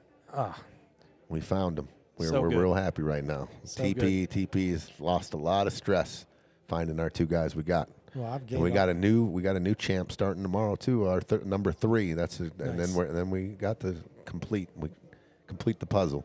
Congrats. We've been searching for. Well, we'll see. I don't get too excited these days. I always get burned when I get too excited. Okay, is he going? He's probably just shaping the 6 here. It looks like. Oh. Uh-oh. I think that 9-10 is good. You think the 9-10 is good? Yeah. Did you check it out on the over? Yeah. Or? It looks close. Oh boy, yes. Well, here it is. Yep. If they want to step on the gas, I think they can right here. Definitely trying to step the gas here. Yep, no need to keep the 11. Let's shape up some shots here. This is okay. Nope, that's going to work out. Ends up beautiful. Yep. That's beautiful. Yep. Well, Steve's got his Deion Sanders kids jersey on. Oh, yeah. The starter for the Browns today. Was he? Yeah. Nice. Okay. I think Okay. The 13 goes. you might want to do a He's slight... playing safe. He's not shooting the combo. Interesting. We saw this before. A little gun shy. Not saying that's wrong. Just seeing a trend. Interesting. I thought it was time to go there. Yeah. I mean, you could have shot the 13 and come in and broke them out and not given them another look at the table, maybe. These are all decisions. Bobby G. Steve should have rammed into those balls. Opportunity never better. I agree with you, Bobby G. I do agree with you. It's go time there. I don't see another shot. Them get back to the table. I'm shooting for the win, and to end this match. I thought there was two different real good options there. I thought the combo was accessible. I thought the 13, you could have played the 13, and then if you needed a collision, you could have gone that easy. But here we go. I think Bob's even talking about Steve Casados ramming into those balls on that 3-ball. Oh, to clear out the 5. Because there's a Steve on each team, so I thought he was talking about. Because of not clearing out the 5, it made the 4-6 whole situation. Oh my goodness. That's Gino giving him some fire on execution of a jump shot. Sure, that was for the execution on the jump shot. Yeah. So now, I mean, if you're going King Kong, you're going 6 breakout 5. Is that what you're doing? Oof. I mean, there's just so much. He's playing safe. Ooh-wee. I am cross banking the 6 down to the other side of the table. I want the 6 down table. That's okay. Yeah. Back cut on the 14 is there. That 9-10 is, I thought, is accessible. Like that's a shot right here, actually. Yeah, it still you could is. back cut the 9 here. The 9 does need to kind of go north for that combo to work. Tim getting the reps in, love it. Let's go. Hey, good luck with that team semifinal match on Sunday. Huge. Prime time. I almost like just shooting this 9-ball with some draw, the combo. I mean, it's pretty wired. I mean, it's real hard to miss. He's playing safe. Ooh, man. Okay. Another opportunity that Solids will have at least one more shot.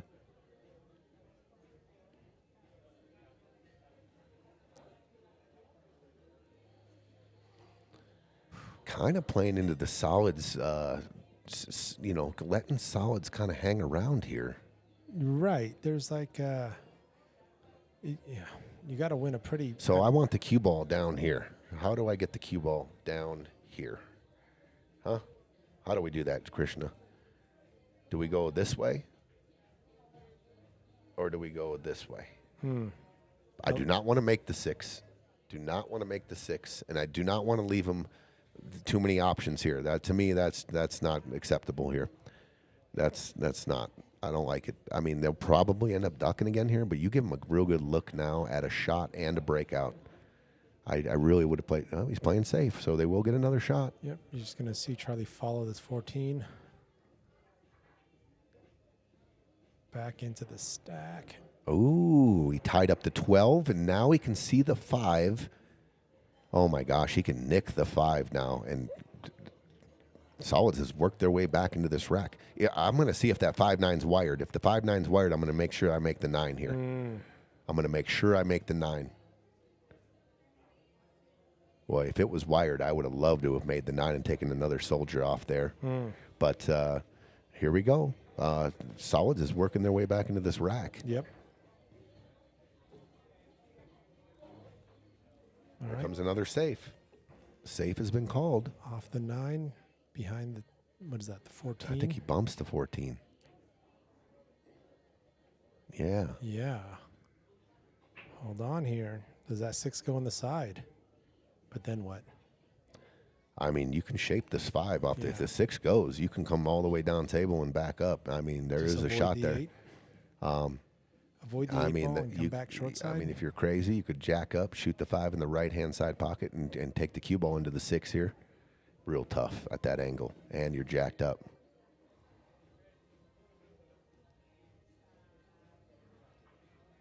Oh, my God, I see. Is he going to bank this? That's a big pocket. And then shape the 6 here? Oh. No, he's not shaping the 6, but he did make it. My goodness. I don't. Yeah, he's shaking. I thought if that was the shot you were. Oh, he played safe. It was a safe. I thought he could jack up and hold the cue ball for the 6 on the shape on that same shot. Yeah, right. For a bank. Mm-hmm. Yeah, because I mean, he definitely saw the shot great. I mean, it was a clean shot. Okay, well,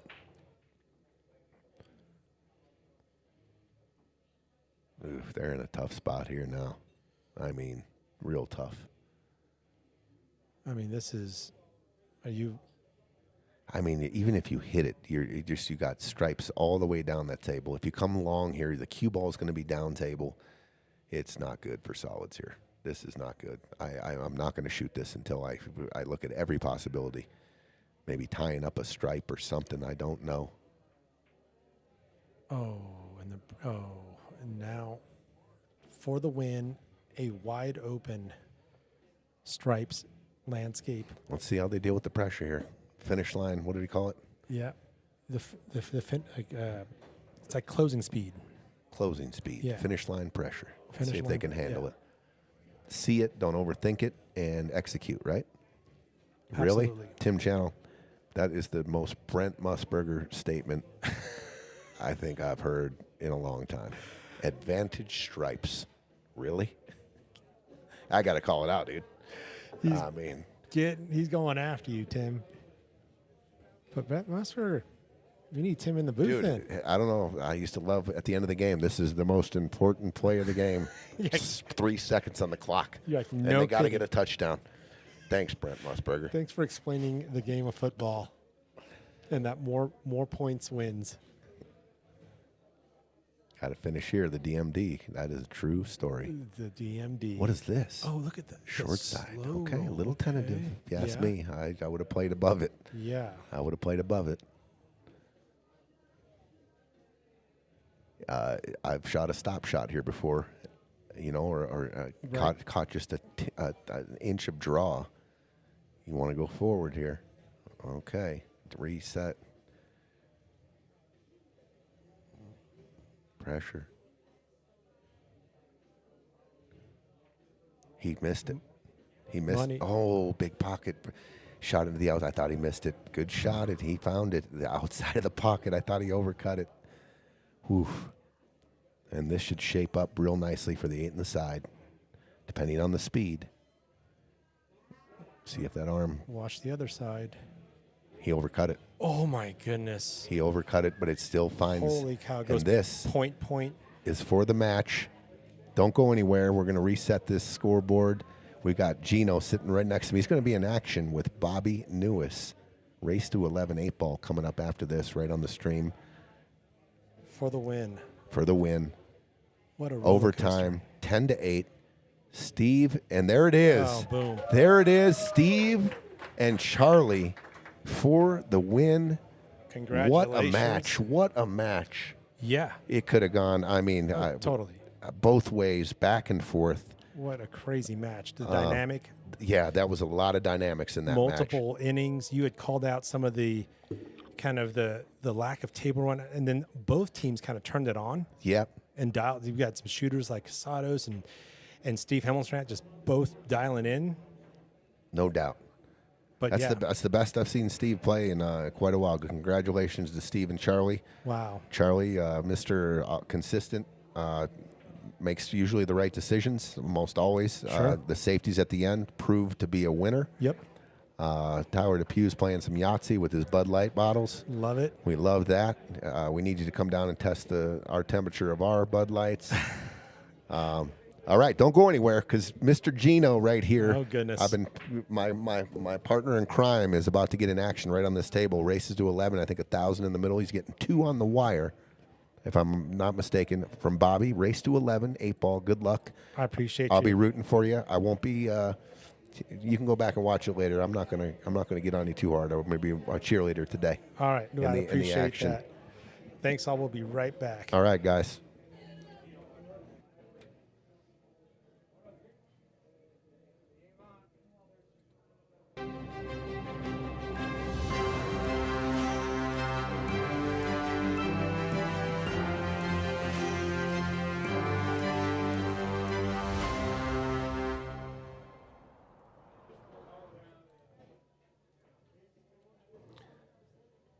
Let's put you up 2-0 to start it if that's where it's going to be, and we'll just race to 11. Is that okay? Yep.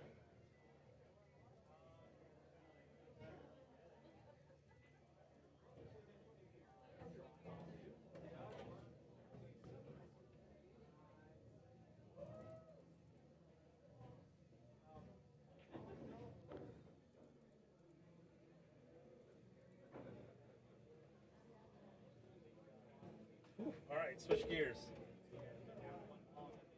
All right.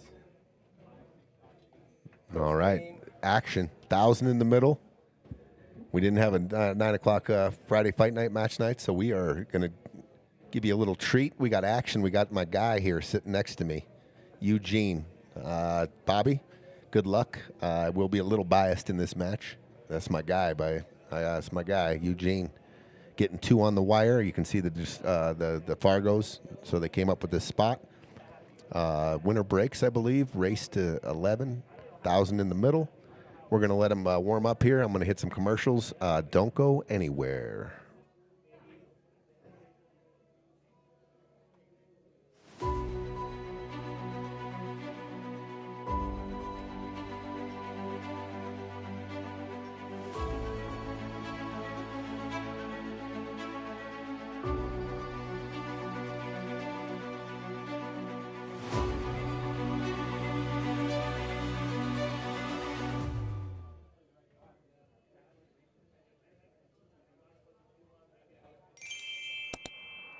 Bobby Newis.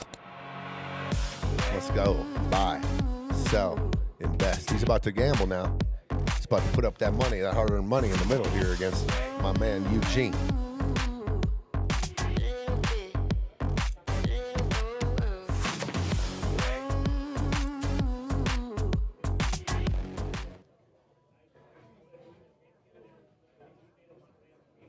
From the moment you walk into PostNet, we've got your back. From design and printing to shipping and more, whatever you need, we can help. We can bring your projects to life with advice and insight so you never feel like you're going it alone. Help you tackle everything in one place with a one-stop shop for everything from shipping a package to printing your big presentation. Save you time by not only getting the job done right, but also right on time. And all with exceptional PostNet customer service. We're more than just a place to get things done. We're your people.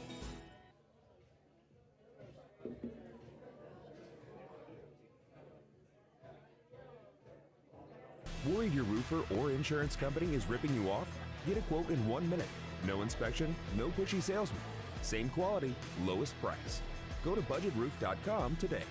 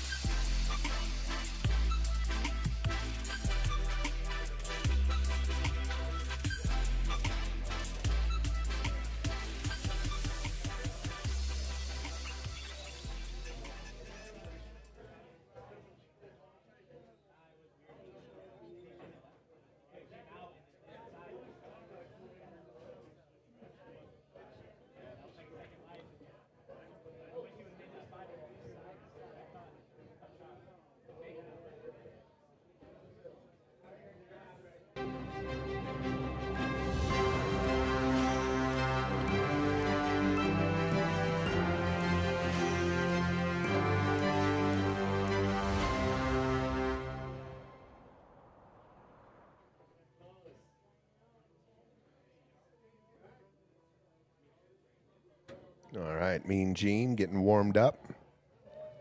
What a match we just saw. Congrats to Steve Hemelstrand and Charlie Williamson. Get up 4-1, lose 6 in a row. We got Krishna and Steve Casados were on the hill, 7-4. And the gentlemen did not give up. They did not lay down. They stayed, they saw, they conquered. Great match by both teams. It's tough to have a loser in that one, but in the end, it was Steve and Charlie moving on to round 2. And we do not have a second match tonight. It got postponed, so we will have a money match between Eugene Min, who's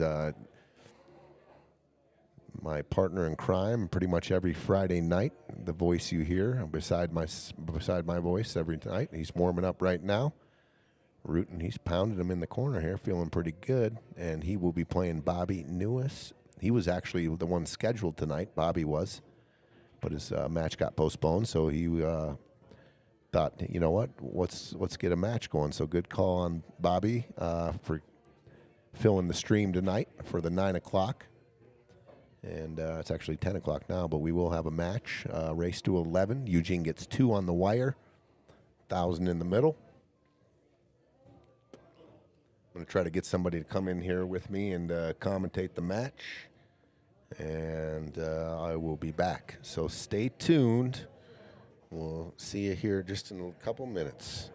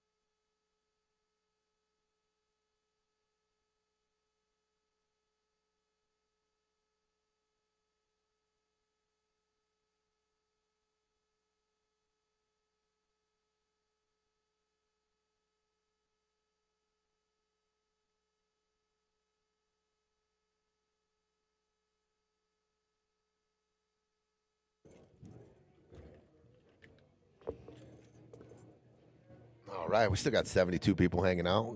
Going to sweat this action. Let's get the side bets rolling. Mean Gene gets 2 on the wire, race to 11, win by 2. And we are playing Friday Fight Night rules, so it's winner breaks, win by 2, ball in hand behind the kitchen if you scratch on the break.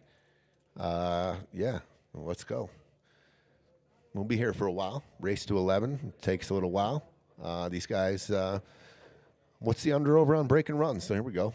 How about a little, what's the under-over on break and runs in this set? And you got to put a half on there so someone wins. There's no push. So someone put a line out, and I'll take the under or the over for $20 or a bar tab or whatever you're going to do. Ricky Rodriguez, what up? What's going on? I've got 500 on the next race. Winner won it. Terry Sawchuk. Who is that? Is that? Let's go, fellas. It's going to be a great match. Yep. All right. 2.5, Marcus. 2.5. I got to take the over. There's, what is there? 9 possible 20 games, possible overtime. Man, that's a good little line there. That could land on 2 very easily. But I will take the over 2.5 for break and runs. I got the over there. Is there any other side action? Tyler DePew usually likes to take a horse and watch the action.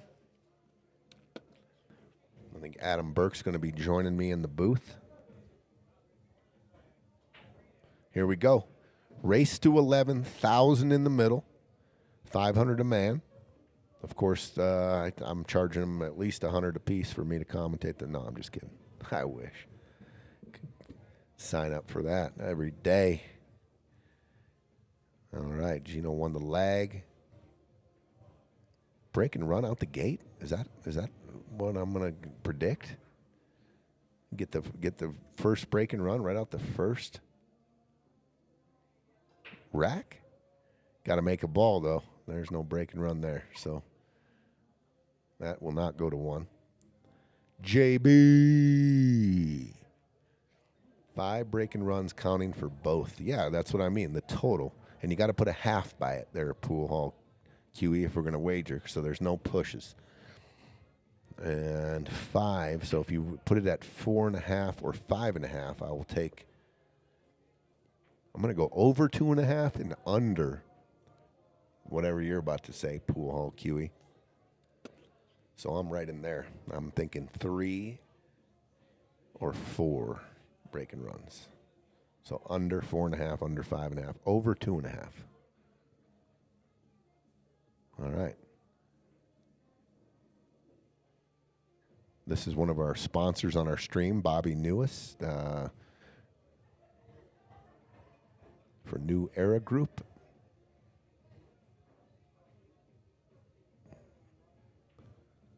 Okay, 3.5. Win B504. Who is that? NGUI. I think that you pronounce it. Is it Win?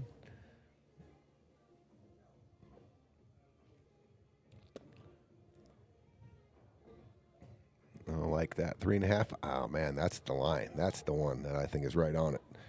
Under 3.5 is 3. Over is 4. Would probably. I think that's going to land on. Man, it's going to be one of those 2, 3, or 4.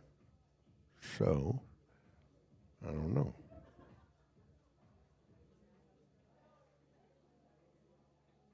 Oh, it's Brian. What's up, Brian?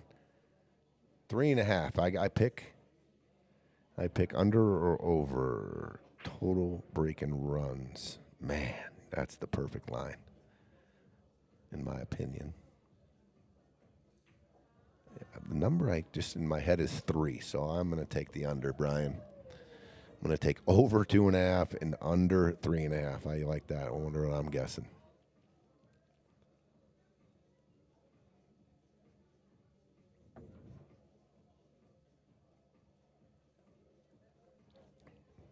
All right, you have not, if you're just tuning in, that 2-0 is the spot. It's 2 on the wire. We just put it up 2 to start it, and it's a race to 11 from here. Eugene was getting 2 games on the wire. Action.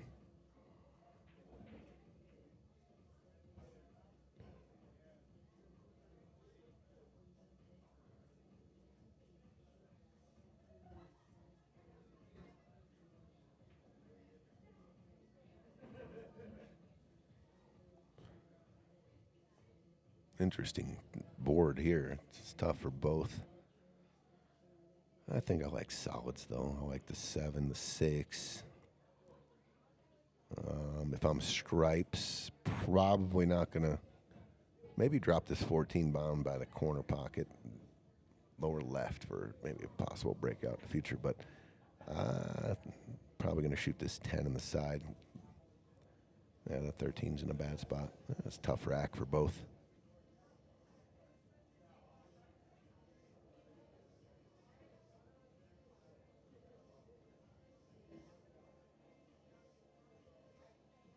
Good shot.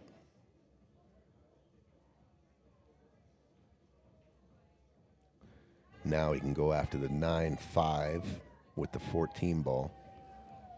Jacked up maybe slightly over the 12 ball. Elevate just a little. Bridge might be funny. But I am going to try to, if I do shoot the 14, I'm going to try to, carom the combo in. Not necessarily trying to break them up. I'm going to try to make that 5. Cue ball off the 14. Land on the 9-5 combo.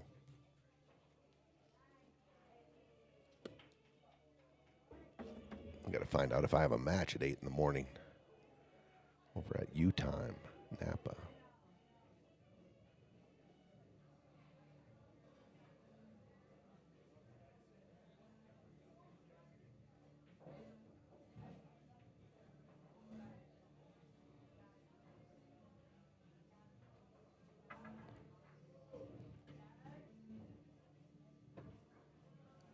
Okay, Bobby working the rack here.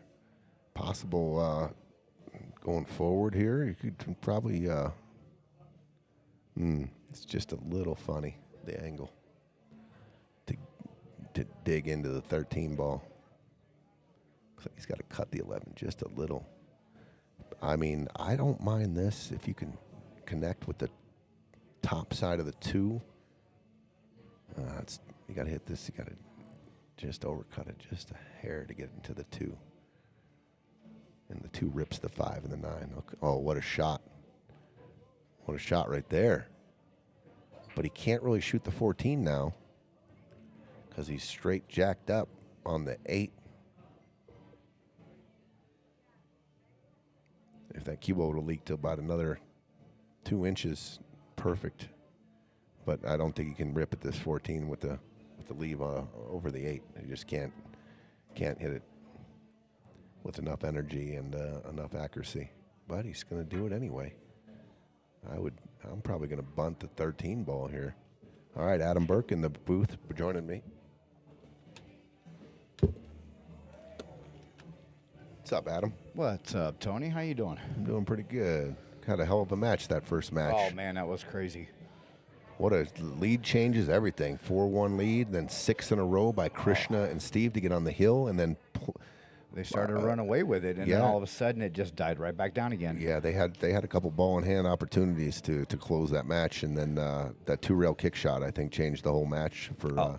Oh yeah, definitely. I don't know if you saw that, but I did not see the actual 2-rail kick, but I was watching most of the. Charlie hit a shot. They were dead hooked, and he 2-rail kicked it in the side, and the 8 was left, and then they really clamped down after that. Yeah, that was definitely a stressful match for them.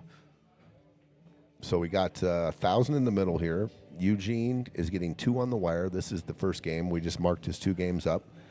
It's Friday Fight Night rules. Winner breaks. But if it does go 10-10, you do have to win by 2. Oh, okay.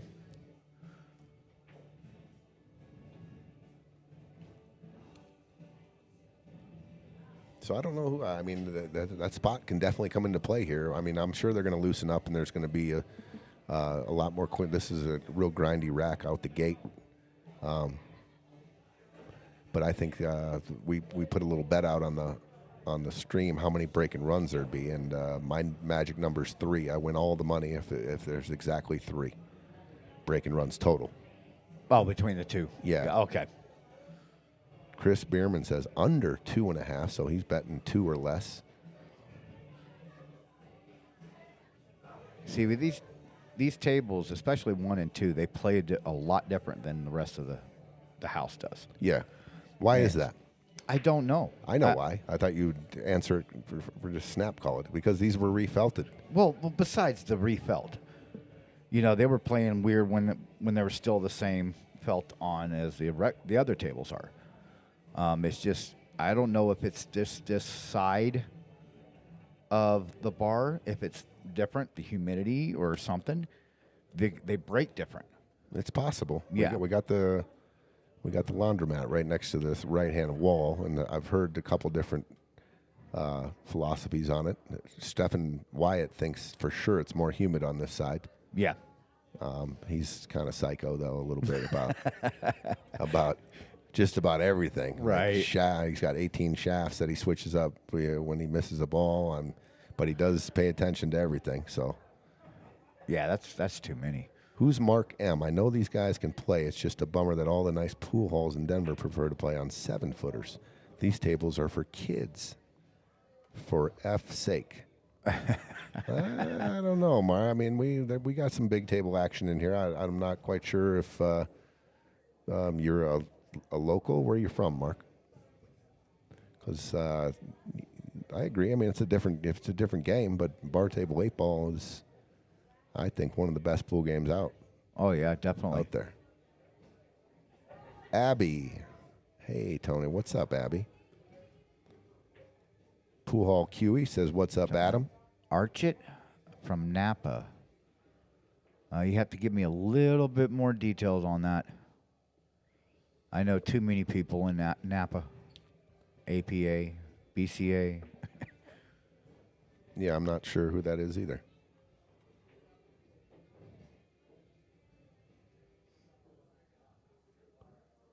Playing a safe right here, Eugene. Yep, very nice. Good shot. Protects all the balls. Probably going to see Bobby kick at this 13. He might be able to get just past that 2-ball and use rail first. Abby. Well, thank you.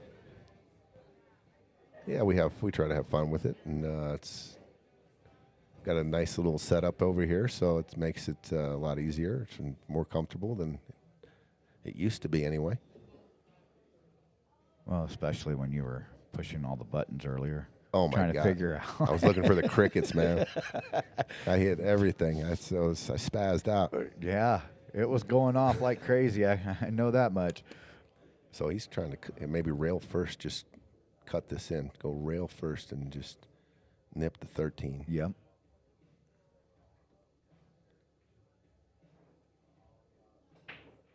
Ooh, good try. Good try. So he did go rail first, and he just hit it a little heavy coming off. Yep. All right, Gino. Open table. Let's dial in a shot right here. I think the 6 in the side is probably the easiest. I would try to go as clean as possible, though. You don't 100%. Yeah, you don't want to run into that 3 and then push that 3 up against the 8. Yeah, the 3's in a real good spot. Did he? Okay, beautiful. Yep. Very okay. nice. Good ball control. Okay. Good speed. Here's what I like. I like shooting the 3 now and making sure I overcut the 8 down to the end rail and open that up. Mm-hmm. Yeah. You don't have to. You don't have to. You can queue up the 2 here, and you can play the shape. You can shape the 8 on the short side later on in the rack. But I like moving it right now because you're going to shape the 1 here. Yeah, exactly. Just hit this with left spin, right? Just a little left. Cut the 3 with left, sending the 8 down the end rail, and the cue ball will check off the rail and stay parallel across the center with the left spin. Right. Peaches says he's going with 0 breaking runs. Oh, I'll take the over, Peach, for $5,000. I might even have to cheat. I'd get down there, and if it gets late in the rack, lean the table. Yeah, something. All right, I don't mind this. Just kind of stun it out for the 3-ball. Yep.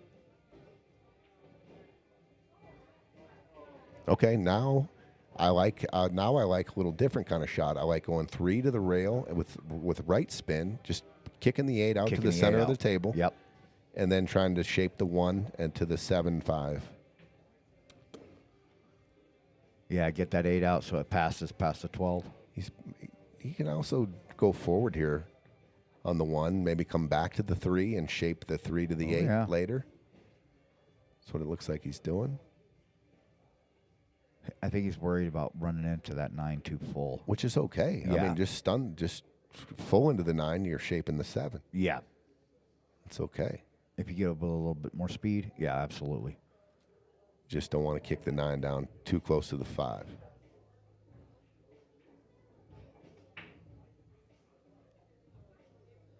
Well, now you could hit this thin, but just run straight into the 9 and push it down. I like running. I like using the 9 for hit the 1 as heavy as you can, or fat as you can, and just play the cue ball into the 9. Yep, nice and easy.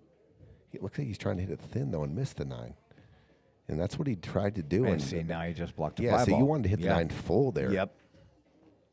That way it comes straight down. This is okay. Shoot the 9 in. Shoot the 5-9. Oh yeah. And put the cue ball in the back of the 7 here. Game winner. That's the shot. I mean, you got to make you don't even have to. Even if you don't get on the 7, you're still looking pretty good here. But you got to drop the 9 here. Yep. Yeah, that's what he's looking at now. Just make sure you make the 9. Yes. If you hang the 9, you're done. Yep. Maybe Marcus, just a little tad of high ball here and get on the back of the 7. Marcus is trying to get just somebody. like that. Just like that. I'll give him a little fire. Yeah, I'll give him a little. That was a perfect execution, right? In my opinion. Marcus has taken Bobby for $50, but he's only doing PayPal. All right, there you go. Marcus is sweating it from Brainerd, Minnesota, where the fish are jumping everywhere. He's lounging up beautiful northern Minnesota. I miss it up there. I had a cabin up there when I was a little kid. My cousin did, actually. Change that up. But we used to go up and ride dirt bikes, the little 80 Honda. I think we had a little 80 Honda up there.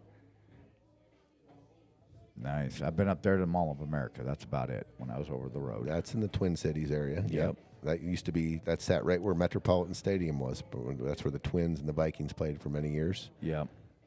That's going to be ball in hand. Okay, Gino, what are you going to do with that 8 ball? I like just shooting the 7, just maybe stunning it just to where the crooked line is. I can't believe that. I noticed that.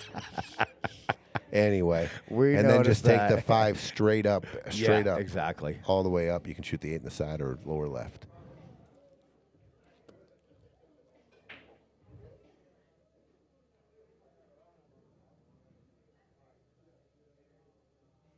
All right, Gino, don't overthink it. Make sure you keep an angle. Yep.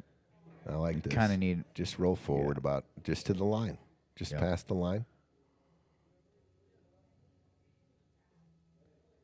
It's a big first game. You get a 3-0 lead. You just don't know. Don't get too flat here. You can stun straight out, or you can go forward. Top right. Yeah. Forward, go 1, 2, 3, and then over. Yeah. I would have liked a little steeper here. Doing more work. Yeah. Or you could just stun it back like that. Don't get jacked up. That's okay. These side pocket shots from this angle are always tricky. I just feel like if you slow roll it too much, it can wobble offline. If you hit it too hard into the point, it'll spit. Just be accurate. Just be accurate. There it is. There it is. 3-0, Gino.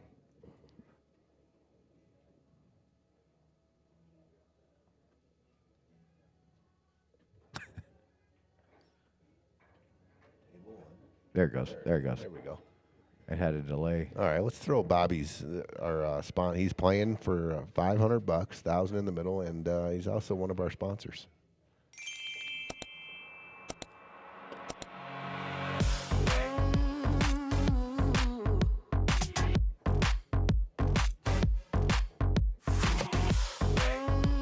All right, Bobby, this is the break and run video. Your break and run commercial. It does got a good beat. It does. Yeah. Gets me jazzed up for sure.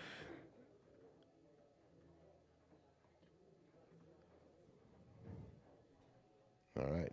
Mean Gene, 3-zip. He was spotted 2. That was the handicap in this race. All right, Gino, let's dial up break and run here. Let's get me on the board. Baca's asking about the second match. It got postponed, John. Some stuff happened, so we postponed the match. We haven't rescheduled it yet, but we're working on it.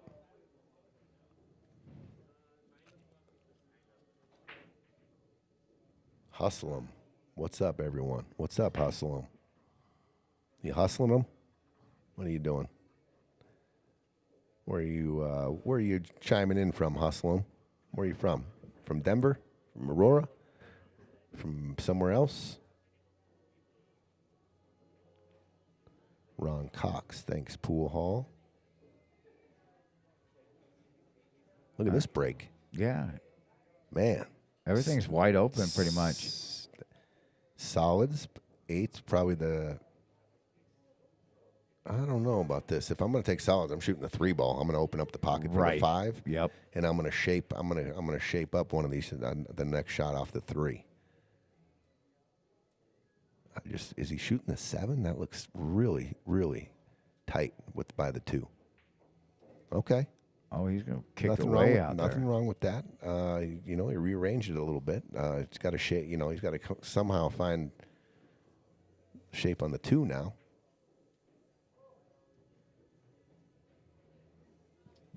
What do you like here? What are you trying to do here off this 3? He likes to try to get it in the middle. Yeah, is he wanting to get on the 6 or is he wanting to get on the 1? I mean, if he can get on the 1 off this 3 ball, a little power draw. Just full off the ball, rail. draw it straight back in, straight back out. Straight back out. I feel like if he goes to the rail, it's possible he could clip the 13 a little bit, but I like. Yeah, he needed more. Yeah, he's in 50-yard line now. On every ball. Yep. Ooh. He can try to cut the 2 ball. That's an option for sure. Tough shot. They're all tough. Yeah, they are. I mean, I think the most makeable ball is the one on the side, but then, shape. Don't want to run into the 10 possible scratch. Yeah, he's going to cut the 6. Okay. Probably going to catch a little piece of the 9 here. It looks like he's got going inside English. Maybe if he hits it thin. Look at this. Oh, what a shot. And look at this. The 1 shapes up in the corner, but the 2 ties blocked. up now.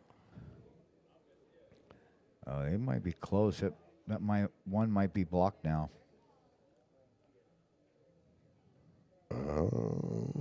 I think it goes. Yeah. Cheat that side. I think it goes. Yeah. So here's the deal. I mean, if you can rip the 5 here, you can take the 5 and draw back 1, 2 rails underneath and try to rip the deuce. That's what he's looking at right there, I think. That's where I want to drop the cue ball off the 5, right? But I want to hit it with a lot of speed. Oh, maybe he can shape the 2 underneath the 12. The 1. That's what he was looking at, maybe shaping the 2 and shooting the 2 underneath those 2 balls. Nicking it off the 12? Maybe, yeah. Yeah.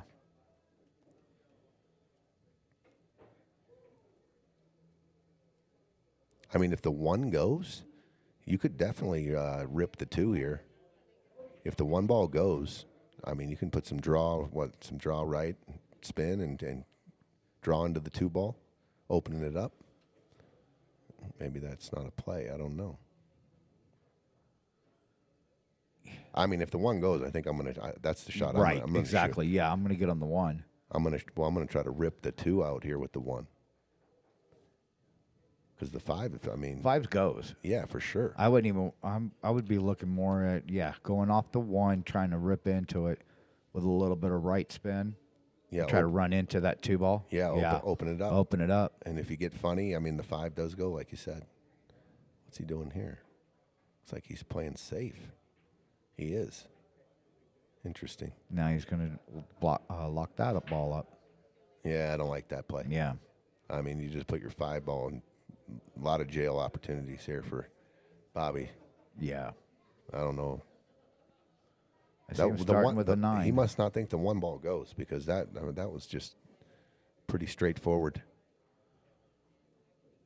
Yeah, Nina, thank you. Yeah, pool hall QE. Oh my God! Get a hold of Tony straight.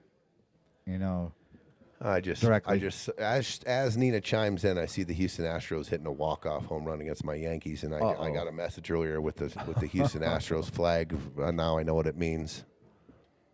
Now I see. I didn't see. Now I saw. I just saw the replay.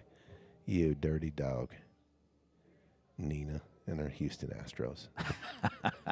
Boo, boo.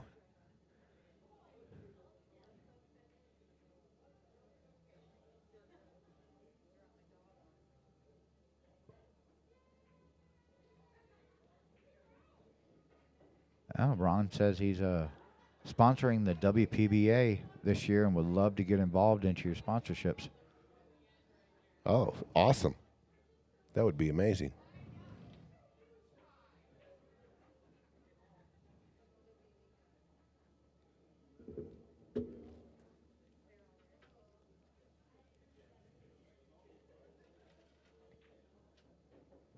I think he tried to get up there to get on that 12 ball. Because he hit that 9 ball in the side pretty hard. Both of them studying this 12 ball. I think they both. I don't know. Let's look again. That's very close. Where's your paper? If I was to pick one that went, I'd pick the 1. Exactly. Yeah. The 12 that's looks same like here. the 12 looks like it's frozen a little, but the 1 looks like it has the outside of the pocket. Well, and we're gonna see right now. Is he going to slam it in?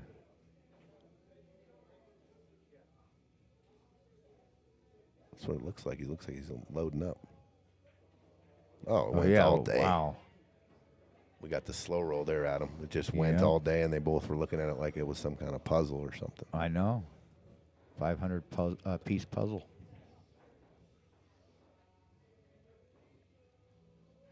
All right, what are you doing here, Adam? Well, he's got the shot on the 13. Or the 14. Or the 14. But you can shape the 14. Just stop shot on the 13. You shaping the 14. Yeah. Looks like if you stop it, it looks like a perfect angle to go forward on the 14 and get you back down table. Right. But what are you going to do with the 15? The 1 now blocks the 15. I think you shape the 10, 13, 14, shape the 10, and then bring your cue ball about center table and cross bank the 15 in the side. I don't want to roll forward here, though. I want to shoot a stop shot.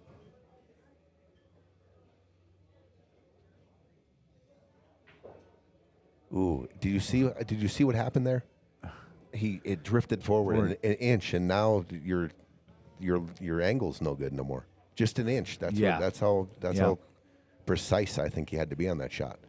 I mean, he has a back cut, just a slight back cut, and now he's frozen on the rail. Real tough to get action on the cue ball here.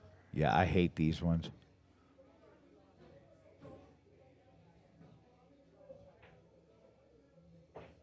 Oh, what a shot. But he's going to be hooked. Yeah. On the 10? Oh. Or is he? Well, he might be hooked on the 10. He's got a shot on the 15. 15, yeah. All the way down or cross side? I say all the way down. All the way down and take your cue ball back and forth? Yep. Tough shot, but it's very, you can do it for sure. Yeah. Oh, absolutely. You might even be able to run into the 2 if you hit it real juicy. Like a 1-2 rail into the 2. Oh, yeah. Straight in on the 10.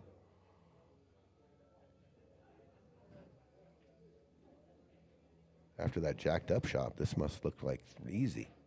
And he did. Oh, no. Oh. He hit it good. He just didn't get enough draw. He needed more draw. Yeah. Now he's in trouble. I think, you know what I'm going to do? I'm going to put this 8 just on the back side of the 2 here. I'm going to pinch the 2 into where the 2 don't have a pocket because I just don't see anything else. So I'm just going to cut the 8 back onto the 2. Maybe even pushing the 2 forward onto the 10 just a little bit more. That's what I was going to say, the 2 onto the 10. I like putting the 8 in the mix here, though. I like adding another element. Can almost combine all 3 of them right there together. Yeah. Yeah, run the 8 into the 2, and just skim it, and all 3 of them will just bunch right up. He's going 3 rails. Look at this. This is doable, I think. He's got to miss the side pocket here. Just got to miss the side. Oh, what a try. He got the hit. Hell of a try. Heck of a try.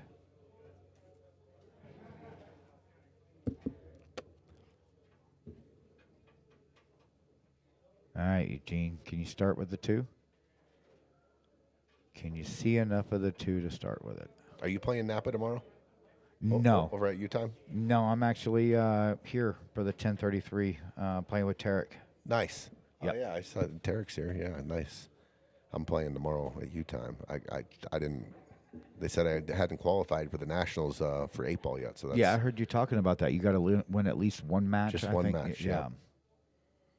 So that's my goal. Win one match tomorrow.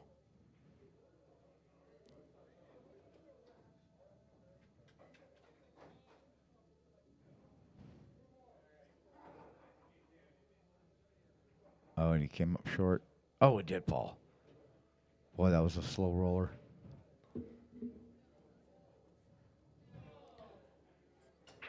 Well, a couple of things. I mean, yeah, I guess you just shoot the 5. You just pot it and Yeah. take a tough shot on the 1. Plays natural shape on the 8. Looks like he wants to go forward and play a little bit better position. Nope, he just stopped it. I like Yep. that. Okay, this is the game winner right here. This is the 8-ball. Just make the 8 and you should be good. Or make the 1, I mean, which is the game winner. Cue ball should just come straight across.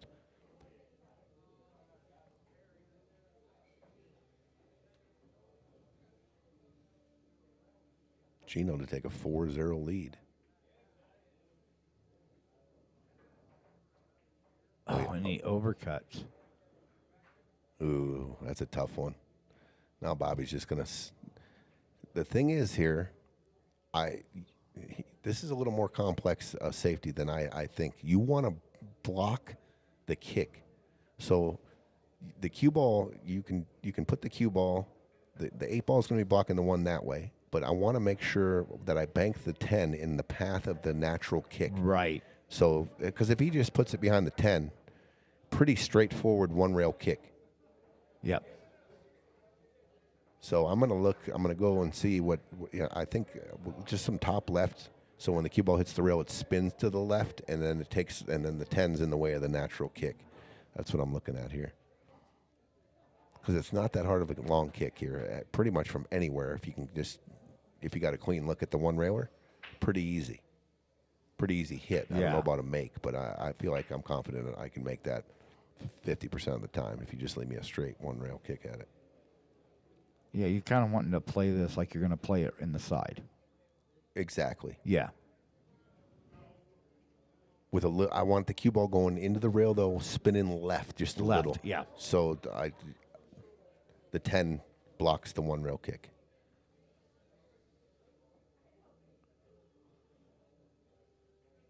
I mean, you got a free. You could actually go for the bank too. Why not? I mean, it is a free shot. You could go for the win. He's calling your shot, Adam. He's going 1 rail on the side. Yeah. I think I'm going to go. Now that I think about it, I'm probably just going to go straight out for the bank in the lower left corner. The only problem with that is that he's looking at how the angle is. Now he's calling in the corner. He switched. Yeah, this is a pretty full hit draw. Stop shot, maybe just a tad of inside from this angle. You can just go full into the ball. That's in the hole. Oh, just barely. Well, so he did leave him the kick. He left him the kick. 1-rail long kick. Gino makes it, should have the 8 as well.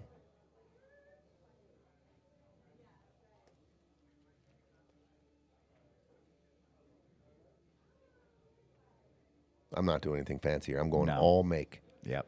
I don't know if he was maybe thinking rail first. He can get behind the 8. Maybe, I don't know. I'm just going all make here.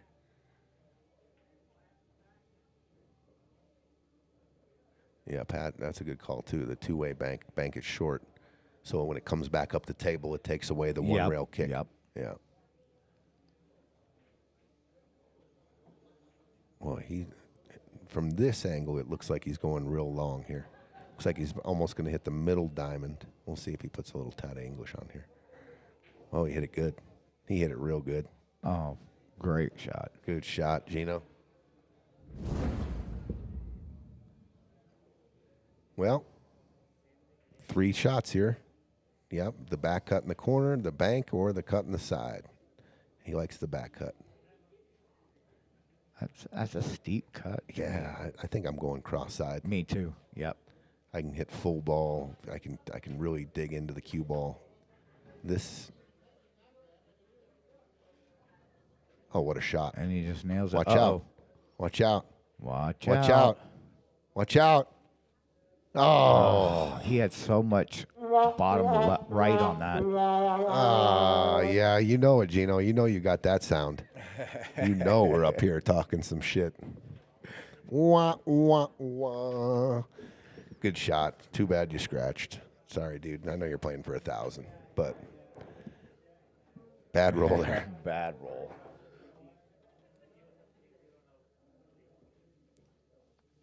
Three to 1.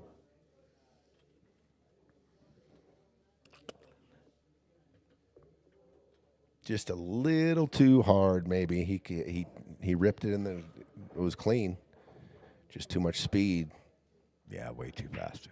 Probably could have controlled the English, honestly, a little bit better as well. Like knowing that the cue ball is coming down, you know, you pick your spot on the end rail and then you hit it with like a middle English where it comes back flat and not bending towards the corner. I mean, he could have controlled that too, but you're probably not thinking it's going to come all the way back and scratch. I get it.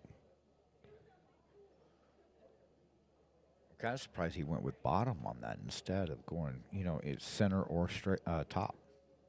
Yeah. Because I don't think it would have scratched. It would have definitely probably hit the nipple right there, but I don't think it would have scratched. It would have gone past the side pocket. Just like a high ball? Yeah. Yeah. Definitely, if you overcut it into the thinner part of the pocket, you're definitely missing the scratching in the corner.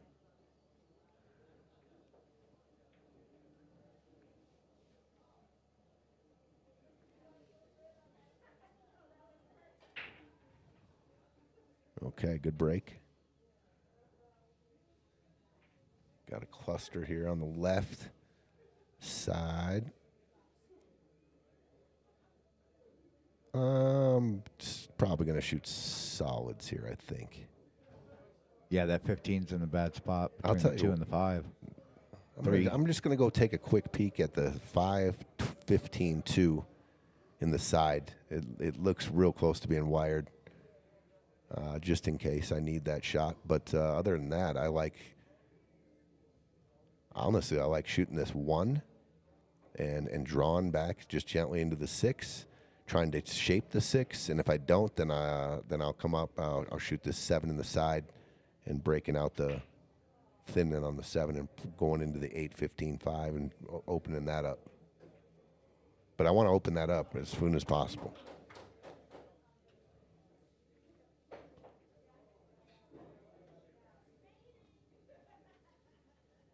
I mean, the 2 might even be lined up. The 5-15-2 just off nicking the 7 and be wired.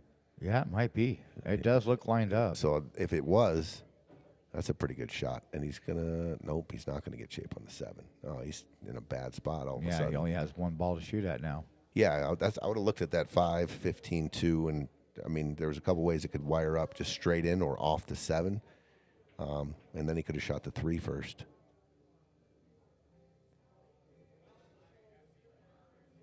Yeah, he's going to go for the bank. I like it. Yep. Kind of draw back down. Yeah. Yep. No, this is like the Friday Night Fight series, so 8 ball does not count as a win.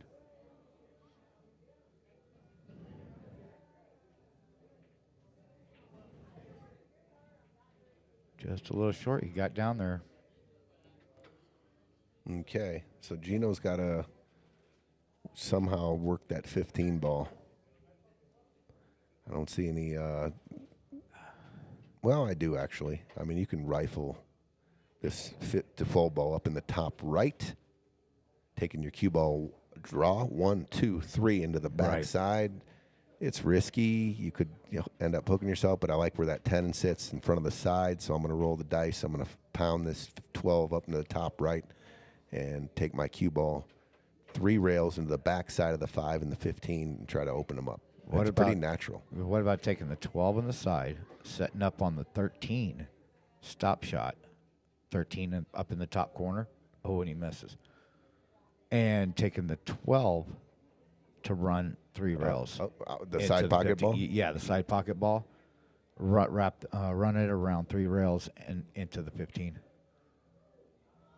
I like that too. Bobby looks like he's going to try to draw into the 5. That would be Charlie. What was Charlie's last name? Charlie Williamson and Steve Hemelstrand. Yeah. Winning overtime 11-9. Or was it 10-8? I think it was 10-8. 10-8, 10-8, I believe. 10-8, yeah.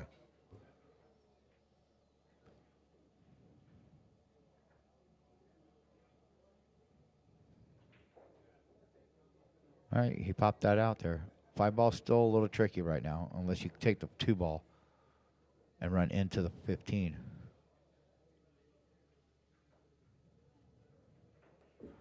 Still got to worry about that 6 ball up top.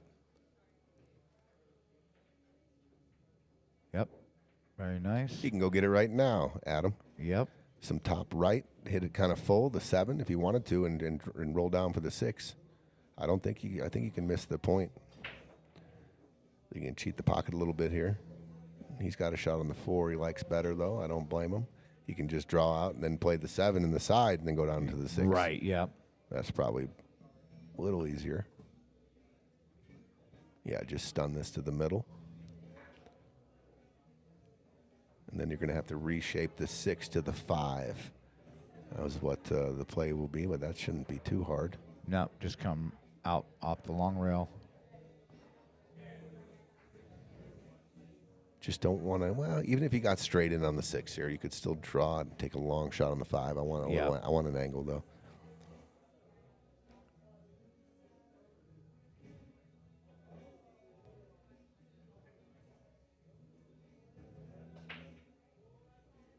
Yeah, he's looking kind of where he wants to get on the 6. Do you use the long rail here, or do you draw down to the end rail? I'll use a long rail. So you go forward, some top, okay? With a little bit of top right. So you go 1, you go down to the end rail and out. Yeah. Okay, I like that. He's going to just cinch it. I don't like this at all. No, this is no good. Yeah. This is absolutely no. Short. This is no good.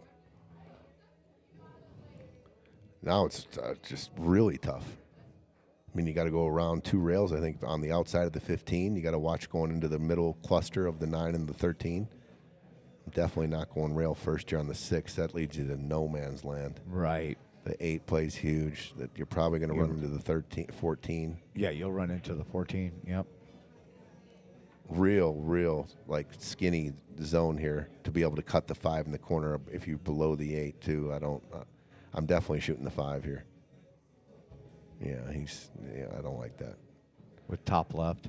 Yeah, he should have gave himself some freedom on that shot. Oh, yeah. And the cue ball should get to the end rail. Yep. So your exactly. speed, you're never in jeopardy by slow rolling it. You're putting a stroke on it. The cue ball has to hit the end rail to get on the 6. Yep. And that frees and you up a even little. if you overhit it, you bounce off the end rail, and it's going to come out and still give you an angle. Yeah. This has got to hit pier here. Oh, he got real lucky here. Wow. A real good roll there. But he hit the 5 clean. Yep. All he's trying to do is just touch it, bring it down, and he has the 8 in the side. I mean, there's so many other spots. He hits the 15 and the cue ball. If he hits it full, the cue ball's down here in the middle of the table, real tough. If he hits the bottom side of the 12, the cue ball probably squirts underneath the 9 and 13, no shape. But fortunate there. Very fortunate. And he's going to shoot this righty. He's a natural lefty. Yeah, I couldn't shoot right-handed. Very nice. Up. I was going to say, take it all the way down to the end rail. Yep. That's the margin of error I like. Even if I'm down the end rail, I'm looking right at the side pocket. This is still fine, though. Yeah, he's got this. So 3-2. Gino could have been up 4-0 if he avoids the scratch.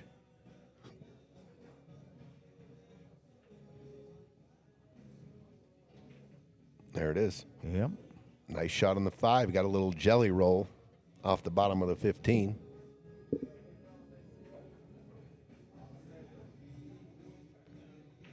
Was that a break or run?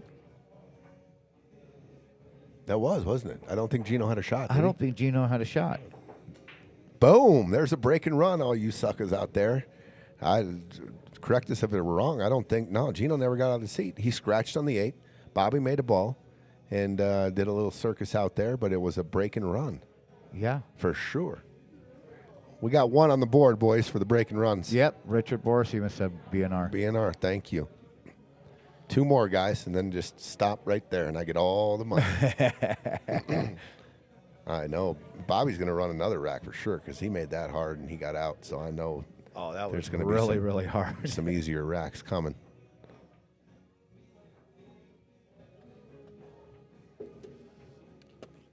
Brandon Hendrickson, a little harsh there, buddy.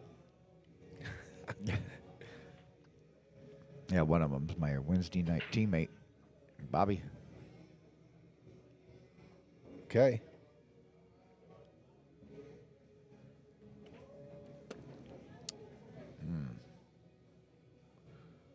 Well, if you're thinking about taking stripes, definitely going to hit that 414 first. If you're not, what do you take?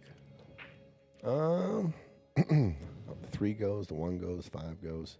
I like back cutting the 2 ball in the top right. Trying to kick that 4 out? Definitely, it's natural. It's just you don't want to catch it too full on the backside. It might squirt in the hole off the back rail, off the 4, and you scratch. But I think you can control the spot where you're going to hit there. Yeah. I like that just because pretty much going to have a shot on the 5, I think. And that shapes well to the 3, and then the 1, the 6. So I like the back cut on the 2 to open up this rack and then come into the backside of the 4. That's what I'm going to shoot.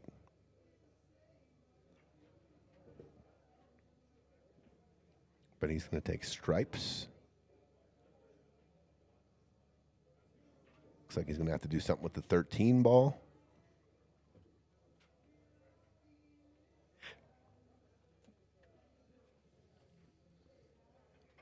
So I think Bobby's looking at that combo. Oh, and he misses the 3.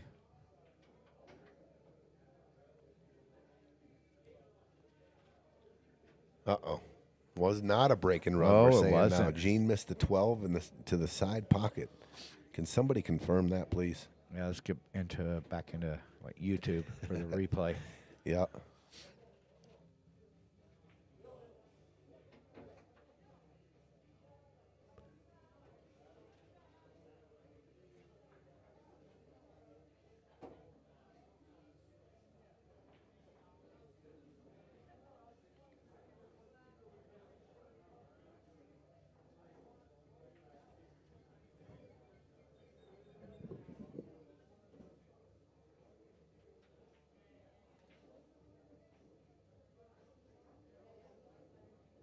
Well, ball he's shooting, huh?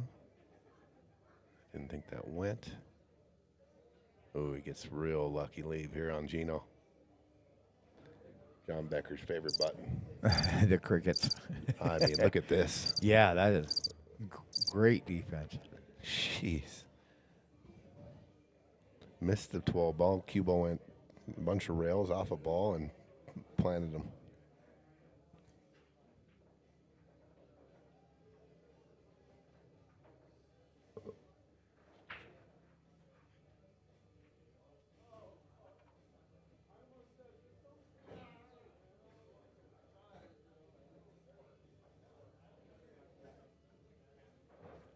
I'm going to step out here for a sec. Adam? All right. Nope, that was not a break and run. No, yeah, Gino did miss the ball in the side pocket.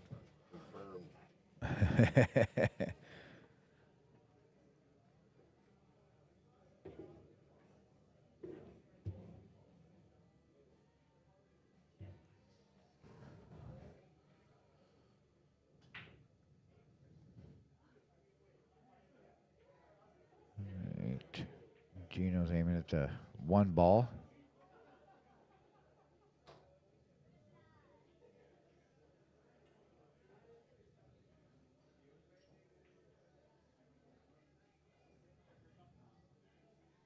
All right. Gino got the 1 ball out in play, so now it's going to be Mr. Bobby Noyce.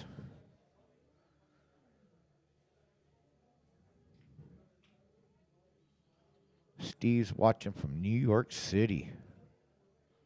Going to be in Denver at the end of the month.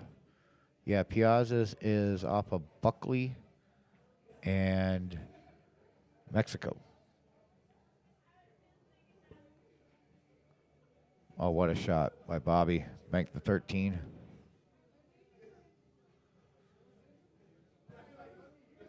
Yeah, it'd be 1770 South Buckley Road, Steve. Put that in your GPS.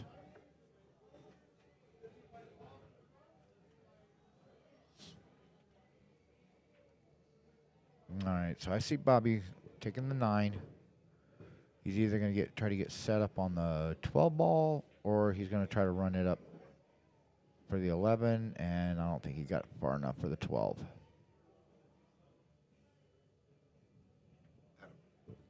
if I nab somebody to come in here with you for a little bit? Sure. I'm gonna go take a little rest. Okay.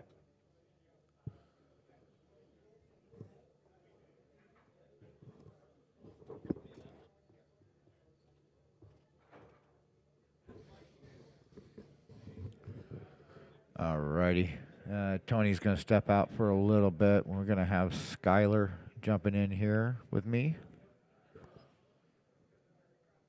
Yeah, looks like Bobby's going to get his jump stick.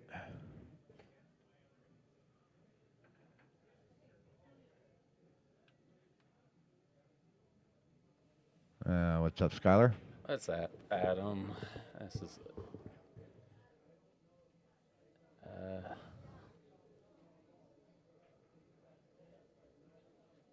Oh, absolutely. Steve, we appreciate it. It's a great place. They got great food. Yeah, Tony had to step out for a minute, or probably for a while, so I'm stepping in. I'm Skylar Gilbert, joining Adam Birkin here at the Piazza's booth. Couple. A little last-minute match for this tonight. Had a few issues with our second round match. Yeah, I was really looking forward to that playing. Oh, What a shot. what a great shot. Nice jump shot there, Bobby. So this is funny because he's hooked on that 11. So the 11's going to have to be his key ball for the 8, which is going to take another big stroke. So he's not done yet. Steve, we have 10 bar box and 2 9-footers that are in the back. Yeah, and then the 2 bar boxes you see here have like that bright perimeter lighting. They get refelted like 3 times as often as the other one. So they have 2 like professionally maintained bar boxes, and then Yep. there's like 8 other ones that we play league and tournaments on, and 2 9-footers in the back for sure. They play real tough back there. Yeah, we even have 1 camera on one of them for streaming also. Yeah, I haven't done it lately, but No, they haven't. I'd like Yeah. to see him do it again. Yeah, I was here. Shoot, was it Wednesday night? Either Tuesday or Wednesday night. There was a big action match back there. Johnny Tedder was playing this guy from Colombia. They were playing for like $3,000 at 9-ball, Oh, and I was watching until about 3 o'clock, and then I left. But apparently they played until like 8 in the morning. yeah, no. Yeah. That's what I was talking about. He had to go for a hero shot there. He actually did get the cue ball. If Yeah, had made he the got it 11. up there. Yeah. He just kind of forced that shot too much. I mean, from where he was, he kind of had to force it. Otherwise, Yeah, he'd yeah. be kicking at the 11. All right, there's This is- 2 ways to go about this. One in the side, or try to play on the 6 This is a funny. for a 2-way shot. There's a good stylistic difference between these 2 guys because I feel like Bobby is very offensive. Like, it just always goes for the run out. Yep. And I think Gene's a lot more tactical. I mean, I know brilliant pool players that play both styles, so there's no right or wrong. It's just No, it's just how each one but feels. it's kind yeah. of fun to see the dynamic when an offensive-minded player plays a defensive-minded player. Yep. Oh, it went down. Yeah. So are you trying to move the 5, or are you trying to get short side of it to play up table? Well, I wouldn't go directly moving into it. Maybe you I run would into try the to, 8. And yeah. then if you can hit the 8 flush, looks like you're straight in on the 5 up table. Yeah, I like putting Not a little, on- about maybe not half on this tip top right on this to run it towards that way. Because you can also use, if you can Oh, you're get saying- straight in on you're the. saying right. You're coming up the middle. Okay, Yeah. He went outside. Yeah, he went outside. The only problem with the outside is, see, now you're only limited to a certain shot. Yeah, now he's doubled up on the 4. Yep. Thin on the 1 where he's probably moving the 11. That might Oh, be yeah. weird too. Yeah, if he'd have gone for the inside with top right on it just a little, run in between the 2 and the 5, Yeah, knowing Gino. then you got multiple shots. Knowing Gino, I think he's going to play safe with the 5 ball right here, Yeah. which isn't bad because you might leave another jump, which that proximity from the rail, Bobby might pop it off the table. And even Yeah. if he comes with a hero shot, like the 8's still going to be weird. Tony would probably condemn this, but I'd probably try to do the same scenario, Yeah. using a defense, but playing the 2 into the 4. So it's basically a two-way shot. Yeah, he took away But the jump, froze it on the 8. Yeah, he pros it. Can we go to the overhead? Because I want to see if that 1 rail. Oh, maybe he has. Wow. Oh. Wow, that's hard both ways. You got to do like a masse kick shot. See, even I just tie the 1 and the 11 up. And this is where Bobby goes gung ho and doesn't play these longer. I would probably would have tried to at least try to kick into it and move the 11 over to the 4. Wow. Oh, what a hit. Wow, he masse between the 1 and the 8. I thought he Yeah. was going to masse to the long rail and hit the back of the 11. And still got it to hit into the 11 and Yeah. both of them touching the rail. He got like Florian action on that. Like, Yeah. Yeah, I can't do those. You know who's really good at those? Who's the local Aurora player? Is Mike Ellis. He's a sick masse player. Yeah. He's got those crazy ones like Florian does, Right, where he yeah, goes yeah, down the full table and it spins back, not touching the rail. Yeah, I'm good at like the long ones that you have to swerve. The ones that come into gameplay a lot more often, but the artsy ones, I look like an idiot if I go for it usually. Yeah. I just don't want to have to replace a tip trying to do those. That's another consideration. Because he hits the table with that tip real hard when he tries to do those back spins like that.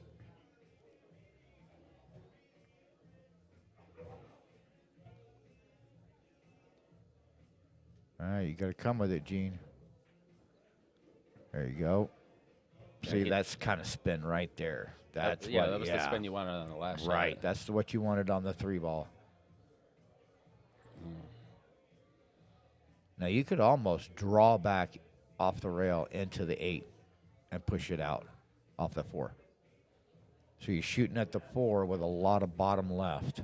Yeah, and then with that left spin, it allows you to cheat the pocket to kind Yep. of create that angle where you can draw out of it. Yeah, exactly. So you're kind of aiming for the left nipple, bottom left. The left throws the object ball in, and the draw, yeah. But he's looking at this 1 ball. I don't know. Does the 1 pass? It must. It must, because I mean that's.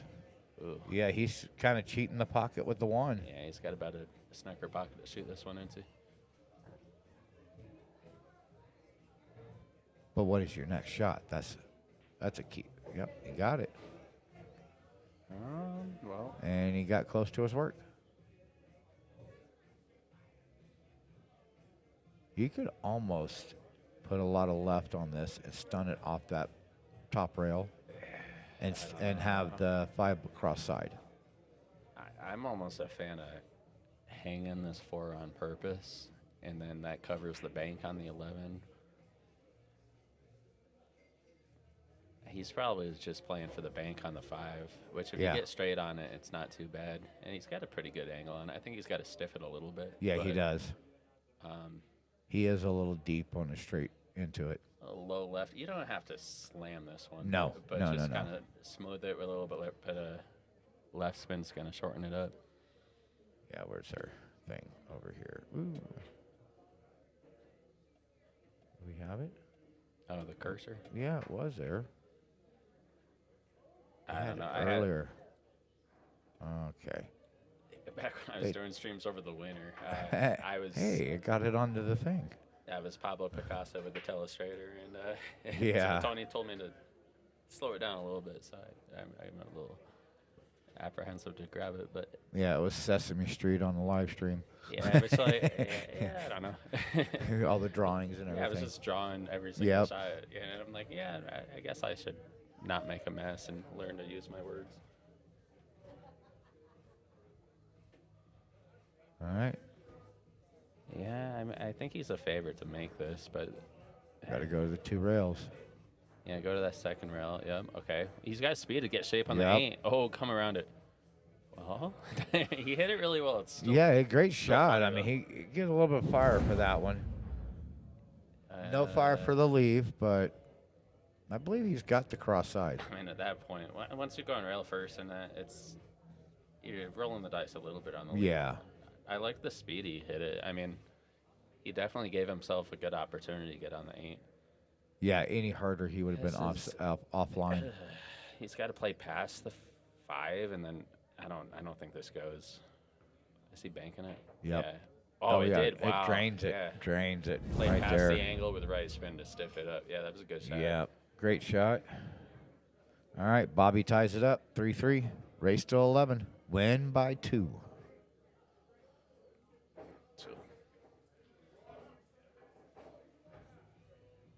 Yeah, so they're playing the Friday night fight format. Yeah, this will take us to closing time then. Yeah. I'll be out of here before then. Yeah, I'm kind of myself thinking, I was like, oh, what did I sign on for? Tony just left the booth and he's like, hey, Skylar, want to jump in?" Yeah. And I'm like, and now I'm thinking about it. I'm like, oh, this is gonna be a late night.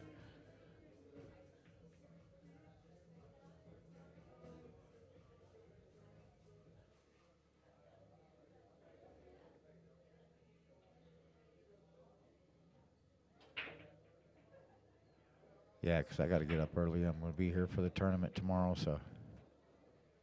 Yeah, from 4-0 to 3-3 real quick. Yeah. Yep, Yeah, yep. because Gene scratched in the corner on that. Would you guys have banked that one? The one that Gene scratched on the 8-ball 3 racks ago? I Were you probably talking would about have. it in here? Yeah. I mean, obviously the cut went, but the issue was you were setting that cue ball wild. Yeah. You saw what ended up happening. But, I mean, hindsight 2020, it could have Yeah, also he worked just out put for so him. much Yeah. bottom right on there. When it hit the rail, Yeah, it it was just shot back up. It was the right spin that got him because Yeah. he controlled like the A path of the cue ball very well into the middle of the rail, but then the B path was where the side spin grabbed and Yeah, got him yeah. that Tony way. and I were talking about banking that all day.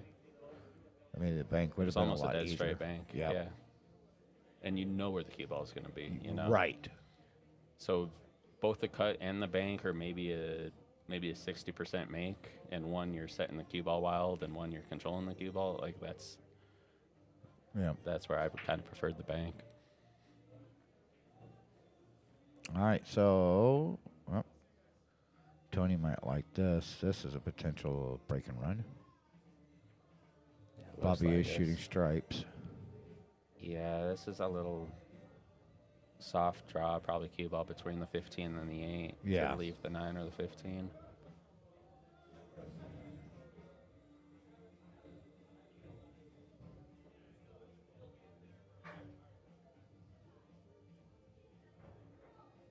He's a really deliberate, scientific type of player. He's always measuring, getting his lines.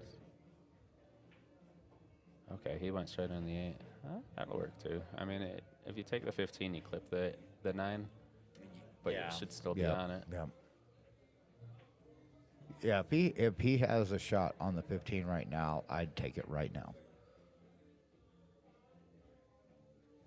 Even though that 10 ball is straight into the corner, you Yeah, know, I your mean, draw off of it is you don't know where you're going to run into the 8 ball. You're going to go off the 1 into the side. You don't know. Yeah, and if you take the 10 now, you're probably drawing to the same shot you've got right now. So Right. Now that you know you're on it, just Well, take your it next now. shot's going to be the 12 if you're going into the 10. Yeah, there you go. Oh, he was able to beat the 9. Yeah, yeah, that was nice. didn't even touch the Yeah, I 9. thought he was going to rub the 9 just a little bit, which wouldn't have been a big deal, like I said. But now you probably say if the 9 is your key ball. Well, there's a couple ways I see.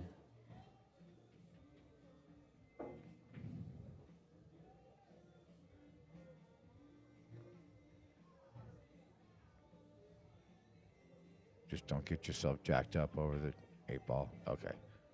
You ran it to the bottom instead of the side. And I think the 8 goes by that one. Yeah. it Oh, looks yeah. like- yep. So It goes into all pockets. 10, 12, 14, 8. I don't think the 14 clears up table. So I no, think you'd have to no, take the you 12 have to first. yeah, you have to take the 12 next. Yeah, and then the 14 coming back down.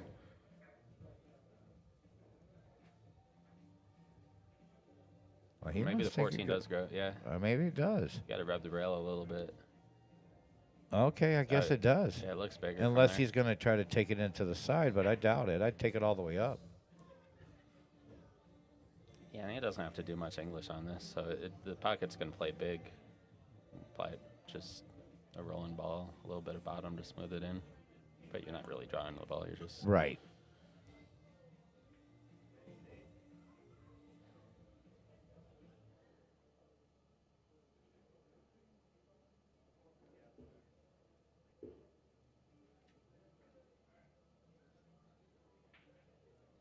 Oh, he hits it. Oh, he almost just took all of it off the table. That was a good APA shot, but I don't Right, think you're playing yeah. APA tonight. I don't think it's APA, I don't no. think you're playing APA No. for $750 in the middle, yeah.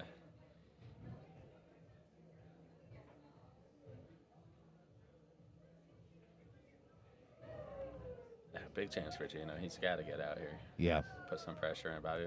Yeah, Bobby already made up the spot. Yeah, just take the 1, come off the rail, bottom rail.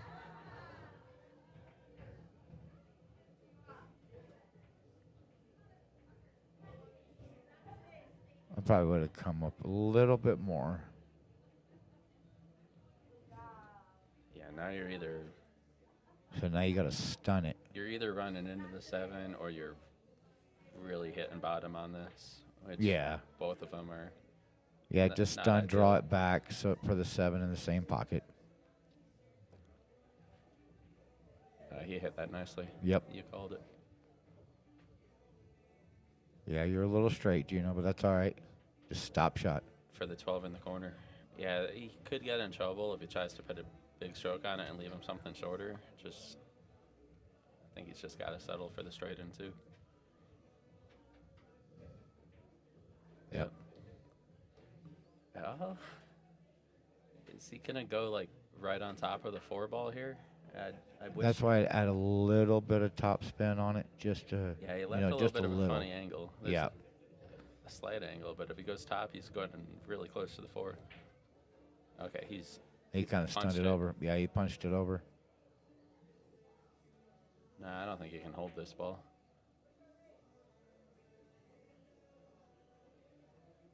Maybe, but then Conrad, there was a few issues that happened earlier today.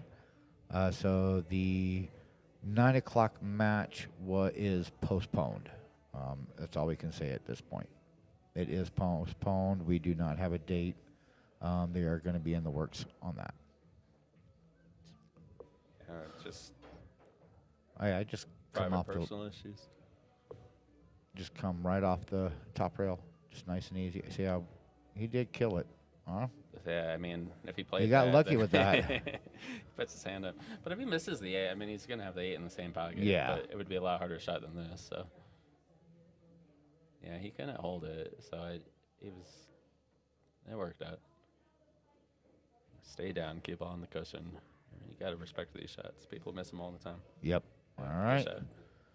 Gino will go back up 4-3. Yeah, that's big for him because I just as the Fargo underdog in this match, if Bobby made up the spot and started taking a lead, it would have been a tough hill to climb for Gino. Right, So exactly. if he can get a couple of games here, get his spot back.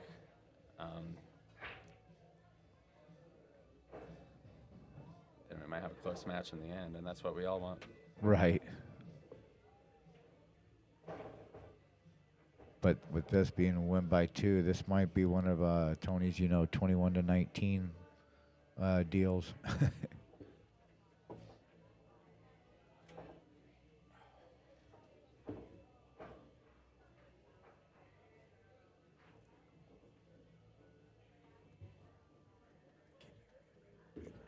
I'll be right back. Okay.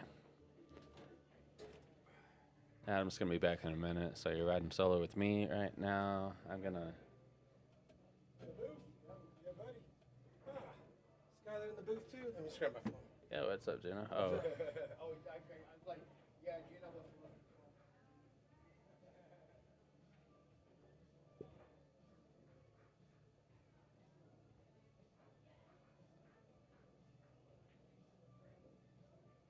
low right to go 4 rails under the 8. I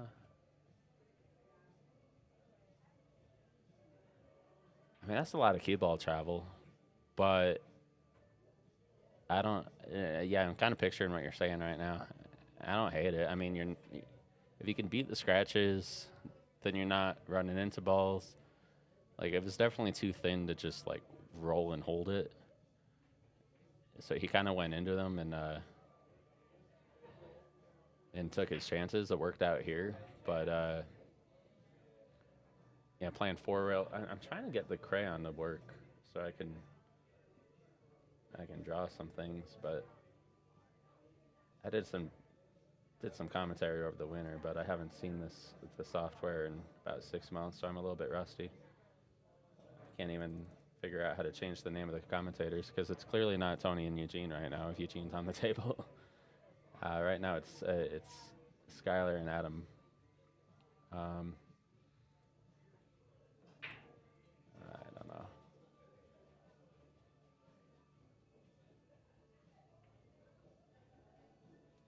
Take and draw. Oh wait, that's not it.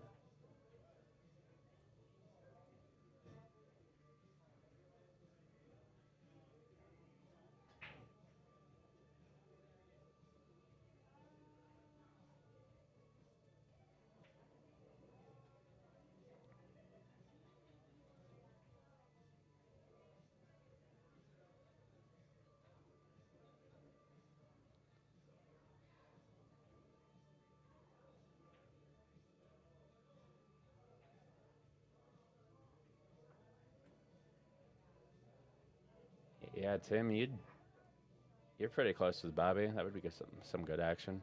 I wouldn't mind playing you too. I'm like a 565, so I'm kind of between these two dudes.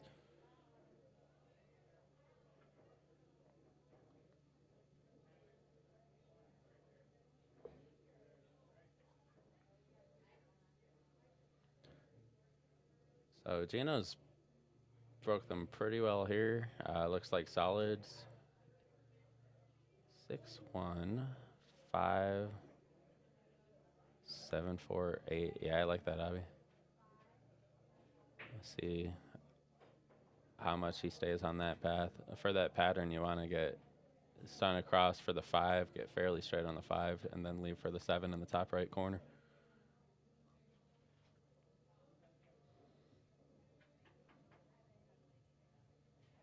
He might take the 7 here. Take the 7. I mean, you're bumping the 4, or the 2, whatever that one is. You're bumping the 2, but it's always going toward the top left. So you're guaranteed a shot.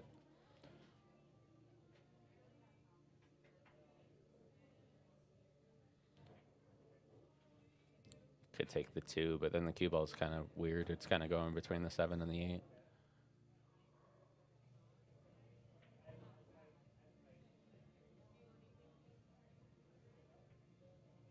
Yeah, well, he's taking the. Didn't catch your name. Okay, I'm Skylar Gilbert, and the one that went to the bathroom is Adam Burke. Couple medium range Aurora players. That came out pretty nicely for him. Let me see.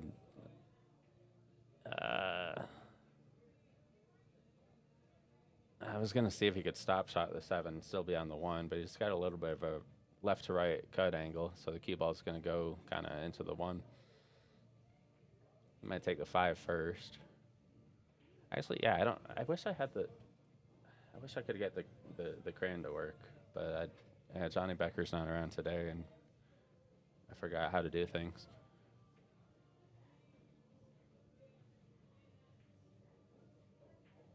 Okay, got around the 1 there.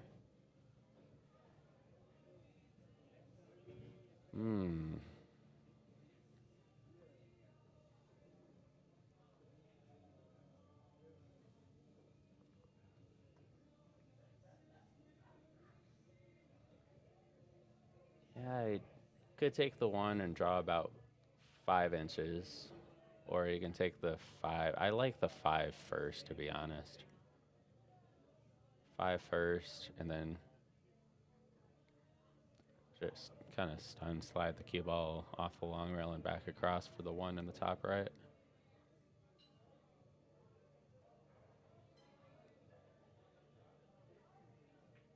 Hit that real nice. Oh, he drew it by accident, and that's he cued it nicely. Like stayed on his line, followed through, but he drew it just a little bit, and that's the difference between a break and run and Bobby Noyes being probably 90% to run out this track.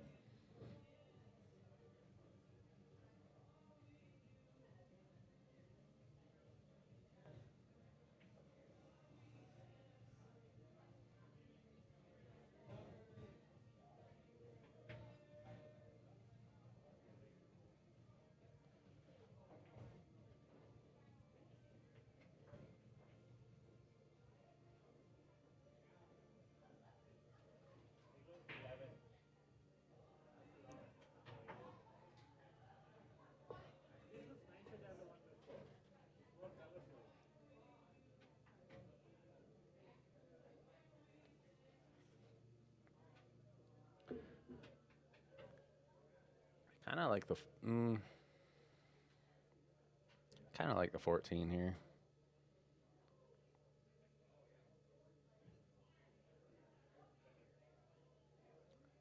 Now, you shoot the 14, are you coming all the way up table, or are you staying here for the 12 before you go up table? He's probably hitting this pretty soft, leaving himself a natural cut angle on the 12. Okay. And now he has a line where he can cut it in, play the cue ball off the long rail between the 1 and the 8, and then get on the 3 balls at the top of the table.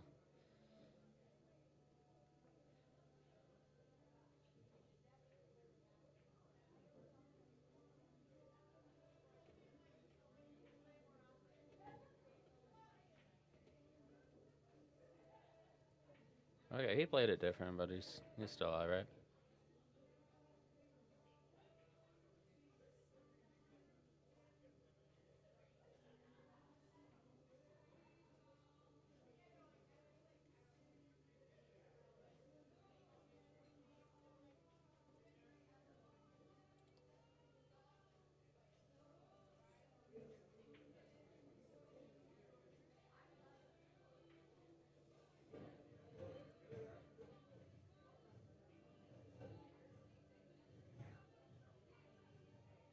Maybe a stop shot on the 13 and then 15 on the side of the corner. Can't exactly tell the line from here. You can't really stop it, but can stun the short rail and back out. Kind of the same. Or you can go high left and work 2 cushions forward. We'll see how it goes about it. Okay, he went 1 cushion.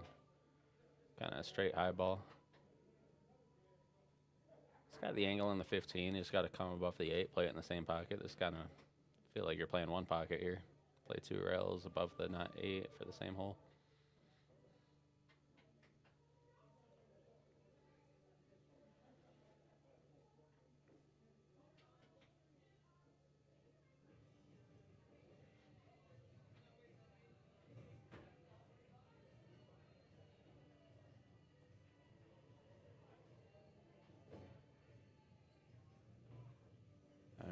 a straight in 8-ball to tie the match 4-4.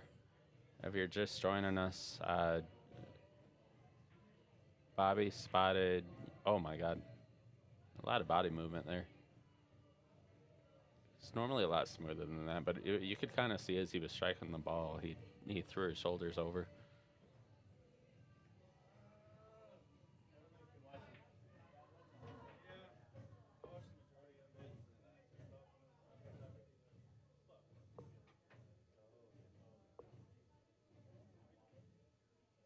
Oh my God. Well, this is the fun part about amateur level players in a professional setting is you can't take anything for granted. Yeah, I think he's just tried to like cheat the one to get extra perfect on the 8. Could have just made the 1 and gotten a little offline on the 8, but what can you do? All right, now it's 4-4. Yeah, if you're just joining us, Eugene started up 2-0. There's a 2-game spot. There's race to 11. I was told there's 750 in the middle, so I don't know if it's their own money or their friends betting on each of them, but some late night action. So we got an even race to 7 here. Race to 7, 8-ball. I think they're doing win by 2 too. I think they're trying to do that Friday night fight style matching. Oh, 1K in the middle. Okay, yeah. When Bobby told me before 750. So, but that was like half an hour before they started. So they might have gotten some up bidding there. I don't know. I don't have any in the middle.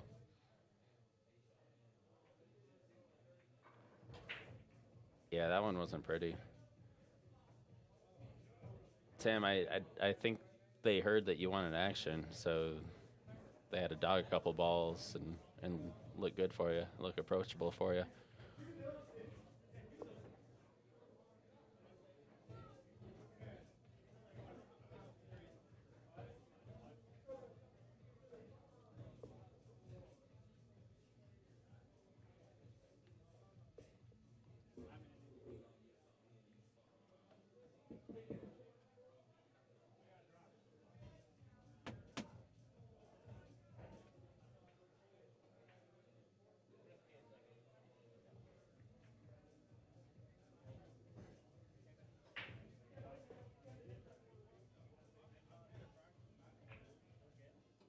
I'm not sure what I signed up for. I don't know if I'm in the booth the whole rest of the night or not.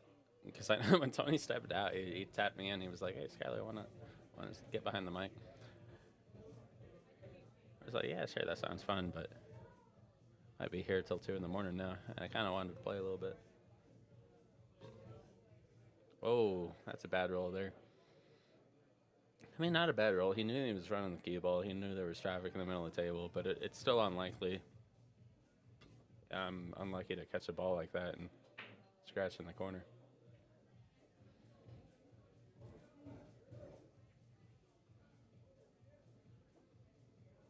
Oof.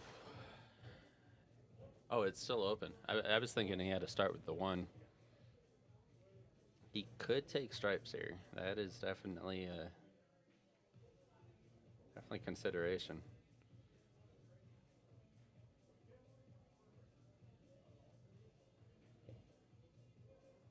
Man. So the 12 and the 11 both will go with ball in hand, but then you got to consider how to get on the other one, because those are the only 2 difficult balls that are hindered to most of the holes. Looks like he's playing this 11 with a little bit of that inside out angle where he can stun into traffic here. Let's see if he gets on the 12.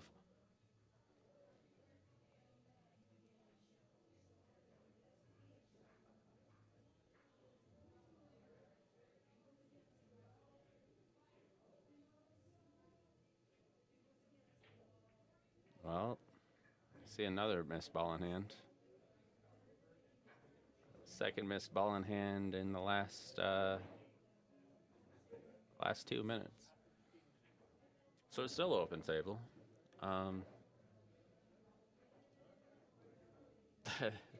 This 13's on the rail. I hate this shot. I always feel like it slides off the long rail and you can never really hold it.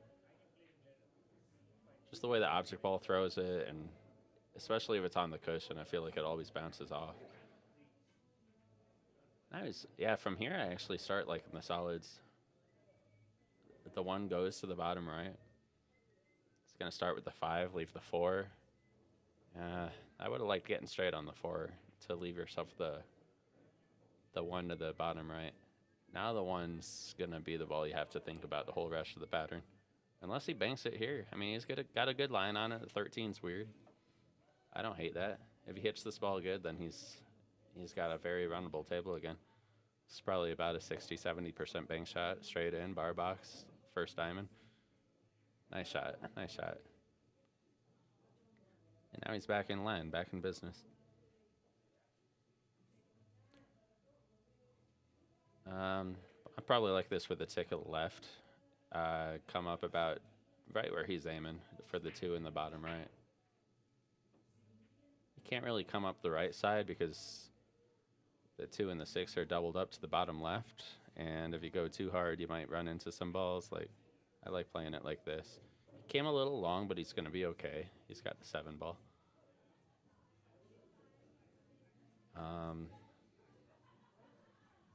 Can you hit this with high left and beat the 3 ball, or do you have to go into the 3? Surely he's not back cutting the 6, is he? I mean, you back cut the 6, you're not running into stuff, but it's back cutting in a blind pocket. Like, I don't like those shots. We'll see.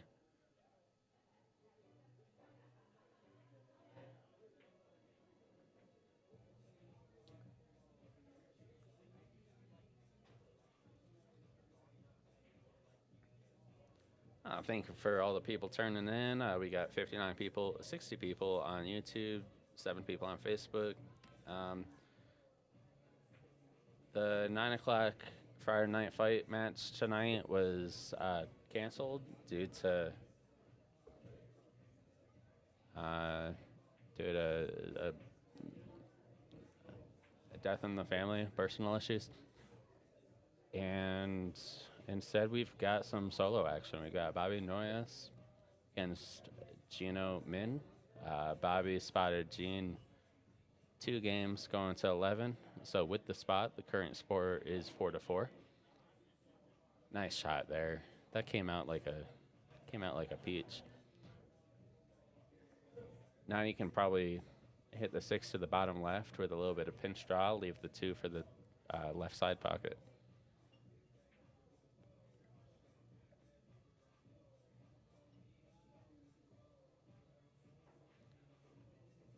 I like to elevate on these just slightly, get that draw to take a little quicker.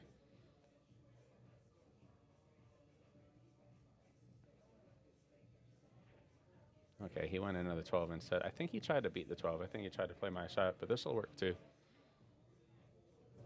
Got the deuce to the top left, draw back about 6 inches for the 8.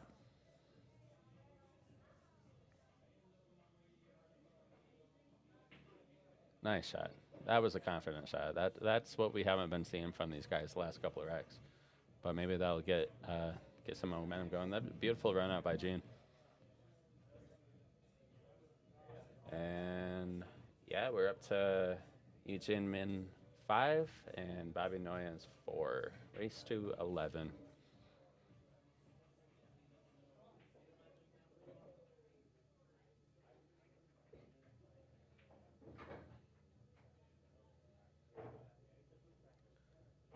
Couple well-known local players. I know Eugene plays at Felt a lot. He is a regular in the commentator booth on the regularly scheduled Friday night fight matches with Tony in here.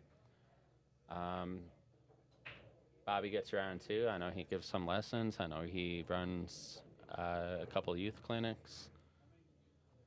2 really good guys. So if you're ever around, how are we looking on break and run count?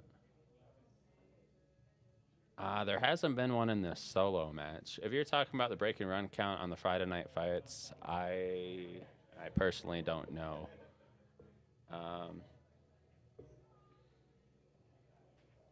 up? What's up? I want to play pool. I got thrown into this. Want to commentate for a little bit? Let me do a little match. Yeah. I've actually not commentated on the new setup. You haven't? Oh, Want to sit down with me? sure, why not? Have someone to talk to. Hey guys. So, as I said before, this isn't Tony and Eugene as commentators on the bottom where it says that was from the Friday Night Fight match. I'm not technologically sound on this software to fix it and change the names. Oh, you were just talking about the solo match. There's been 0 break-in runs. Yeah, they've both had a couple opportunities. I think 2 racks ago, I thought Gino was out, and then he just slightly overcooked a draw for the ball in the top right. Yeah, but anyway, joining me now in the booth, we have Chris Breath. Hello. Local Denver player, plays Napa here on Friday nights. I'm Skylar Gilbert. Neither one of us is going to give you the expertise that Tony Piazza gives, but we're both 500-something ball bangers that know these guys. And Watch them play near enough to... yeah, we'll throw out some ideas of what maybe they should do and what they shouldn't do, and we'll be wrong a lot, but that's what the good fun is. Thanks for joining us on a Friday night. What do we got going here? 2.5 line is still looking good. Yeah, what do you have? You take Bobby minus 2.5. I know there was a spot.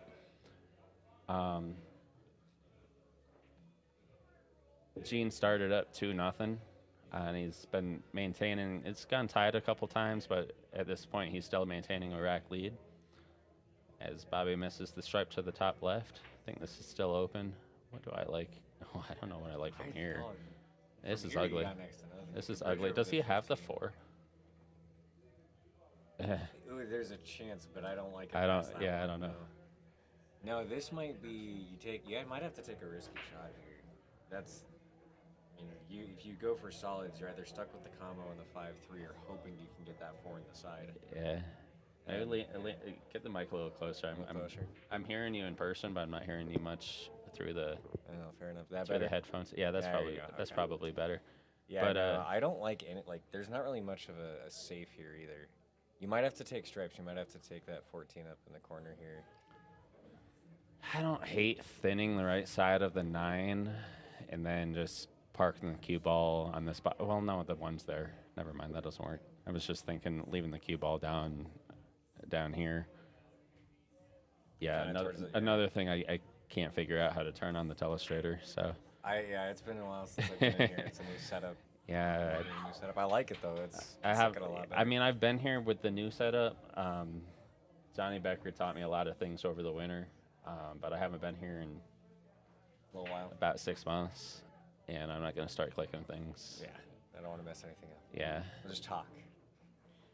Well, I think he might be able to see this 4. He looks like he's looking at the 4. Yeah, I think he has it. It's just a tough shot. I mean, if you play it right, you'll be able to at least shoot something. You won't necessarily be able to make something, but... Okay, he clipped the 9. Yeah. Better than clipping the 8, because that is ball in hand, even on an open table if you hit the 8 ball first. Yeah. 2.5 on breaking runs. Oh, okay. Tony would take the over. Yeah, I mean... I kind of like the under at this point. There hasn't been a breaker run halfway through the match. I feel like they're being a little talkative and casual out there. I mean, that might change if they get to like 8-8, 9-9. I think then they'll get a little quiet and focus. I mean, you get players that know each other. They're going to talk to each other. They're good friends. It's a Friday night. I mean, I know I have that habit. Like, I'll even though they're gambling, like they're having fun out there. Well, and that's the most important part. They're not. They're playing for. Yeah, they said $1,000 in the middle, but it's not money that's gonna break either of these guys. They're having fun. Yeah. Oh, I liked the combo there. Yeah, that opened up the rack a lot. Still have some problems to solve, but now for solids, where do you lead out from here? What do you think?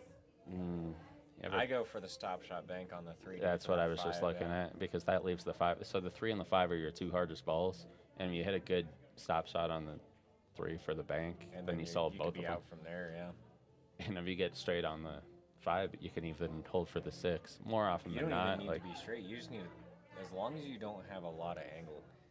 yeah, I mean, I prefer to be able to use the rails, so if I have a little bit of angle to where I can control how far out I come, so I can actually access all of the ball top to bottom, I'm going to Right. prefer to do that.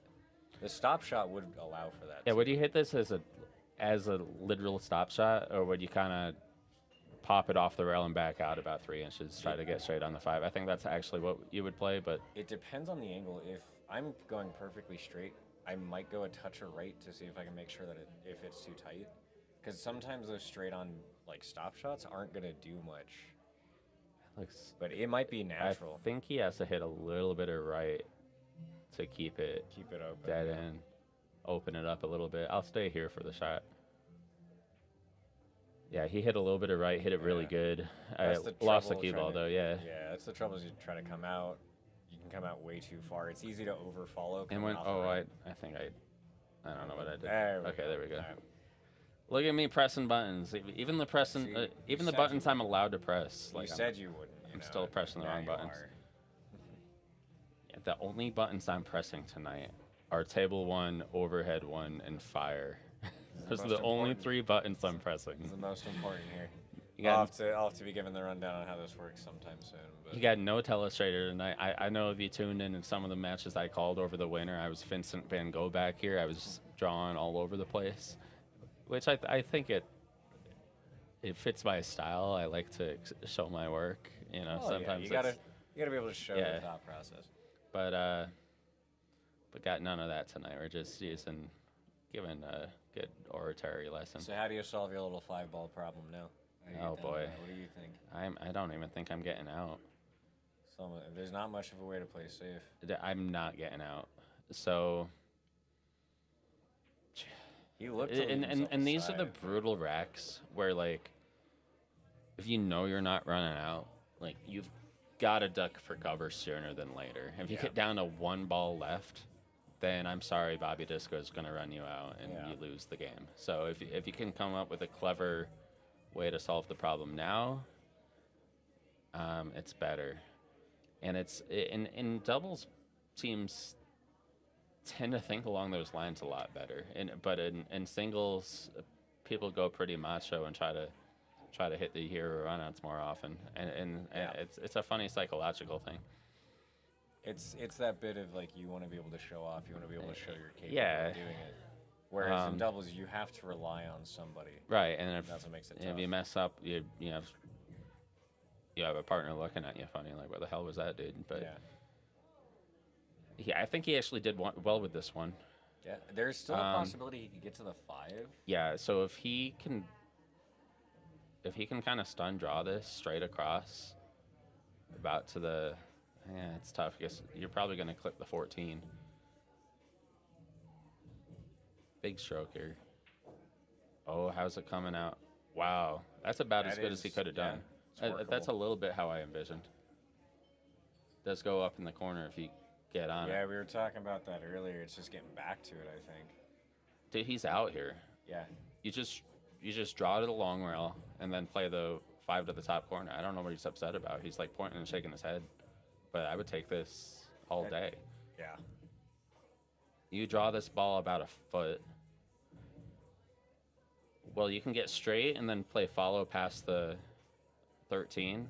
Or if you get an angle, you can come out, miss the 13 and leave I the think he's 8 got for the angle on top 6. right. He might be going to the rail and back. Just a little pinch draw. He doesn't have that much angle. Yeah, just like Okay, that. there we go. Just like that. Looked like he was aiming. Yeah, at the high perfect. one. That's exactly what you want to do, and you just stun out for the 8. Yeah. Don't try to get anything fancy, anything like that. I see You're just hitting it hard enough to get past the 13, and then you have the 8 in the top right. Don't do anything fancy. Don't hit top. You might clip the 13. It might get weird. That 8 doesn't go top left. I intentionally leave myself a longer shot on this. I know I can make that 8 from. Yeah, in that right. area. Draw Just 5 like that, inches. yeah. Eugene putting on a clinic this round. I had no faith in him to get out. I was like, No, he shouldn't try to run out. He should duck for cover. Like, this is where you have to put your ego aside, and he's just proven me all wrong. So But he also played some pretty excellent shots. He you can't hit- you can't put that aside either. yeah, that long shot on the 7 where he's going in the 14, and maybe you come out on the 5 nice. Yeah, the fire's not just for the 8. It's for the whole It's for the whole run. That out. shape Yeah, to the that 5 was wonderful. Yeah, You know, yeah. Gene played plays some pretty tough shots. I mean, me and Gene played pretty close. I would have pegged myself maybe like 5 to 10% to get out of that table, and he did. So doing it under the gun on the stream, like, That's one of those. Credit to him. That's one of those outs. You're just the only one where you're trying to get exactly to the spot or in that spot area is going to be the 5 ball. Everything else you have margin for error. yeah, the 5 was the only tied up ball. It only went Yeah. to the top left. You didn't have a lot of room to get on it. And when he was shooting the 7, he knew he was going to clip some traffic.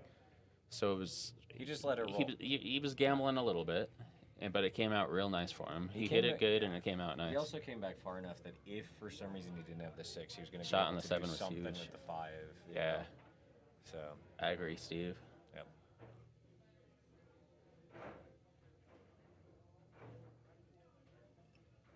Let's see. I'm just reading Tim's comment from before. Is that how it played out? 1 on the side, 7 and 6. Yeah, they both went to the bottom right. In that 5 order. went top left, and In then that wide order. open 8. It's a good eye there, Tim. Yeah. So yeah, it's. Oh, the Ooh, 8 look at doesn't. that I 8. don't think the 8's counting the way they're playing, No. but It's nice when you have it though, so you can actually Right. choose between re-racking and just playing through. oh boy, you gotta take solids. Yeah. Your weirdest ball's going to be that 7, but your 5 can get you there. If the 5's clear, the 3 can get you to the 7. Yeah, I mean the 5 and the 7 in company. But I there's mean, they're also both. there's Is he also starting with the 5? He might be. This is a little. I don't love it if the 8 ball's impairing your queuing. I don't think All I it could takes- stomach the thought of All it missing the takes is a 5 ball good here. stroke. Yeah, but But if there's you miss the also 5 here, options, it's suicide. Like, Bobby's gonna run out the Yeah. solids like nothing. So I don't blame him for starting with the 6. Make sure you're on the board. Make sure you start your run at.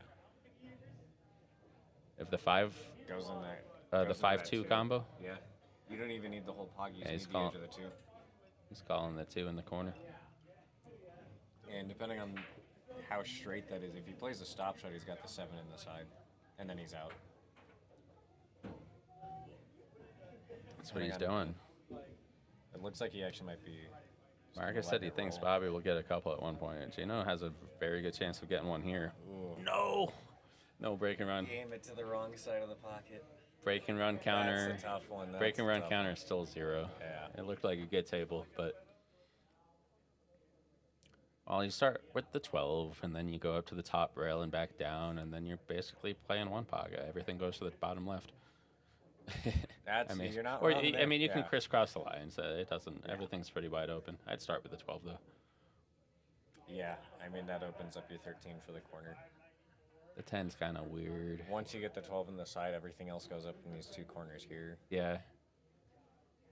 This is, and I think he'll get out here. I think when he's down by a 2, you'll see a little bit higher level of focus. A little quieter, a little calmer. Yeah, and I can already see that a little bit. He's a little more deliberate. Yeah. You know, score effects are a real thing in any sport. I watch tennis all the time, and the quality of play at 3-3 in the first set versus the last set in a tiebreaker it's night and day. Pressure these increases the further into the match you go. This is a heady game. Stamina is Yeah. a big factor. You know. When you can't forget, in the beginning, when you're having fun, you're more likely to make mistakes. They're not going to hit you that hard in the beginning. And you're taking gonna- some swings. You're Yeah. seeing what you got today. It's like, do I trust this 3-foot draw? Like, Yeah. you're kind of feeling yourself out. But as you go further on, the more pressure that builds, those mistakes you made earlier that maybe didn't hurt earlier, they start to hurt in the end. They start to hurt when your opponent's closer to the end than you are. Right. I feel that all the time in league when I'm playing a race that I don't like, and I'm just having fun in the beginning, but then in the end you're stuck. You know, You're like, oh man, I shouldn't have tried to run. Yeah. I should have played safe earlier. It's definitely an interesting mentality. That's a funny thing where, like, there's some pros that play these endurance races. Shane's played a bunch of them. Yeah. Race to 100, race to 120. And in my opinion, like, I think a race to 13 Pretty taxing. might be more indicative of the level of player you are than a race to 100. Yeah. It's just because you have to be... You have to get that tippy top level. I mean, there are different styles of races, but I mean, those races to 13 are also short-term pressure. You look at these races to 100 between pro players; they're coming out pretty close. it's an endurance match. Yeah, you're. But you like so you or me were to do that against each other. We were to do it against anybody else in this pool hall. Yeah. There's more than likely one player is going to come out 50 racks ahead halfway through because, they had to get lucky or the way that it runs the table for them that they get their shot and they're just in a groove where the other one's not. It would take a lot for more amateur level players to actually expand. So if Eugene can get out here, that's pretty huge. I just want to take a quick peek at this 8-ball. It goes in the side easy. Yeah, it goes. Okay. 100%. I don't know if I really like him taking that 5 right there. I mean, he was a bit of a duck. Odd to say when you have 4 balls left on the table before the 8, but I wanted to clear that 3 ball or that 7 ball and use the other one as my last ball to get on the 8. They are a little close together that if you're leaving them as your last 2 balls, you could get awkward position on the other one. Yeah. Now, with where he's at... He's going to draw straight back, but it's a reach. Yeah. I mean, back a bit. There's times I try to hit the stop shot, this draw shot, and I just stop it because look at how long his bridge is right now. Yeah. Not much movement. It's hard when you're stretching. You don't have as much room to actually follow through. So if he was taking off for a little bit, if this gets over, you know how to do it. This goes, you go here, and this that one right there. Stop stream. Wait, what was the first one? Stream management. Okay. Right here.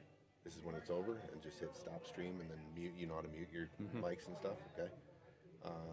If they take a break, little commercial action. Any of those you want to do? Nice. Commercial, and then all these are the commercials. You can just hit them if they take a break. One more quick one.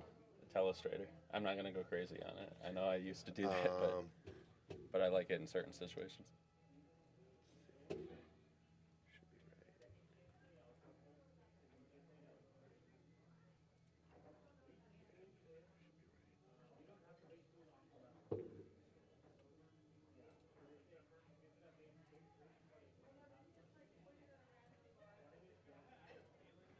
There you go.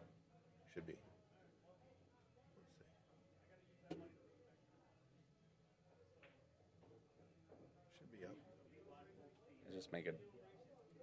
Okay. Did you see it on there? No, I'm not seeing it on the video. That's weird.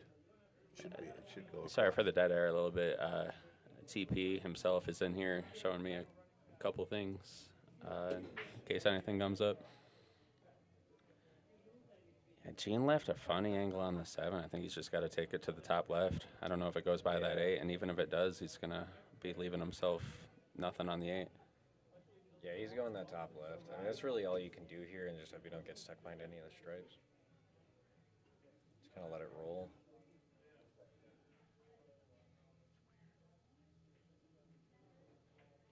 Stay down. Oh, I think it's going to throw into the long rail. Yeah, he had to put a little bit more stroke on that. That's the issue when you roll that ball. It always throws a little bit. And drifts out, lets itself go to the rail. Dude, I don't know.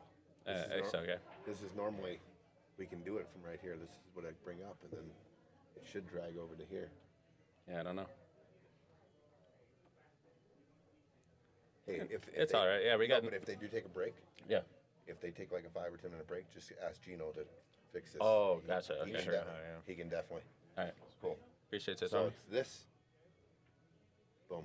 That's the end of stream, and Yep. then I saw the commercial one too. Okay. Cool. Sweet. All right, Thanks, we're guys. back. Appreciate Yeah. you. Definitely. I should have muted myself while I was talking to him, but anyway, we're just doing some. Background commentary.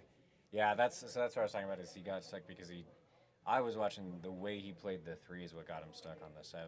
Okay. That's why I like to, if I've got a batch of balls like that, I prefer to at least clear one if I've got 2 ducks at the bottom, because then I can just go back. Use the ducks to get back in line. Exactly. When he cleared out that ball from the top right corner. Well, yeah, when he hit that 5, rather than shooting this 1, I think he really should have shot like the 3 or the 7. Yeah.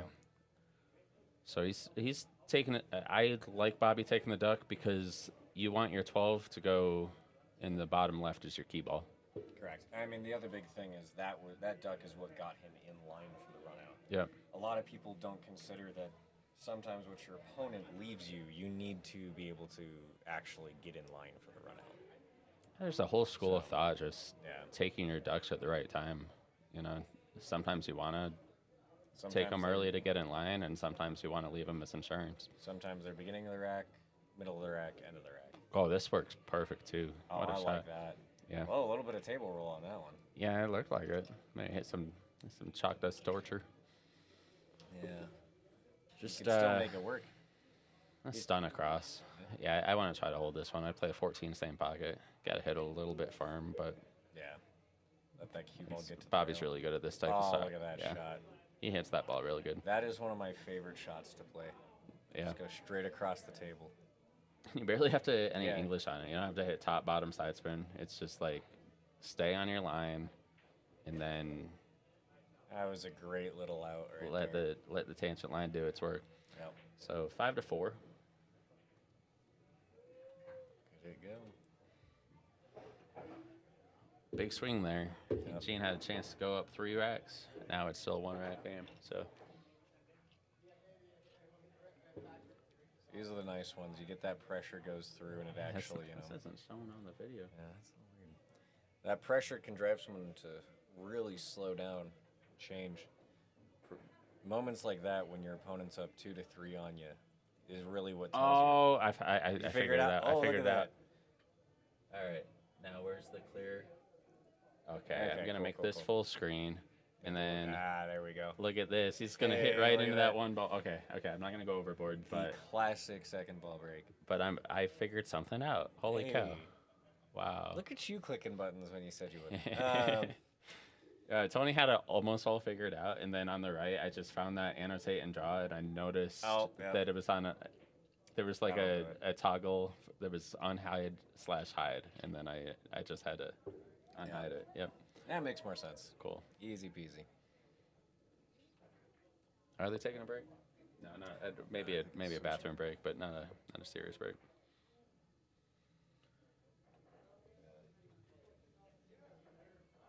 That is quite the interesting setup.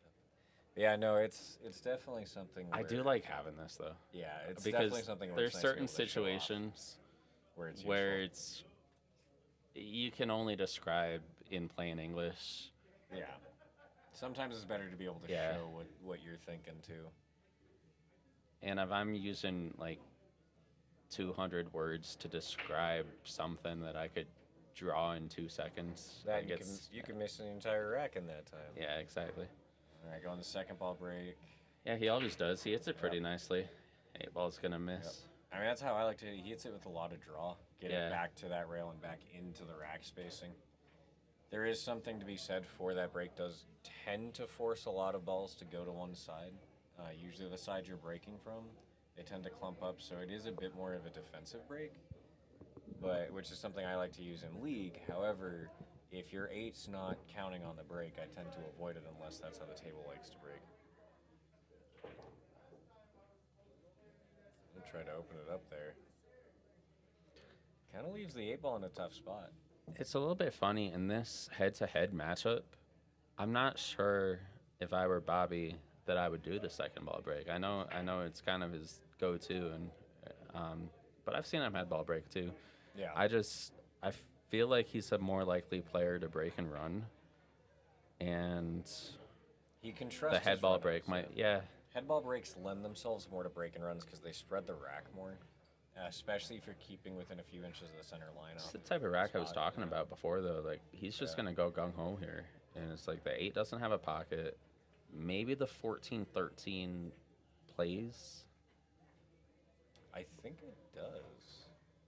but he tried to clear out. Yeah, okay, I Yeah, see what he but was doing. He that's- was trying to clear out the 3. He still would have been on the 11, and then maybe the combo. So I mean, there was a run out in theory.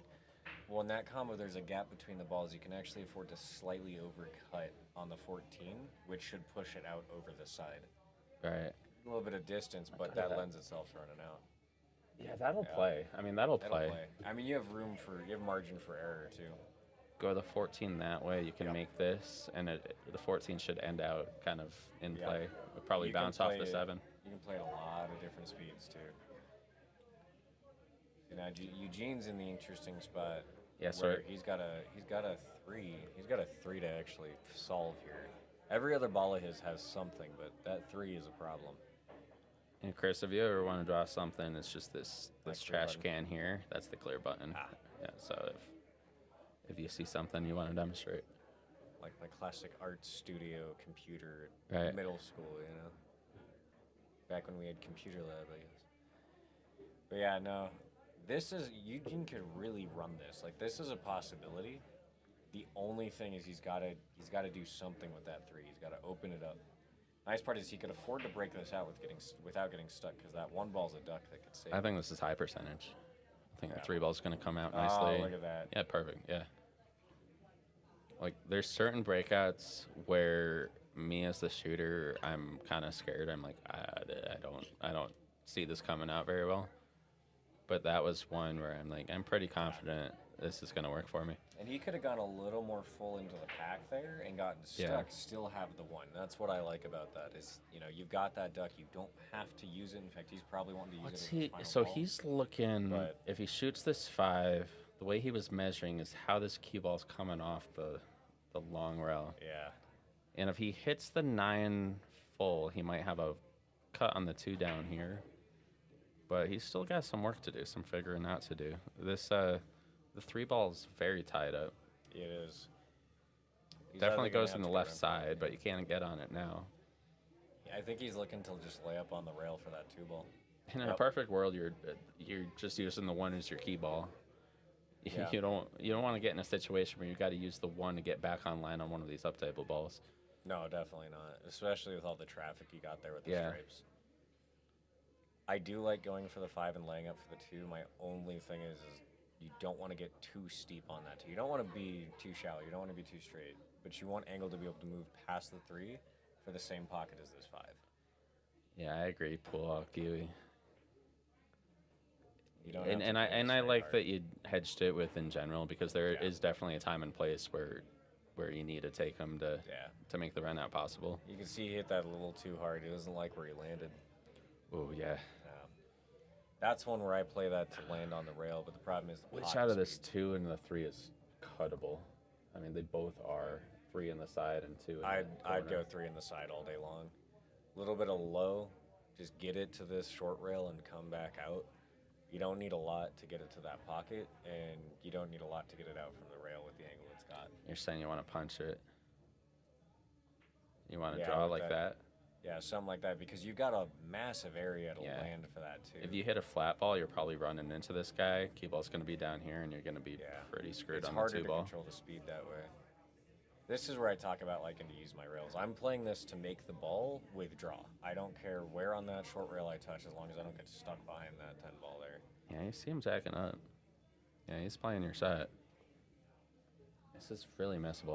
I miss this fat when I miss it. Oh, he overcut it. Oh, dude. Didn't miss it by much, though. Yeah, and that's what I'm talking about, is even, I don't care where I land on that short rail to come out, as long as I'm not getting stuck behind a stripe. Obviously, cue ball got a little more run because he overcut it, but still, I mean, he probably would have been down here for the 2 and would have had a. He tried to win the game on that shot, and I don't blame him. Yeah, no, that for me is a spot where I'm going to go for. You don't have much of a save. Now, from here, Bobby could be out, but it's getting on that 8 I don't like. Yeah, you just need to leave an angle on the ball before. Yeah. The 1 kind of gives you a bigger margin for error. You could catch it fat and scratch past it if you're playing that lead for the 8. Well, you're more likely to follow it in, I feel That's like. what I mean. Yeah, Oh, yeah, okay. I scratched through it, I should say. But yeah, that's what I meant. the classic follow the ball shot. I mean, everything else for him has a pocket and very, very runnable set for the stripes. Yeah, he got on the 14. Yeah, you just got to make sure you get right. This is actually the perfect shot to take that one out of the pocket and just clear it. And I think that's what he's looking at. I don't trust it. If you can aim that straight into the one ball, the inertia that's going to develop, especially if you hold it with a little bit of draw left, you can generate enough follow on that 11. He's to playing it. He's following the 1 in with the 11. The biggest thing to emphasize is you do not cheat the pocket at all. You aim your Yeah, center you pocket. have to hit the 1 full. Yeah. I don't like this shot. And you're going to be kind of weird on the 14 anyway. Oh, look how he hit it. Yeah, but he's long. Okay. Well, It's you've got not out the of the woods 14 yet. stop. You know, I'm gonna give that one a little bit of fire because that was a great distance shot right there. But I'm playing the stop. I think you got a touch angle, but I'm playing the stop shot on the 14 for the 13 on the side. Oh, he's playing the 9. Still workable.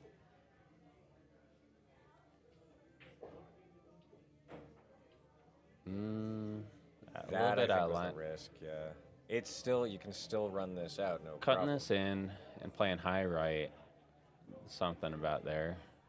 And then you play this high left down here. That's kind of Although what I you're- see. Your alternate 2. Let's see here. Your alternate 2 is you're gonna come out and you can cut. Yeah, this so in. this is Chris drawing now. You're Yeah. gonna come out this way. If you play at the right speed, you got this in the same pocket here. Or I don't you think can- that ball's going to open up that wide. I think it's too thin a cut. Well, you can open it up with right. Yeah, I know. I just. That's what I'm gonna take. Right low. The thing is holding it for the side. You can also go Yeah. all the way around. He's playing it my way. Yeah. Beautiful. played it Beautiful. gorgeous. Yeah. Now high left ball, and he should be out. Yep. And you don't even need a lot too. You can just let this thing. You just put that top left on it, and you just let it roll itself down there. You don't need to be perfect or anything. You got a massive space to land. Nice shot, Bobby. Yeah. Should tie the game, race to 5. Back at jacket. Look at that. I'm just teasing it. I'm going to back a jacket. We ain't got time for that. Depends on how fast you can play. Great out by Bobby there. Good job. Way to go, Bobby Disco. All right, 6-6.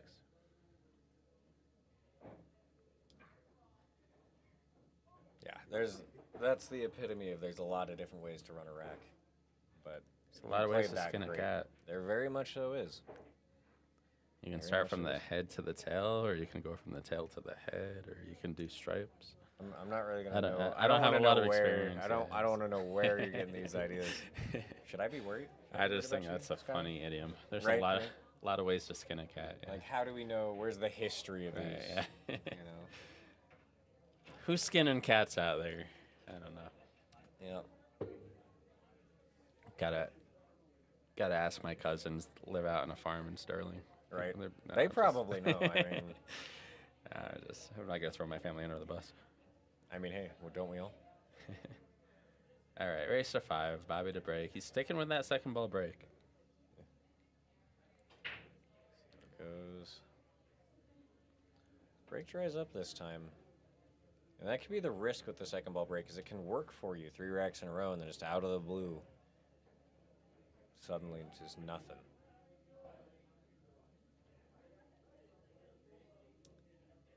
And you got a lot of tied up balls, but this played off the right opening shot could be very much be a runnable rack. You know what? Did you figure it out? Oh, man, hold on. Ah, you're thinking about Wait. this too.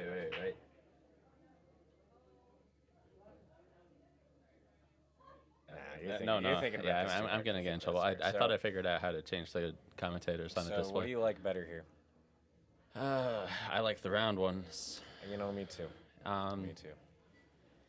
I like, I want to put a ball in a pocket here, but my big thing is define a suit and then play This safe. is tough because obviously I like stripes, but what are you starting on? Yeah.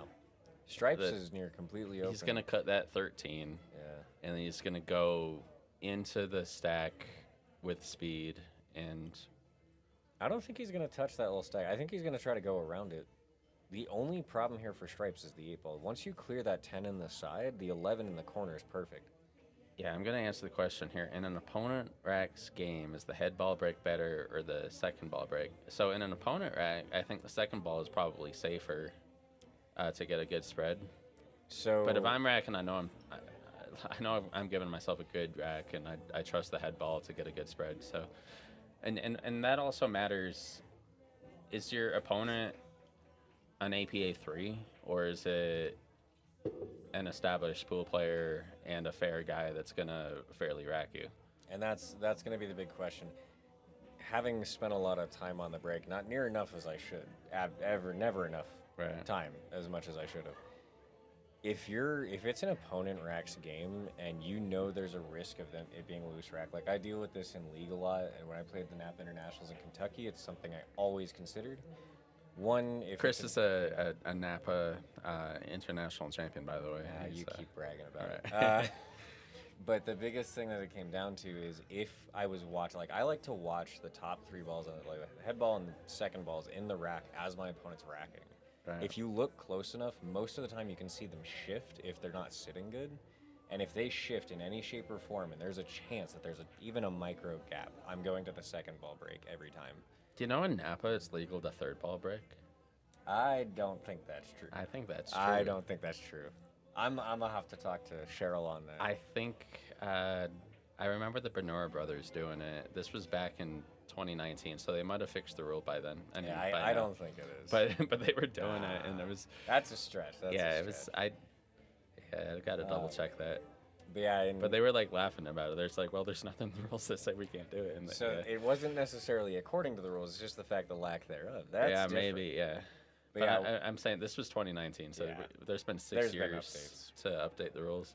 But yeah, so it's going to be one of the big things is, in my opinion, the second ball break is great for racks that have a chance of being a bad rack or having a gap in them, because there's a good chance it takes advantage of the gaps in the rack to send balls towards pockets.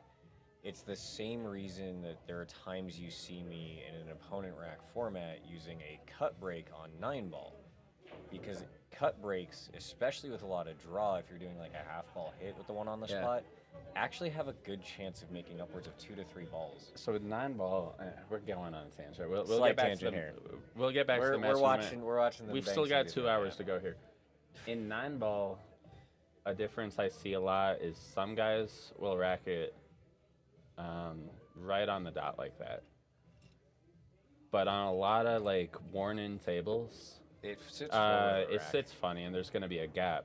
So like I know when I'm racking for myself, I rack slightly high, which might be technically illegal, but I know I'm gonna be able to get the front 3 balls touching.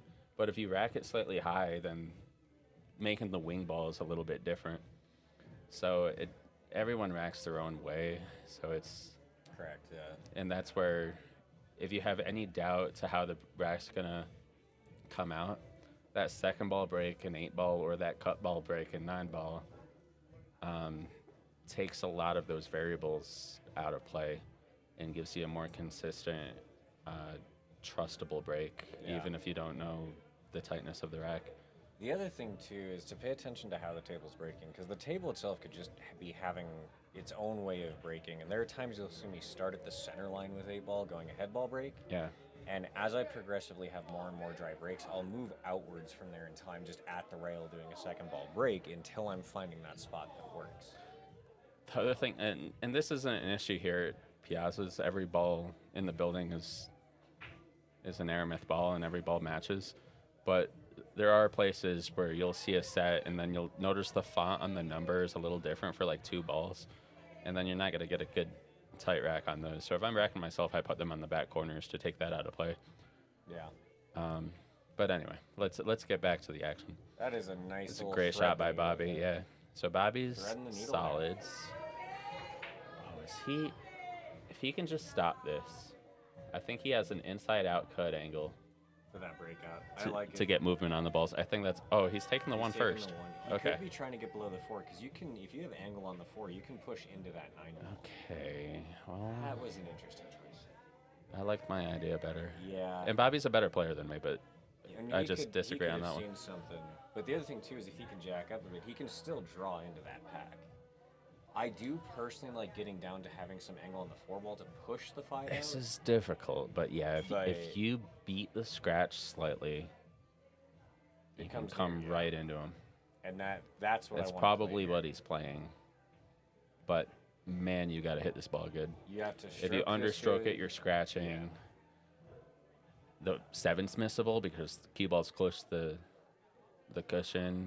If you're hitting bottom right on it, you're gonna be throwing, deflecting that ball. A lot of funny stuff.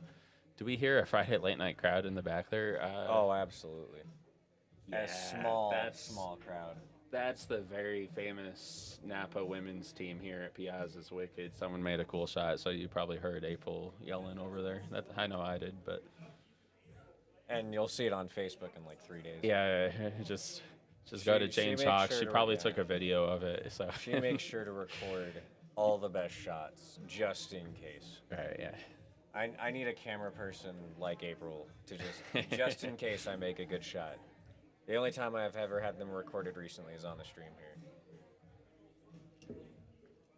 Okay, so he just rolled that 7 and then he just took his medicine. So is he playing the safe? I think he's playing the safe. Half ball on the 4, put him right. Yeah, here. just get snugged up on You know the what I'm rail. saying? Yeah. look Follow at my that. line. Oh, he didn't get there.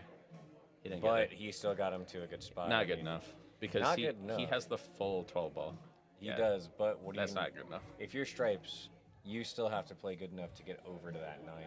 I just kind of tap the 12 over the pocket, leave the cue ball here, and ask questions. bet. So, I mean, yeah, Bobby's not happy with how he executed that. And I promise you, he wanted to freeze behind the 5. I think he might be looking a little bit at like a run out here, seeing if it's possible to make that 9 without a hit. You know, without the hit run, but it looks like he's playing safe now. Did he call a cross? Do they have a pact here that they have to go, like, straight offense all the time? Like, what?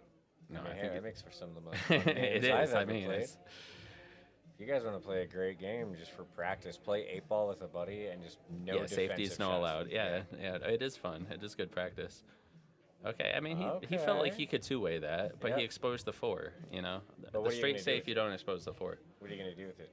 Out of the 2, stripes is the more powerful on the table here. You have more balls to hide behind. You have more safeties to play. I am coming off the 4, off the rail, parking them right here, and just daring them to play this long combo, and hopefully the 9 is still tied up, and I'm kind of passing my turn. I'm playing super conservative, which these guys have different plans. They're playing very offensive and going for everything. Oh, that was a good effort. He went to go for that 4. And he sold the farm. I don't know. I mean, don't know how. And I think in the back of their head, they know that it's past midnight here, and they don't want this to go to sudden 2 in the death. morning. Yeah, they don't want to go past closing time. Oh, come on. That's the best time to be playing pool. I've been here till 5. The one time Tony decided to Right. stay, you know. Oh, I was here. I was just telling Adam I was here till 3:30 a.m. the other night watching Tedder play this pro from Colombia on the big table in the back. They were playing race to 9-10 ball. There was like $8,000 in the middle, but I don't know if that was a public game, so I don't want to talk about it too much.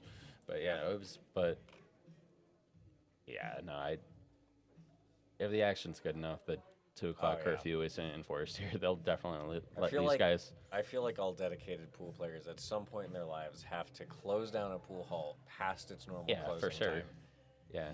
You know. Yeah, and to be clear, our deadline is not 2 o'clock. Any stream match, Deadline is when it's done. we're going to let go to its proper conclusion. If it goes that far, it wouldn't be the first match I've commentated on until 3 in the morning.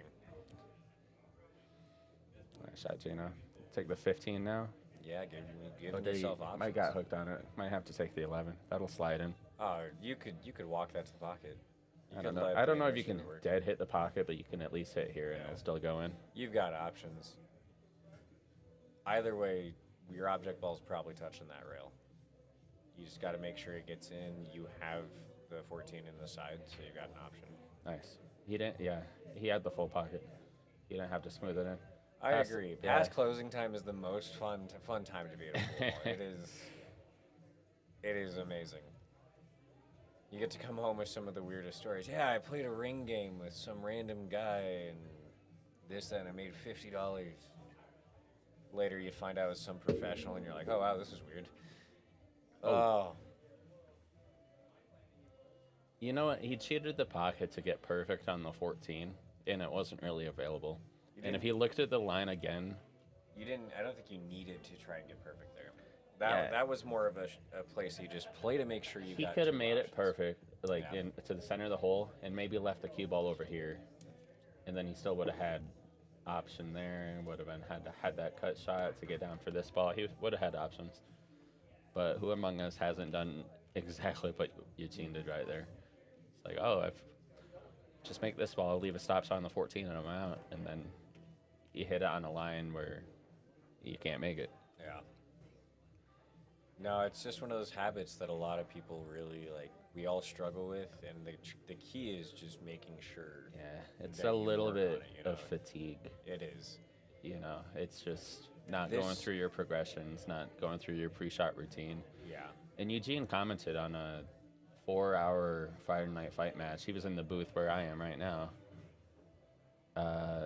Before he went out there and played. So I mean, he's been thinking about pool for hours. 7 hours straight. Yeah, so there's a little bit of rot there. There is also something we said, like we talked about earlier, as the match goes on, the pressure gets greater. I mean, think about what Eugene just faced. Bobby went from, 5-4, 5-3 deficit. I don't know if we're at the point. Match. Nice. Yeah, good shot by Bobby. I don't know if we're at the point where for Gene it's like score and money anxiety. I think at this point it's fatigue and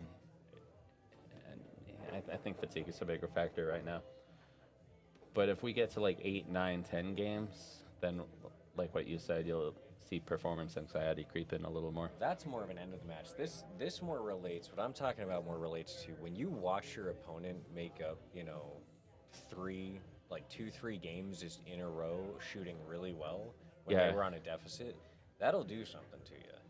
I mean, I think it was Labor Day last year, I played a buddy of mine, and we were sitting there where he got up on me, and I was spotting him 2 games. That pressure alone, you spot someone a couple games, they get up on you, and you're like, oh, no.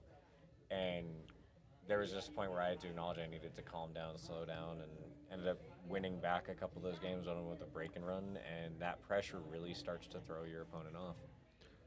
Yeah, I remember a couple of winters ago, I was living down in Florida, and I'm playing Glenn Olson $100 sets. He passed away last year, but he was like a tutor to me, old, well-known road player, has a billion pool stories to tell. Oh no, that's a good question. I like that. So comparing, can I tell my story first? Yeah, go ahead. Finish. Yeah, so we were playing $100 sets. It probably started about 2 in the afternoon, and I had never beaten him. I'd either broken even or donated, and we're down at about midnight, and I'm up $600, a bunch of 100, and then around 7 o'clock it turned into $200 sets. I'm up 600. And he wants to play for the full 600, and I really needed the $1,200. And we get hill, and I have this 8-ball I have to cut down the rail, and I am just freaking shaking on the ball. I could not settle my nerve. Walk around the table, walk around the table, walk around the table. Yeah, and I rattled it, and I really wanted to cry. It was just But the most important part is, did you cry? Did you? No, okay, there you go. I kind of laughed it off and shook his hand, but yeah, I was so tired at that point, having just straight grind for 10 hours straight. All right, I want to see. Yeah, let's get to Pool Hall Kiwi's question. Yeah. How would the two of you compare pressure in a money match to tournament/league matches? Well, tournament and league are different to me too, though. Yeah, so I think if you want to, assuming the money isn't going to break the bank, I would say if you want the tournament league equation, tournament/league, so it's like the NAP Internationals that I played. Okay. That's or what the a smaller version of it. I played the Napa 8-ball state title here. Yeah. A month ago, or Stevie Chan, that's coming up in a month here. Yeah. By the way, if you're in Colorado and want to play a pro probably the biggest tournament Colorado has to offer right now. I know the Charlie Shootman down in the Springs is pretty big too, but September 11th through 14th here at Piazza's $130 entry is the Stevie Chan Memorial Tournament, $5,000 added, bar box 9-ball. You'll get the opportunity to play with any of the best. Like I'm so pumped for that. But I played it the first year it happened, and then I've So- been broke enough to not be able to play it for the past 2 years. Well- It's worth it. It's so worth it. yeah, I don't expect to cash as a lowly 500 and It gets something, you but good experience. it's definitely worth the So, price of admission. If I have to go personally, because like don't get me wrong, I play money matches at least once every other week or something. I always try to find something every so often, Yeah. just add that bit of pressure, you know. As compared to if I'm going to compare those, You got to 20 off me last week. Like that's I mean, true, we'll that's play true. random $20 sets just to get your get the just blood the flowing, blood you know. flowing. Exactly. Yeah. It's good to exercise the under the pressure stuff. Whenever they took more than 7 seconds to decide how to shoot. Yep. Yeah. It is so much easier to overthink when you've taken longer to think about it. He's probably alluding when I said, I walked around the table. I walked Yeah. around the table. Like I gave myself more time to get nervous, and and sometimes it helps settle your nerves, but sometimes it just gives you more time to think about it.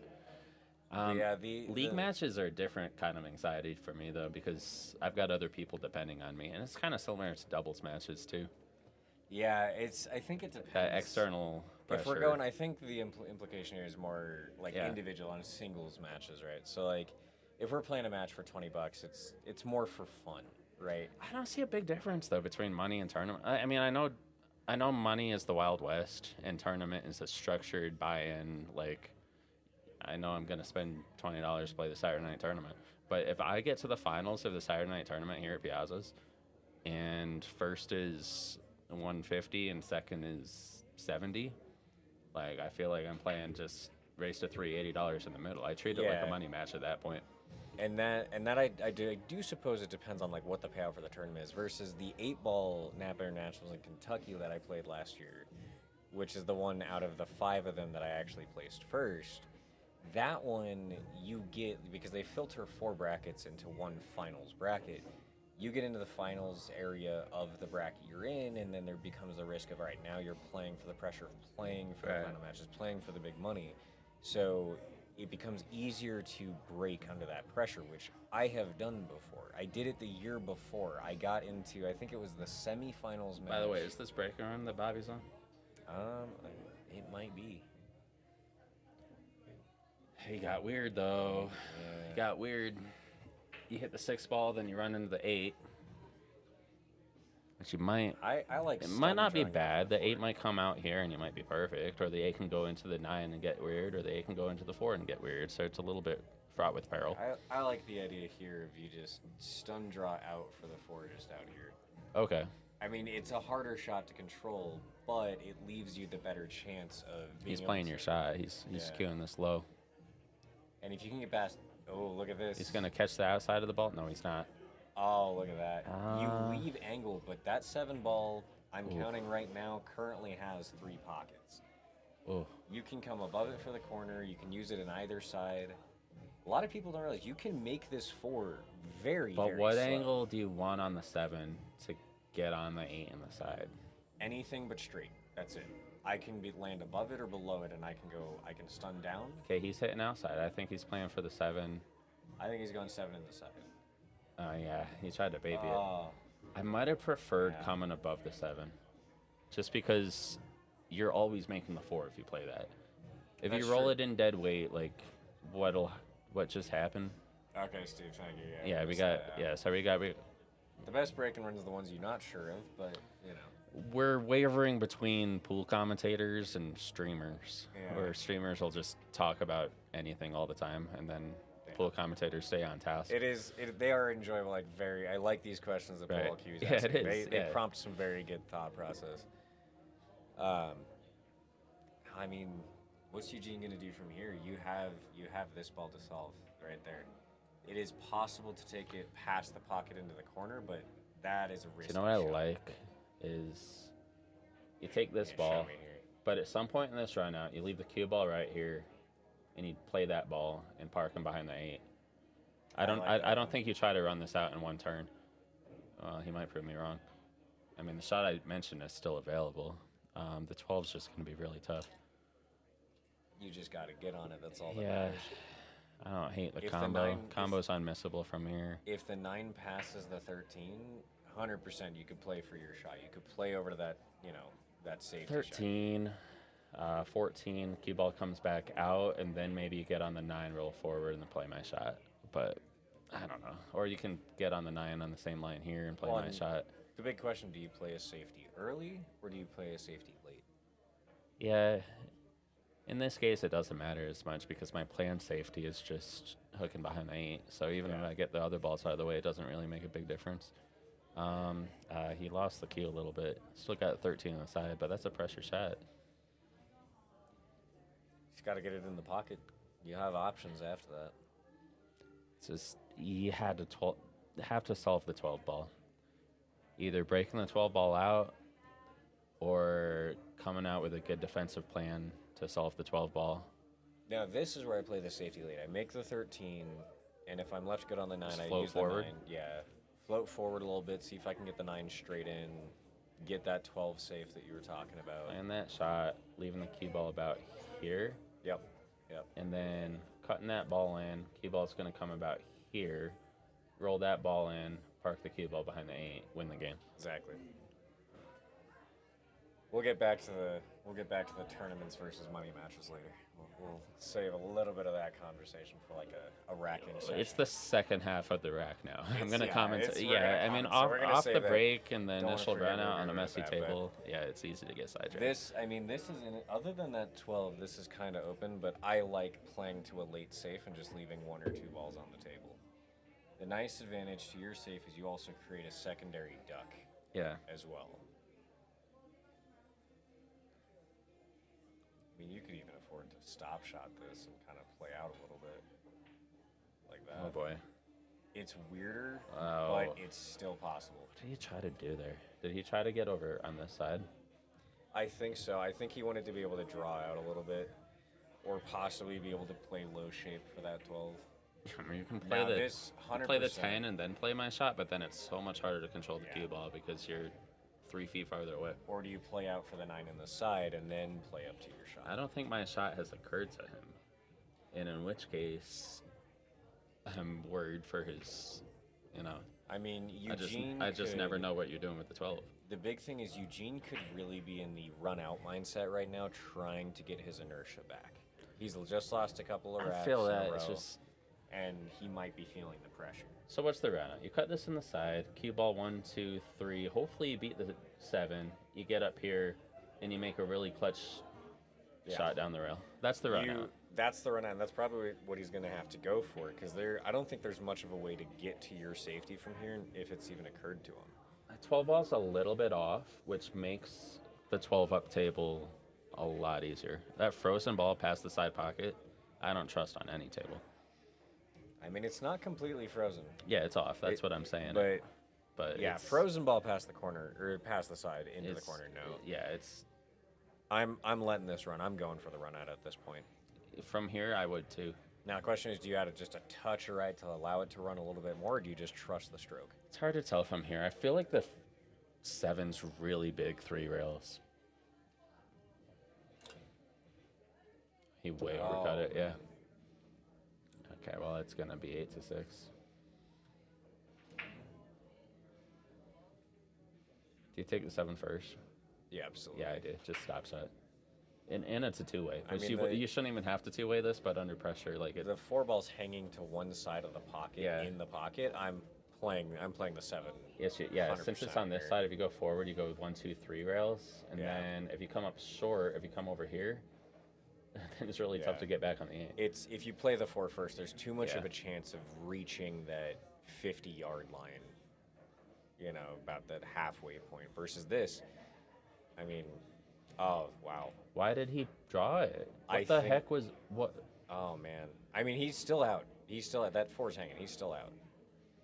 Stop shot, bro. But I think with the angle, he was afraid of drifting out too far and getting stuck. Yeah, it is hanging. I thin this with a touch of left, and just let it come out to this bottom part of the Yeah, I table. know. He put that cue ball in like the weirdest spot possible. I'm trying to get here in this area. I don't think he can get there. You do not need much to make that 4 fall. That's where the touch of left comes in. You can't draw on the overhead, that's right. But I just feel like cheating at thin, it's still gonna widen so much where the left spin is still. We'll see. About to find out. Oh, he tried to draw it back out. Yeah, and Eugene doesn't really have much other than a safe. All I'm seeing here is thinning the 12 and just getting the cue ball up here. The unfortunate part is you've got the 4 hanging. 90% kick shot. Yeah. Okay, so I like your shot, but if you True. Yeah, you don't want to be right up against the 4 like that. It's possible to make, but you cannot force it. If you put the 12 ball right there, you see what I'm saying? You play your safety, okay? But if you tie up the 12 and the 8, then even if you kick shot, the 12 ball and the 8 are tied up. That is definitely, you're controlling the position on 2 balls at that point. That is definitely a very, very finicky shot.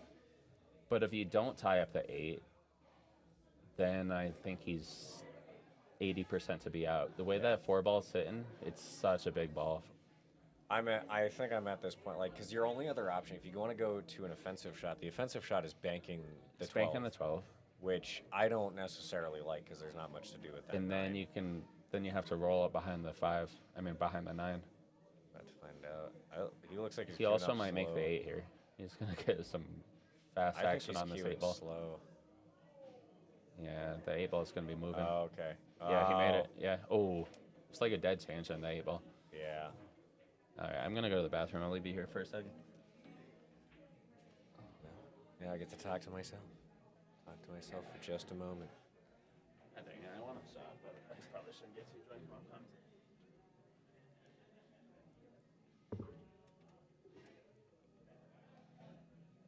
Well, looks like it's about to be 8-6. Oh, and man, wipes his feet on the way in. And there's something to be said for those confident shots. All right, we're up to 8-6. Eugene is really starting to feel the pressure. This is one of those spots where, it may be, now we're getting into the area close to the end of the match, right? We're getting where, unless Eugene starts making up these racks, this could start to be accelerating towards an end. Bobby just has made about, 3-4 racks in a row. There's a good chance he's starting to feel that inertia build. And while it's still a fun match, they're still smiling, they're still laughing with each other, they're still talking, it's less. And now he's really starting to feel that sprint come on. Now, granted, that is shown a little bit in that 8 ball. He just kind of got down and shot it, and you were rattled, and just that pocket got a little forgiving, and was like, all right, we're gonna just let him have this. So you can't shoot those, even if it's that close to the pocket. You can't get overly confident with that. But this is the perfect time for Bobby to really start building that inertia, and might be one of the better times for Eugene to really start slowing down. Just take a deep breath and maybe start playing a few more safeties. Keep your balls on the table so you have something to run out with, but at the same time, also something to play safe with and hide behind.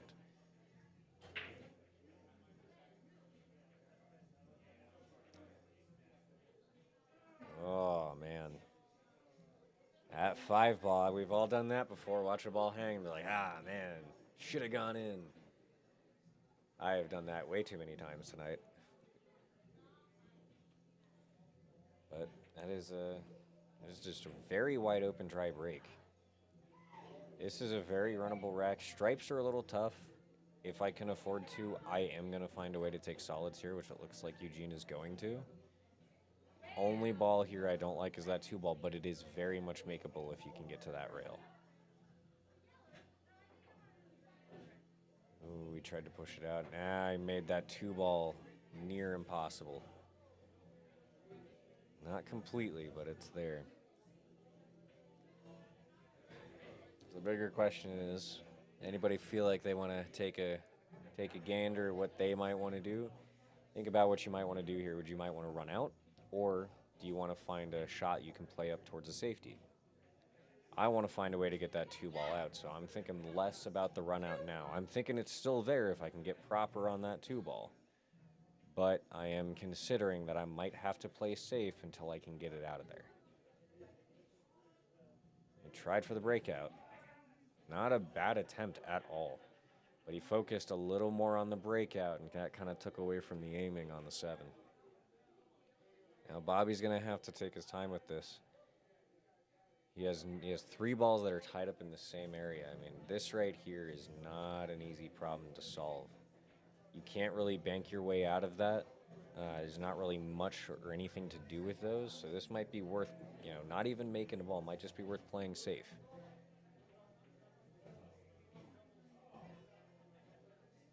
Possibly.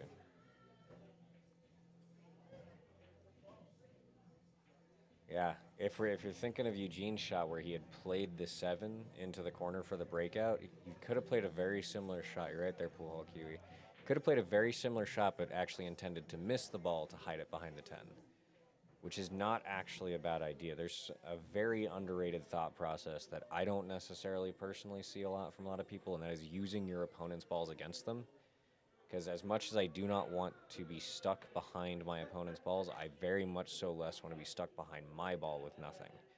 I want to be able to see my ball at a distance so I can use it to play safe, versus if I'm stuck up against it or in its area where I can't use it to play safe, it's a higher chance for my opponent to be able to come back to the table.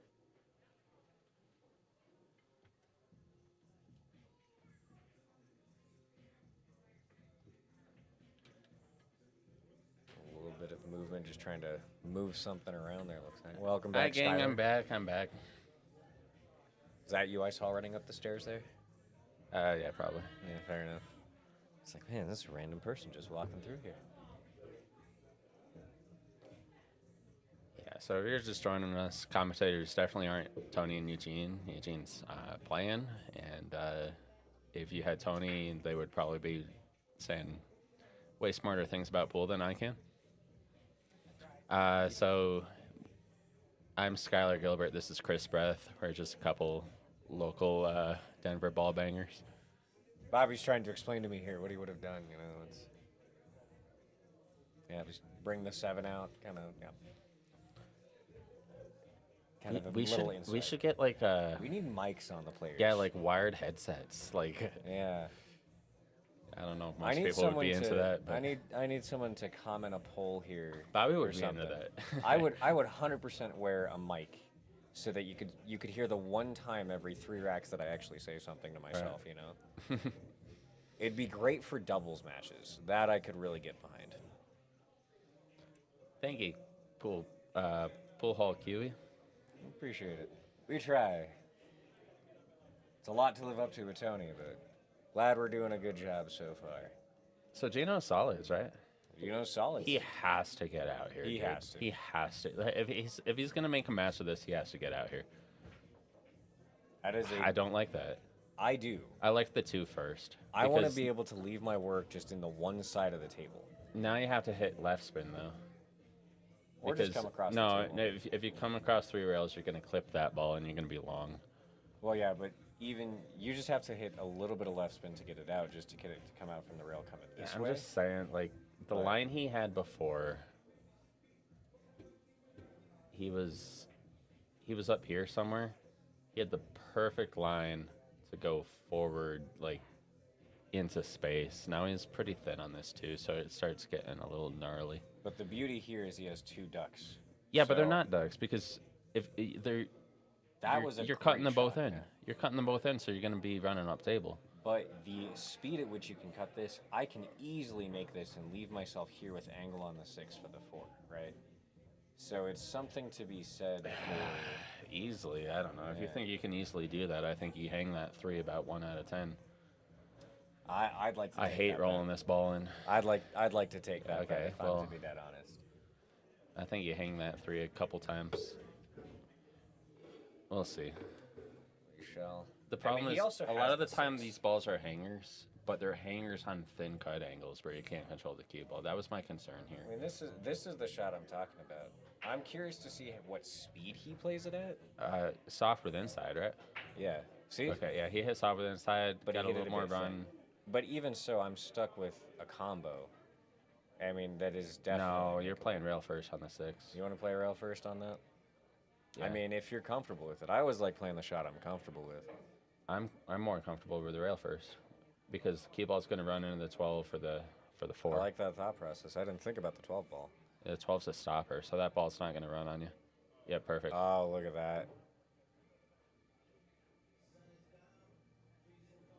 2 first. What shot was that one? That was the one. Oh, we were the talking one. about Yeah, earlier, okay. Yeah, it just. I got nervous getting thin on the 2, but he's still grinding. He's still making it work. Yeah. This is The brutal. only, yeah, I was gonna say the only problem with this is you're jacked up over a ball. Dead straight. That is You're damn dead straight. So here's the Damn thing. straight. I'm just making this ball. Really? I am just making this ball because wherever the leaving cue yourself ball there? lands, yeah, wherever the cue ball lands, I can reach the bottom. Or I is can he draw going or to follow. cheat this pocket and try to? That's a tough cheat You when know. you're jacked up. I like Look at that. Now I the like big that. question is, did he play that because he can? Okay, so he can make it in the side, which is what Yeah. I would prefer to do. I wasn't sure if he was going to be able to make it here. No, it doesn't go to the but corner. Yeah. That's what I figured. But that's why I like that shot because you have access to the bottom of the ball. You can just stun. You have to across the- stun. Yeah, that's what I'm across saying. the If you tangent line. roll, you're scratching the corner. All day long. And if you draw, you're scratching the side. you have to yeah. definitely hit center ball here. I touch a draw just to ensure that it's going to stun when it hits it. Because if you have, just a hair, and I mean a literal touch of draw, it won't go to the side. You need So the smooth draw to get to the The side. rolling line, like the peak sign here, Yeah. I think he's scratching dead in the corner. I think you've got to go tangent. Yeah, yeah. No, I just do that touch of draw to make Tangent sure that line, it you takes. probably hit about here. Yeah. I'm going to leave the lines up as he hits it. Let's just see if he follows my line. Here we go. That's a right angle, right? Approximately. With perspective. Hey, yeah, look at you not bad. go. Yeah, Look at that. nice shot, Gene. It followed the first a little bit. Hey, we got a match, ladies and gentlemen. We Come on. do. And that's what I was talking about. He needs to build that inertia. Maybe Yeah. play a few more saves, right? Like, so he just broke Right. that winning streak from Bobby. That was a So- big run out there, yeah. I was a little ambivalent at times about the way he went about it. But if you get out, you get out. And that was clutch. That was clutch. And the last 2 shots I strictly agreed with, where he got jacked over, he tree-topped over a ball. The 8 ball only went in the side. He had to roll that in dead weight. That was the only way you stay on the 8, and Well, he executed that well. Well, I will admit that I pointed out the 3 first. I admittedly actually wanted the 6. Out of the 3 that he left himself, I admittedly wanted the 6 because you can let it run more like he did with the 3, and then you have the 3 in the corner and the 6 in the corner. The thing for me, like, if a ball is there and a ball is there, I can't just have those in the back of my mind as hangers because How often do you a try this? hanger implies that I can do anything I want with the cue ball.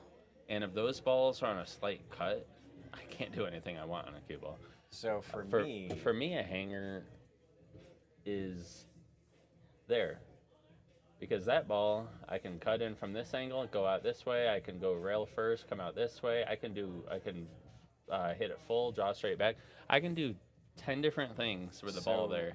Normally, That's a hanger for me. Normally, I'd agree with you, other than one factor is if I have a ball here but nothing here, then I completely agree with you. The biggest difference. Oh, look at that 8-ball man. go in the corner, nice and clean.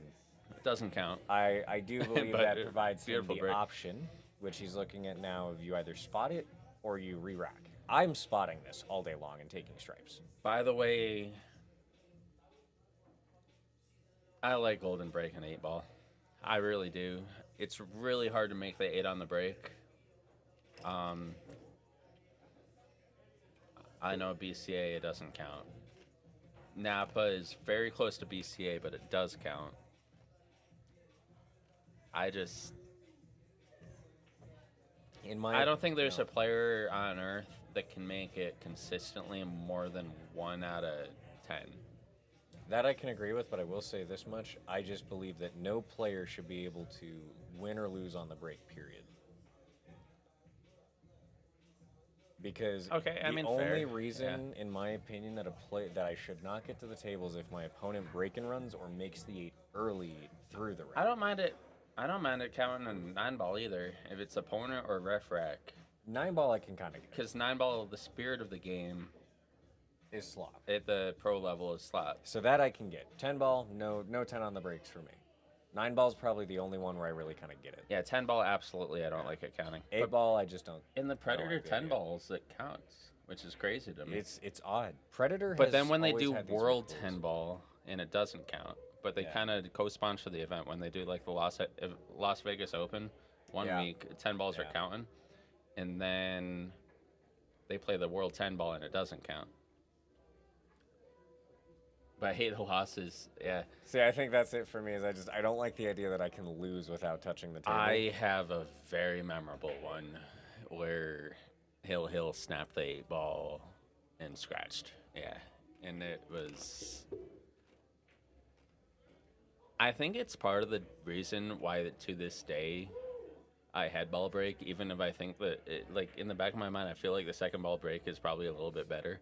I just have a little bit trauma over scratch on an 8-ball break, Hill. Yeah.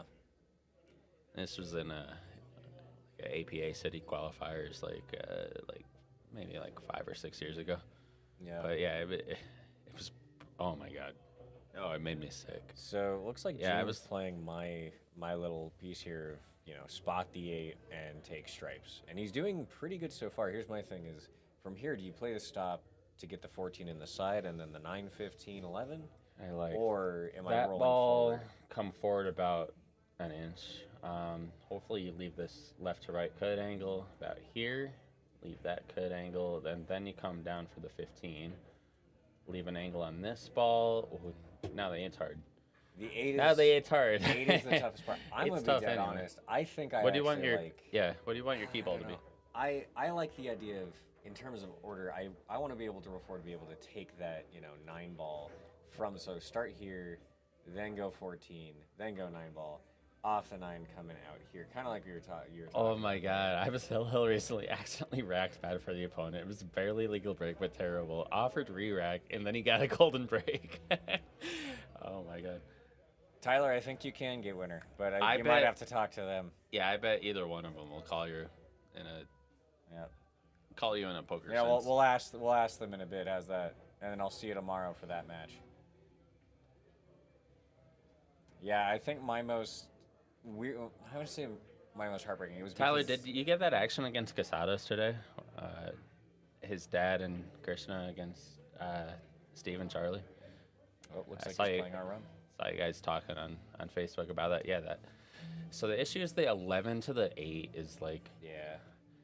I might even do this run out and settle for that.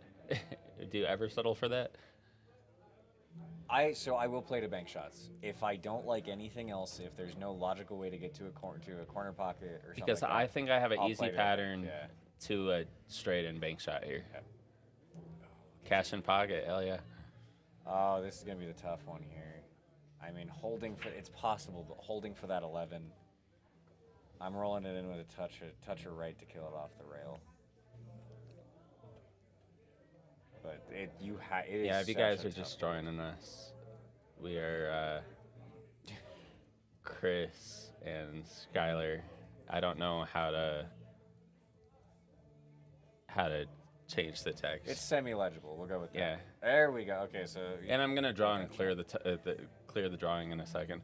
Yeah, this is We're my about pattern. to- So This is what we were talking about. You and I kind of agreed on this. this one was here. my pattern from the get-go. But here's the thing: it's all about getting on the 8. I'm just playing that. I'm banking the 8. You're not getting on the 8.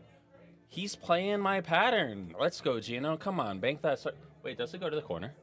It might go to the corner. Have I never considered that this goes to the It might corner? go to the corner. He's looking at the Oh corner. my god. Or is he looking? I don't know if he's looking off the show. I think he's looking in the corner. I think it goes to the corner.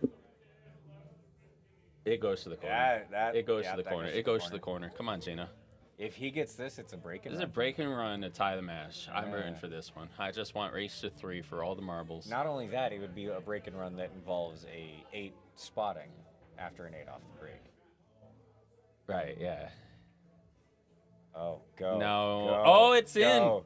Oh, Oh. look at this. Our first break and run of Break and the run, match yeah. off of an 8 snap in which he spotted the You know 8. what? That was a great little run right there. That was beautiful. I like that. And we all talked 8 about on the the same break, run. snap the so. 8, and then run it anyway. Like no tears here. Yeah, we got one. We Okay, got one. Okay. We got one. So break and Marcus has the under 2.5 against Tony run. Okay. on break and okay. runs for the match. Tony took over 2.5, Okay. and Marcus took under 2.5. And we're at 1, and we're late, so Marcus is still a favorite. Yep. But who knows? Maybe Gino's gonna run a 4-pack here and close the deal.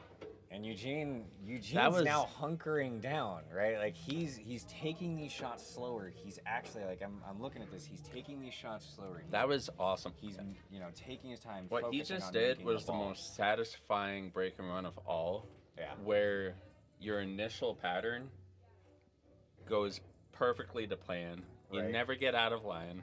And even if you do, you have enough room to be able to get back in line. Dude, off the break, I drew the Gorgeous. whole pattern. And it's the one. And we he both talked played the about. exact pattern. It's the And if I one- knew the 8 went to the top left, I would have drawn that one too. Yeah. I just didn't think it went. Like that was gorgeous. That was. Hell yeah. Yeah, liked it. hell yeah, city taxes. Oh wait, I've never said that sentence before. Hell yeah, city taxes. I've never said that either. Yeah, I know. Just chatting. Okay. I mean, hey, it's kind of a bet, even though nothing's on the line. Yeah, I so. know. Yeah, just Yep. Now, and on that thing I was mentioning earlier with the whole 8 on the snap is there is actually a rule here because I got in trouble with it over the winter.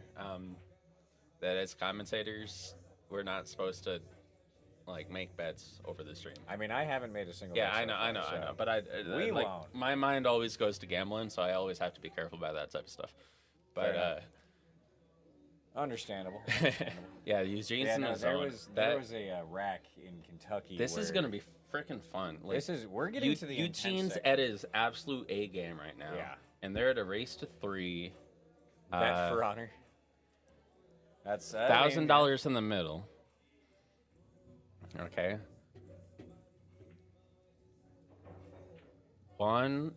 $1,000 in the middle. in the You middle. really like drawing with this thing, don't you? I know. This is why they took it away from me. No, this is $1,000 in the middle. Yeah, no, there was a Try to rack take in- 50 on Bobby and no one took If it. you want to talk about the opposite of heartbreak, though, there was a rack in Kentucky where I went to break, and right as my Q-tip hit the ball, the one ball rolled off of the rack, and I broke with the one ball off of the rack, and the 8-ball went. Like, that's where I talk about if I don't complete the rack until my opponent is actually at the table ready to break, because I don't want a ball to roll off like that. It was so bad. I felt so bad for the guy. Yeah, Marcus, from the get-go, I thought Bobby was the favorite. Like, I thought race to, like, roughly a 40-50 Fargo point difference. I thought race to 11 was more than enough time for him to cover. But what people don't understand how much of a, like, dog Gino is when he gambles. Like, he gets... Once he really he's got a feels the gear, pressure. dude. I don't... I mean, I've lost money to Gene myself. Like, it's... I've always he's seemingly got a high gear. I've always seemingly noticed it's whenever he gets down by a couple of racks or his opponents run Yeah. a few, is when he really starts to catch that gear. His whole demeanor, and by the way, we mentioned this early in the match. They were giggling and laughing early in yeah. the match. I haven't seen a giggle. Do you for that notice in, the what, game? 2 racks? What? Two You three get racks to they haven't about, had anything? you get past the halfway point in the match. Yeah. It's game face. So we That- got Just before halfway is when pressure can really start to be felt. Yeah. This is really where the pressure is coming in. We're 3 racks away on I one know. side from one person winning. so on the This could last be 2 over in racks, 3 we got racks. really good game face from Gino, and now I'm seeing Bobby looking the most focused he has all night. He just saw Gino get 2 racks back in very, very clean fashion. Yeah. Very, very well done runouts. And now he's like, oh, Now he's trying to run out Gene's break, Yeah. which is doable. It That ball very much goes, so. that ball goes, that ball goes. Like, he's a little flat on this 13. So this is a pivotal ball. so where are you playing to next? Where are you? I'm You've got angle. Where are you playing Going to next? heavy high left to this area. What do you want to shoot next? Is my curiosity. The 15 or the 12, whichever one I drop on better. I'm going. Oh, it that came side tight. Pocket. Oh, it came Ooh. short of the pocket. You're never playing that deliberately short of No, the pocket. gosh, no. I'm playing this So that was a 15 little all bit of a day. lucky roll. I'm playing this 15 all Yeah, day he long. wanted to come in this area, to be Yeah. honest. Give yourself Coming options. here is a little bit of a jelly roll, but he did get the action. He got up table. I'm playing this 15 all day long. 20 on this going overtime. Yeah, like I said, I can't call that. Yeah, but we- if anyone we- in the chat wants to play that with him, I'm here to just talk Yeah, my I know. tongue off here. I'll always encourage the action. I mean, I'll that's encourage what it. I we're can't about take here it. at Piazza's. But I'll encourage Yeah. it. I just can't take yeah, it. right. But yeah, so I'm taking this 15. I want to play that 12 in the side. In all reality, I want to play that 12 in the side because this 15 to the 14, the 12 in the side, if I'm stuck with a weird angle, that 2-ball holds me or I have room to move. Because ideally, oh, he's going for the 12. I love that shot. It's good. He I played- would have played your pattern. he I would have played- played your pattern. He played the draw. I great. would have been scared of taking that shot because if I screw up the draw and I get myself around here, Yep. I'm He in a played bad that spot. to perfection. So But if you hit it as good as Bobby does, Yeah. then that's a now great you've shot. got a great run. I just would have liked to be here. You just stop this, right? I mean, if you've got the angle to do so. Okay. But I would have stopped here, and then I would have played the 14 out a little bit, kind of landed here, right, and then played the 12 on the side. A little flat on this ball too, But- though. So what pockets does the 8 go into? It doesn't go here. No, does I not think go it that passed- pocket. Well, it might pass the 5. In all reality, doesn't. the 8-ball has 4 pockets. You're going. I mean, he's coming into the line of the pocket it doesn't go into. So do you ever like center ball, touch to the left really hard, come out the left side? I don't. I think he might be playing my I second think option. he's playing top right. He's touching. No, he's going. Yeah, look Oh, at that. Wow. That's the shot I would have Wow. played. Because just You know like what he this, did there? just like this, if you get short, you go for the corner. If you get long like Right. this, you go for the side. So there's a top right. I'm gonna draw a cue ball here. There's a top right where you hit the ball right there. Okay. The ball he just hit, he hit about right here. He needed that right spin to really sharpen that angle. That's a shot So I'm he hit familiar about with, 2 yeah. o'clock. It's a lot more comfortable, but hit that shot at about 1 o'clock. But in that circumstance, he hit about 2 o'clock, and that's how he got that ball. Once it hit this rail, it didn't cross the line of the 8, but instead it came tight and it went into the line of the 8. Well, and like I said, you That have was- 2 things there. That was You- really good. You hit that ball because, like, you've got, your 8's in this area, right? If you hit that ball and you land short, you're just shooting the 8 here. If you land long like he did, you're shooting the 8 here. Yeah. And that is the beauty of, like, I always prefer to take those forward because, as I've mentioned several times, I prefer to use my rails. I'm just saying that wasn't a Yeah. natural line. He No, had no, to, no, you have to he had bend to that. gear up that right spin. You have to bend that. You have to Yeah. trust your stroke on that, too. That spin won't do what you want unless you trust your stroke. This is where I wish Bobby went to the head ball break. Like, Well, both of you are in, like, run out style mode right now. You're going to Like, do better it's with a more open fast paced. rack. You're in stroke now. And now you second ball break and you have a messy table and you're playing chess again. Yeah. So it's like, it kills the momentum. My big Now you're thing- playing chess again. It's My like, big thing is his last, I want to say 2, if not 3, including this one, his last 2, if not 3 second ball breaks have been dry breaks. yeah. The table That's is true, no too. longer the table is no longer liking that second ball break for how he's racking. Yeah, like his I ball. would have switched it up by now. Or switch the side. Just break it from that Yeah. side. You know, I mean, as a right-handed player, it's Well, and when a break stops working for you in this fashion, you've gone more than half a match with the break working, and now you're at the tail Yeah. end of the match. The break's not working. You have to ask yourself one question, and that is, why are you choosing to break? I from the have like breaking? 5 breaks. I have the dead into the stack macho break. I have the second ball break. I have the cut break, which I don't normally like for 8-ball, but on a 9-footer sometimes I play it. Like, and Bobby has a few breaks in his repertoire too that he's that he can switch between. And when you notice one break isn't working, that's when you have to think about it. So Yeah. Gino like I scratches said. off the bat here. Yeah. This You've got ball in hand anywhere. Solids, I don't mind solids because the 2 will go in the corner once the 4 is clear. It might even go now. The trick is clearing your you bottom have to balls. take solids. Just And you have to take this 6 first. that's the reason I take solids. I Yeah. just don't see a way to address that ball. Well, and the big thing is you have ball in hand, and this 5 and 6 is Yeah, a problem. you can solve it immediately.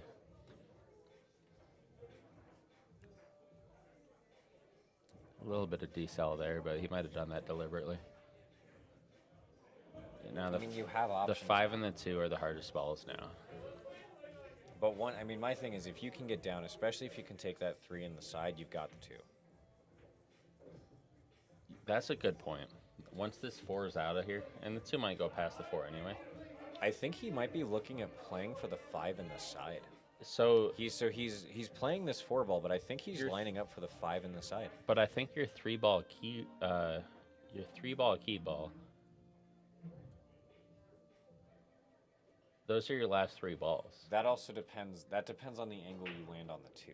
He's Okay. looking. I think he's looking to play. 5 on the side, draw back. Correct, 1, for leave the- an angle, and get that's on what the he's looking 7, get up here, bang, bang, bang. Because here's the thing: if we're gonna talk about this 2 ball, right? If you land perfectly straight, all you're on the 3 here, right? You land here. All you're doing is drawing back. Yeah, You land here. you you're might gonna run into it. You might run into it, or you're Yeah, probably not. if you're on gonna the have other side, then you just go into the cushion and you come back out. Come out like this. Any of And the 3 that- ways you have it. That's what he's going for. He Yeah. has room to reach the bottom of the ball here, so he's trying to get here. This is where like Oh. body movement. What is that? That might have been physical fatigue, because I don't think he has mental fatigue right now because he played the pattern perfect, recognized it. You're gonna get 2 things there. I don't consider mental fatigue a problem for that shot for one particular reason, is I missed that shot Yeah. earlier when I saw one thing. I don't necessarily think it's physical fatigue. Bobby is better than that. Like, Yeah. for him, physical fatigue is not going to cause that much. I just think he body turned his movement, ball. which he that much- could have, but it could have been Yeah. as soon as he hit the ball. A lot of people don't consider where you see these good players. Oh, you looking like- immediately know you miss it, and and then then you your show body it. moves, Yeah. but it looks like it's at the same time. Do you What think he I'm tried to guessing- cheat the pocket to get better on the 1? No, so I actually don't think it was the result of any of that. I actually personally think it's the result of one thing. He saw the run out and was so focused on running this out, he didn't think to aim. It's that subconscious lack of aiming that causes that miss. I've been a little bit excited. He's like, I mean, heck, this I did very that- difficult looking table at first. I glance. did that earlier He with solved it mentally. yeah. Well, I was in earlier. 8 ball was here, 6 ball was here, and I had a ball like way up here that I just needed to draw out for, and I missed it out by the Great nipple shot, coming out. by the So, way. By the way, you're drawn. right in. Well, now But from he here, threaded the needle and just hit a full Correct. table shot to get the momentum back. he doesn't actually have. It might look like he does, but he doesn't actually have a problem here. For the rest of the night, I am hereby rooting for the player who is down a rack. so this rack I'm rooting for Eugene. So in I that just want case- more pool. In that case, to balance it out, I'm gonna root for the player that's upper rack. Oh, so you're trying to get out of here early. You don't take your Oh, job maybe, seriously. maybe. Job. I don't work tomorrow. Right, yeah. First Saturday, I don't work in ages. I feel so good. about I it. mean your high paying commentary gig. Oh, absolutely, that one. To all my squirrels at home. Right. So now Stripes have a problem. If he had made that ball, he wouldn't have had a problem at all. A lot of people are like, oh, the 15. Yeah. But the thing with the 15 is even with this ball here, if this ball wasn't here, the 15 goes straight into the corner. You're pinching back for the 1 right here, right? Or are you leaving it? I'm probably pinching back. I'm either trying to get the ball where it is now. It just kind of, or I stopping think I'm it right grubbing there. into the 15. I think you have a little bit of a cut angle where I don't know if I can come straight back. Well, even so, even if you use the 15 to hold Yeah. it, I want to draw back a little bit because I want to be able to take that 3 either in the side or in the Thinking corner. this cue ball might go off the 15 and kind of just hold there. That's what he just measured the shot.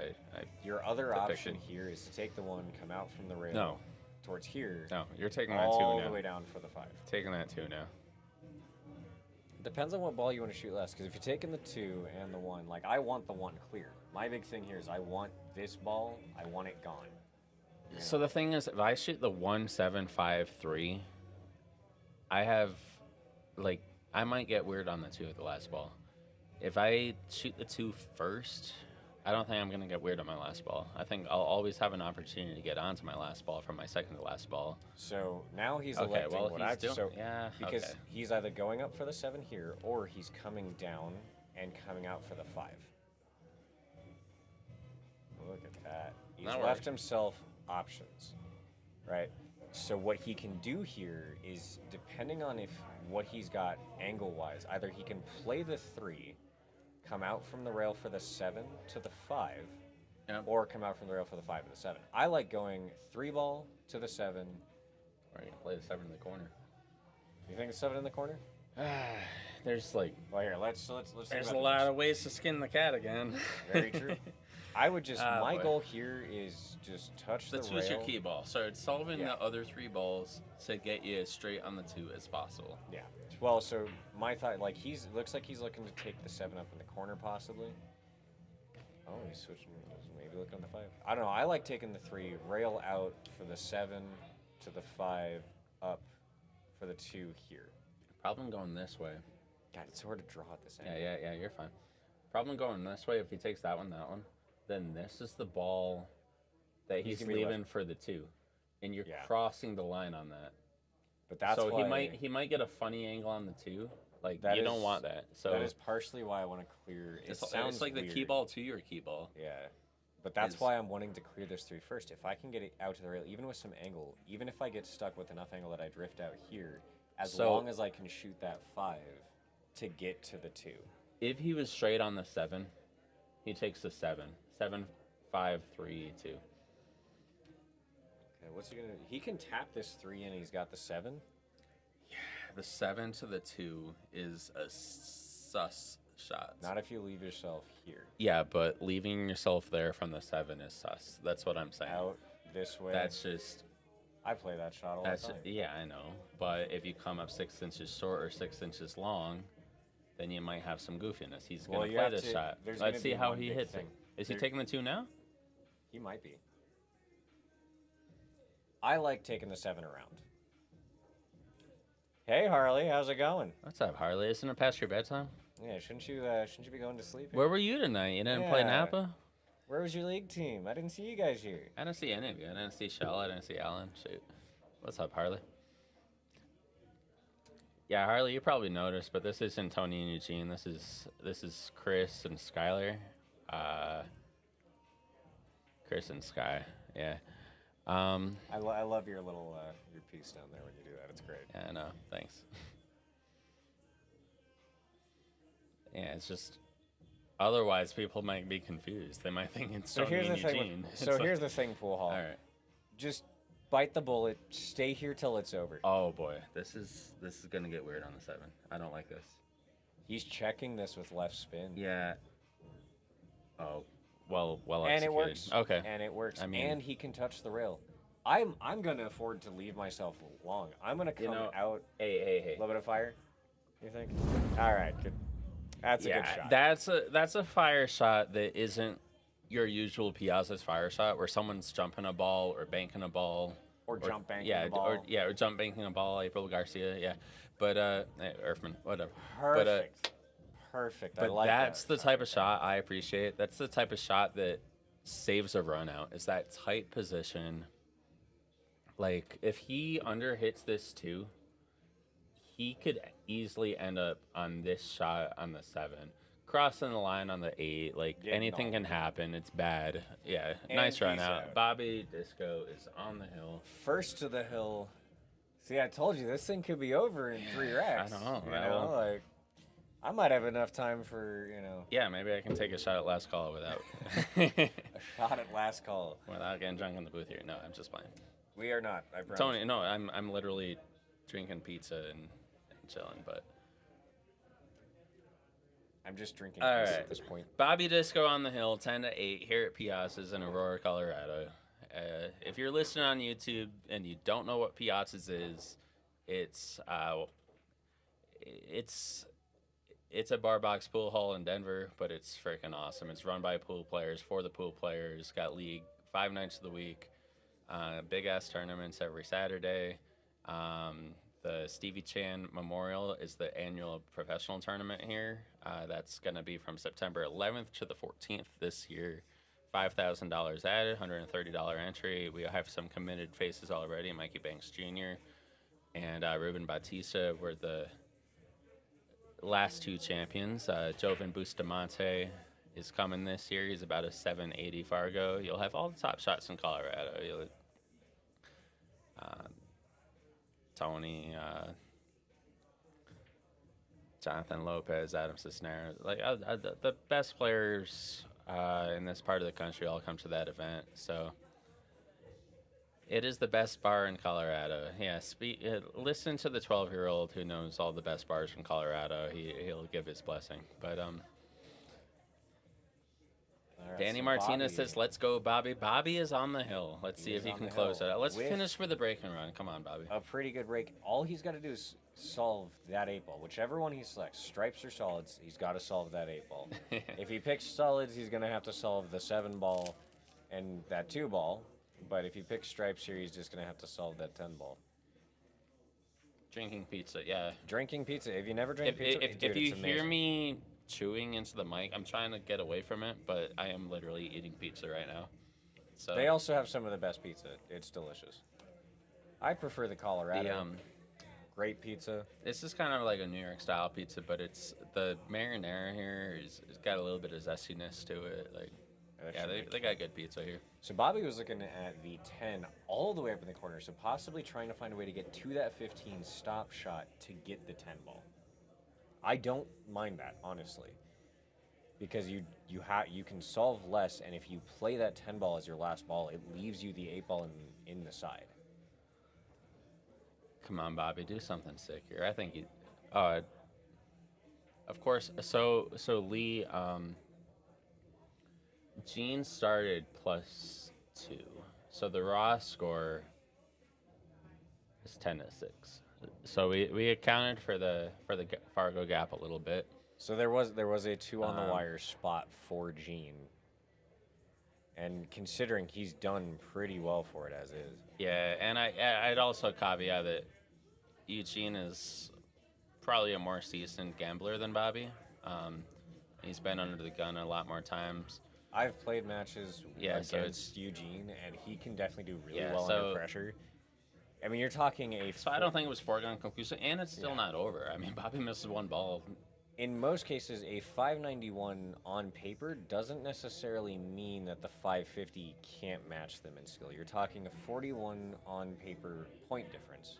I'm a 564, and Chris is a 504. 501. 501. I'm going to be super specific on that. And Harley, to answer your and question, he I definitely lost beat one of me my last matches. week, so. I lost 8-ball Hill, Harley. I feel so bad about it. I missed a routine shot in the side. Oh, goodness. Terrible. Absolutely terrible. But I brought it together in the end, shot better, but still lost. All right, let's stay here. Does the 10 ball He was only goes this way? He was looking at it earlier, Does he- and it possibly. So he was. Is he going to looking try at to it- move stuff here? Punch I this and think move so, stuff? yeah. I think you have to. Well, because he bumped the 10 and he took away. Oh, Oh, look at that! He But got now, some action on that. here's the big question: does it pass up to the corner here? I don't think it does, but I think there's a possibility. Okay, ready? We're about to find out. I played Kent.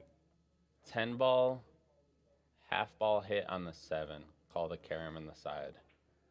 That's a risky shot because you're breaking out the 7 for your opponent. I'm on the hill and he needs 3 balls. I'm going to be a go-getcha here. I'm going to... Or do you just play maybe, safe? Maybe this is why I have a bad gambling record, is because I see stuff like this and I'm like, Yes, oh, I'm play gonna shots like friggin' that do it. against me. Play those risky shots against me next time we play Iron Match. But we'll what play- else do you have? yeah. Let's go to the overhead. Hold on. The 10 doesn't go. Yeah, it's in a very, very tough spot. 10 does. The 8 ball's in the way this way. The 5 ball's in the way this way. Whoops, I can't draw straight lines. Not close enough. Whatever. You know what I mean. It's true. So It's 11:15 in the morning Mountain Time. Oh boy. I like my shot. I like the camera on the side, and then we give them fire Oh, I like playing and safe. a round of applause. I like trying to find a safe here. The problem is if you start getting into a safety exchange, is that Solids has way more balls to safe you back Oh, with. very true. And then they can counter safe and get ball in hand and win the rack. So he's measuring my shot. Can you believe this? He is measuring the 10 ball. What's he doing? I don't know. I think he's going for Did he the call corner. something? Did he call something? I think he's going for the corner. Or No, he's wait. playing He's safe. shooting that the 2. Oh, he's He's jumping. Oh, I didn't realize he had his Ah. jump stick. I'm sorry. But you're never getting shape on the... Wait, are you? That depends. If you Are played you? in the Wait, corner, one- you are. hold on. No. If you played in the corner. Oh, you are. okay. Corner. Yeah, hold on. You Let me have get to this out of the let way. it- Let you me have get to this let out it of the way. roll forward. Yep. Show me, Bobby. Show us how to do it. But he's drawing with this. Oh! Well, he wasn't So really on close. it. He wasn't really on it. Well, he would have had He would have something to mess around had... with. I don't know. Honestly, he would have kicked it into... Well, it doesn't go to the side of the he corner. Yeah, probably he would have with- had nothing. having rattled that 11, he put this cue ball in one of the best possible places you can put it. It's not bad. Namely for the fact that it is very difficult for Gene to play a safe in which Bobby will either not be able to kick with the 11. He's literally better off missing that. Because if he made that, he had nothing. nothing. Even as creative-minded as he is, Yeah. the only thing I see is the carom off the floor, bank to the corner. Yeah, that would have been stupid. That would have been ridiculous. That's a 1 out of 20. The biggest thing here is the fact that Gene can't really play a safe because he has no safe in which Bobby cannot either kick at that 11 No, he or just- kick at that 10. Combo that ball. Well, the problem is, are you going to nudge that ball, or can you pinch draw it out here? You know what I'm saying? I wouldn't wanna jack do up, combo the 1 into the 11, and then play 3 rails to nothing. I want to find a way to play this. He's to- just going for the 1. He's going for broke. Yeah, I want to play And if this you- to here okay. and then nudge the 10 out here so that it's stuck behind these. Yeah, solid containment shot. Yeah, definitely. Yeah. If he well executes this, and he did, okay, is he going to come with a shot? Nudge the 6. More than that. See, what I was going to say is he might have more safety opportunities to come. He does now. So you have the option to basically push this 3 ball here, and if you can get that cue ball on the 5, yes, he can see On the it? 11, but you can get that 3 in front of the 10 if you do that. How about hitting the 3 ball full? Okay. 3 ball comes down here, okay? And the cue ball comes right here, I like that. That's a good shot. you know? For that, you actually have to hit the 3 closer to this first diamond. The shot touch he the doesn't, rail, yeah. and then come in. That's a speed shot. That's one you really got to take it a good mid See what he's thinking here. Is he shooting? He's probably shooting in the 3. Let's see if it's, okay, he went for offense. 3. And he sold the farm. Oh, man. Dang, Gene. So It's a question little bit is- tough to get out on this 11.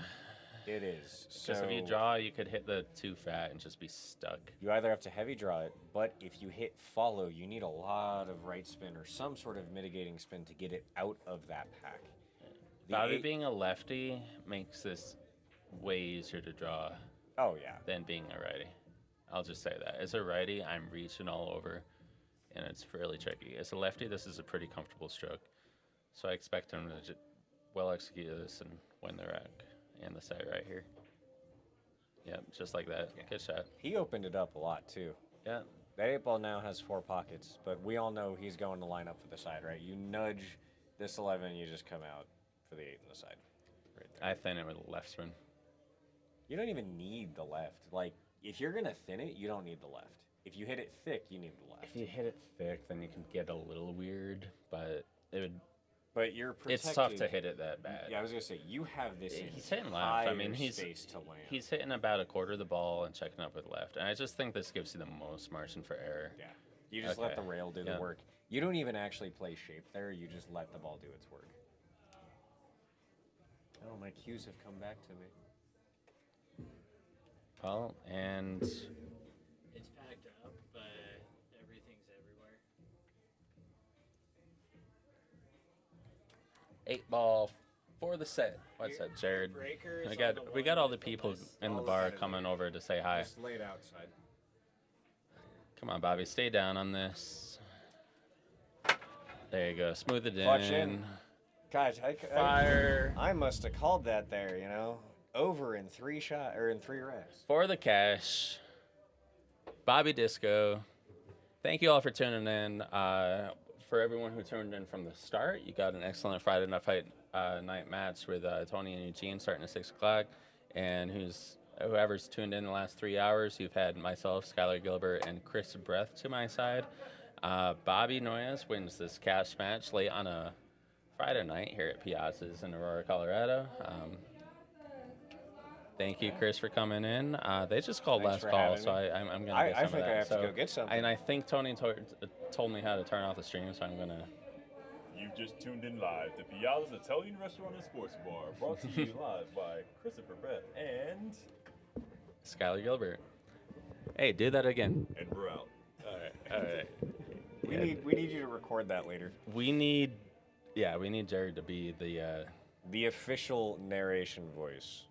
Not the commentator, but the announcer. The announcer. The like announcer. the Bruce Buffer of Piazza. In the left corner. In the left. In the red corner, weighing 100. Well, thanks guys for tuning in. 110 pounds. We got Dude, Chris Brett. this man has insane control. He is the perfect announcer Anyway. for this. But anyway, thank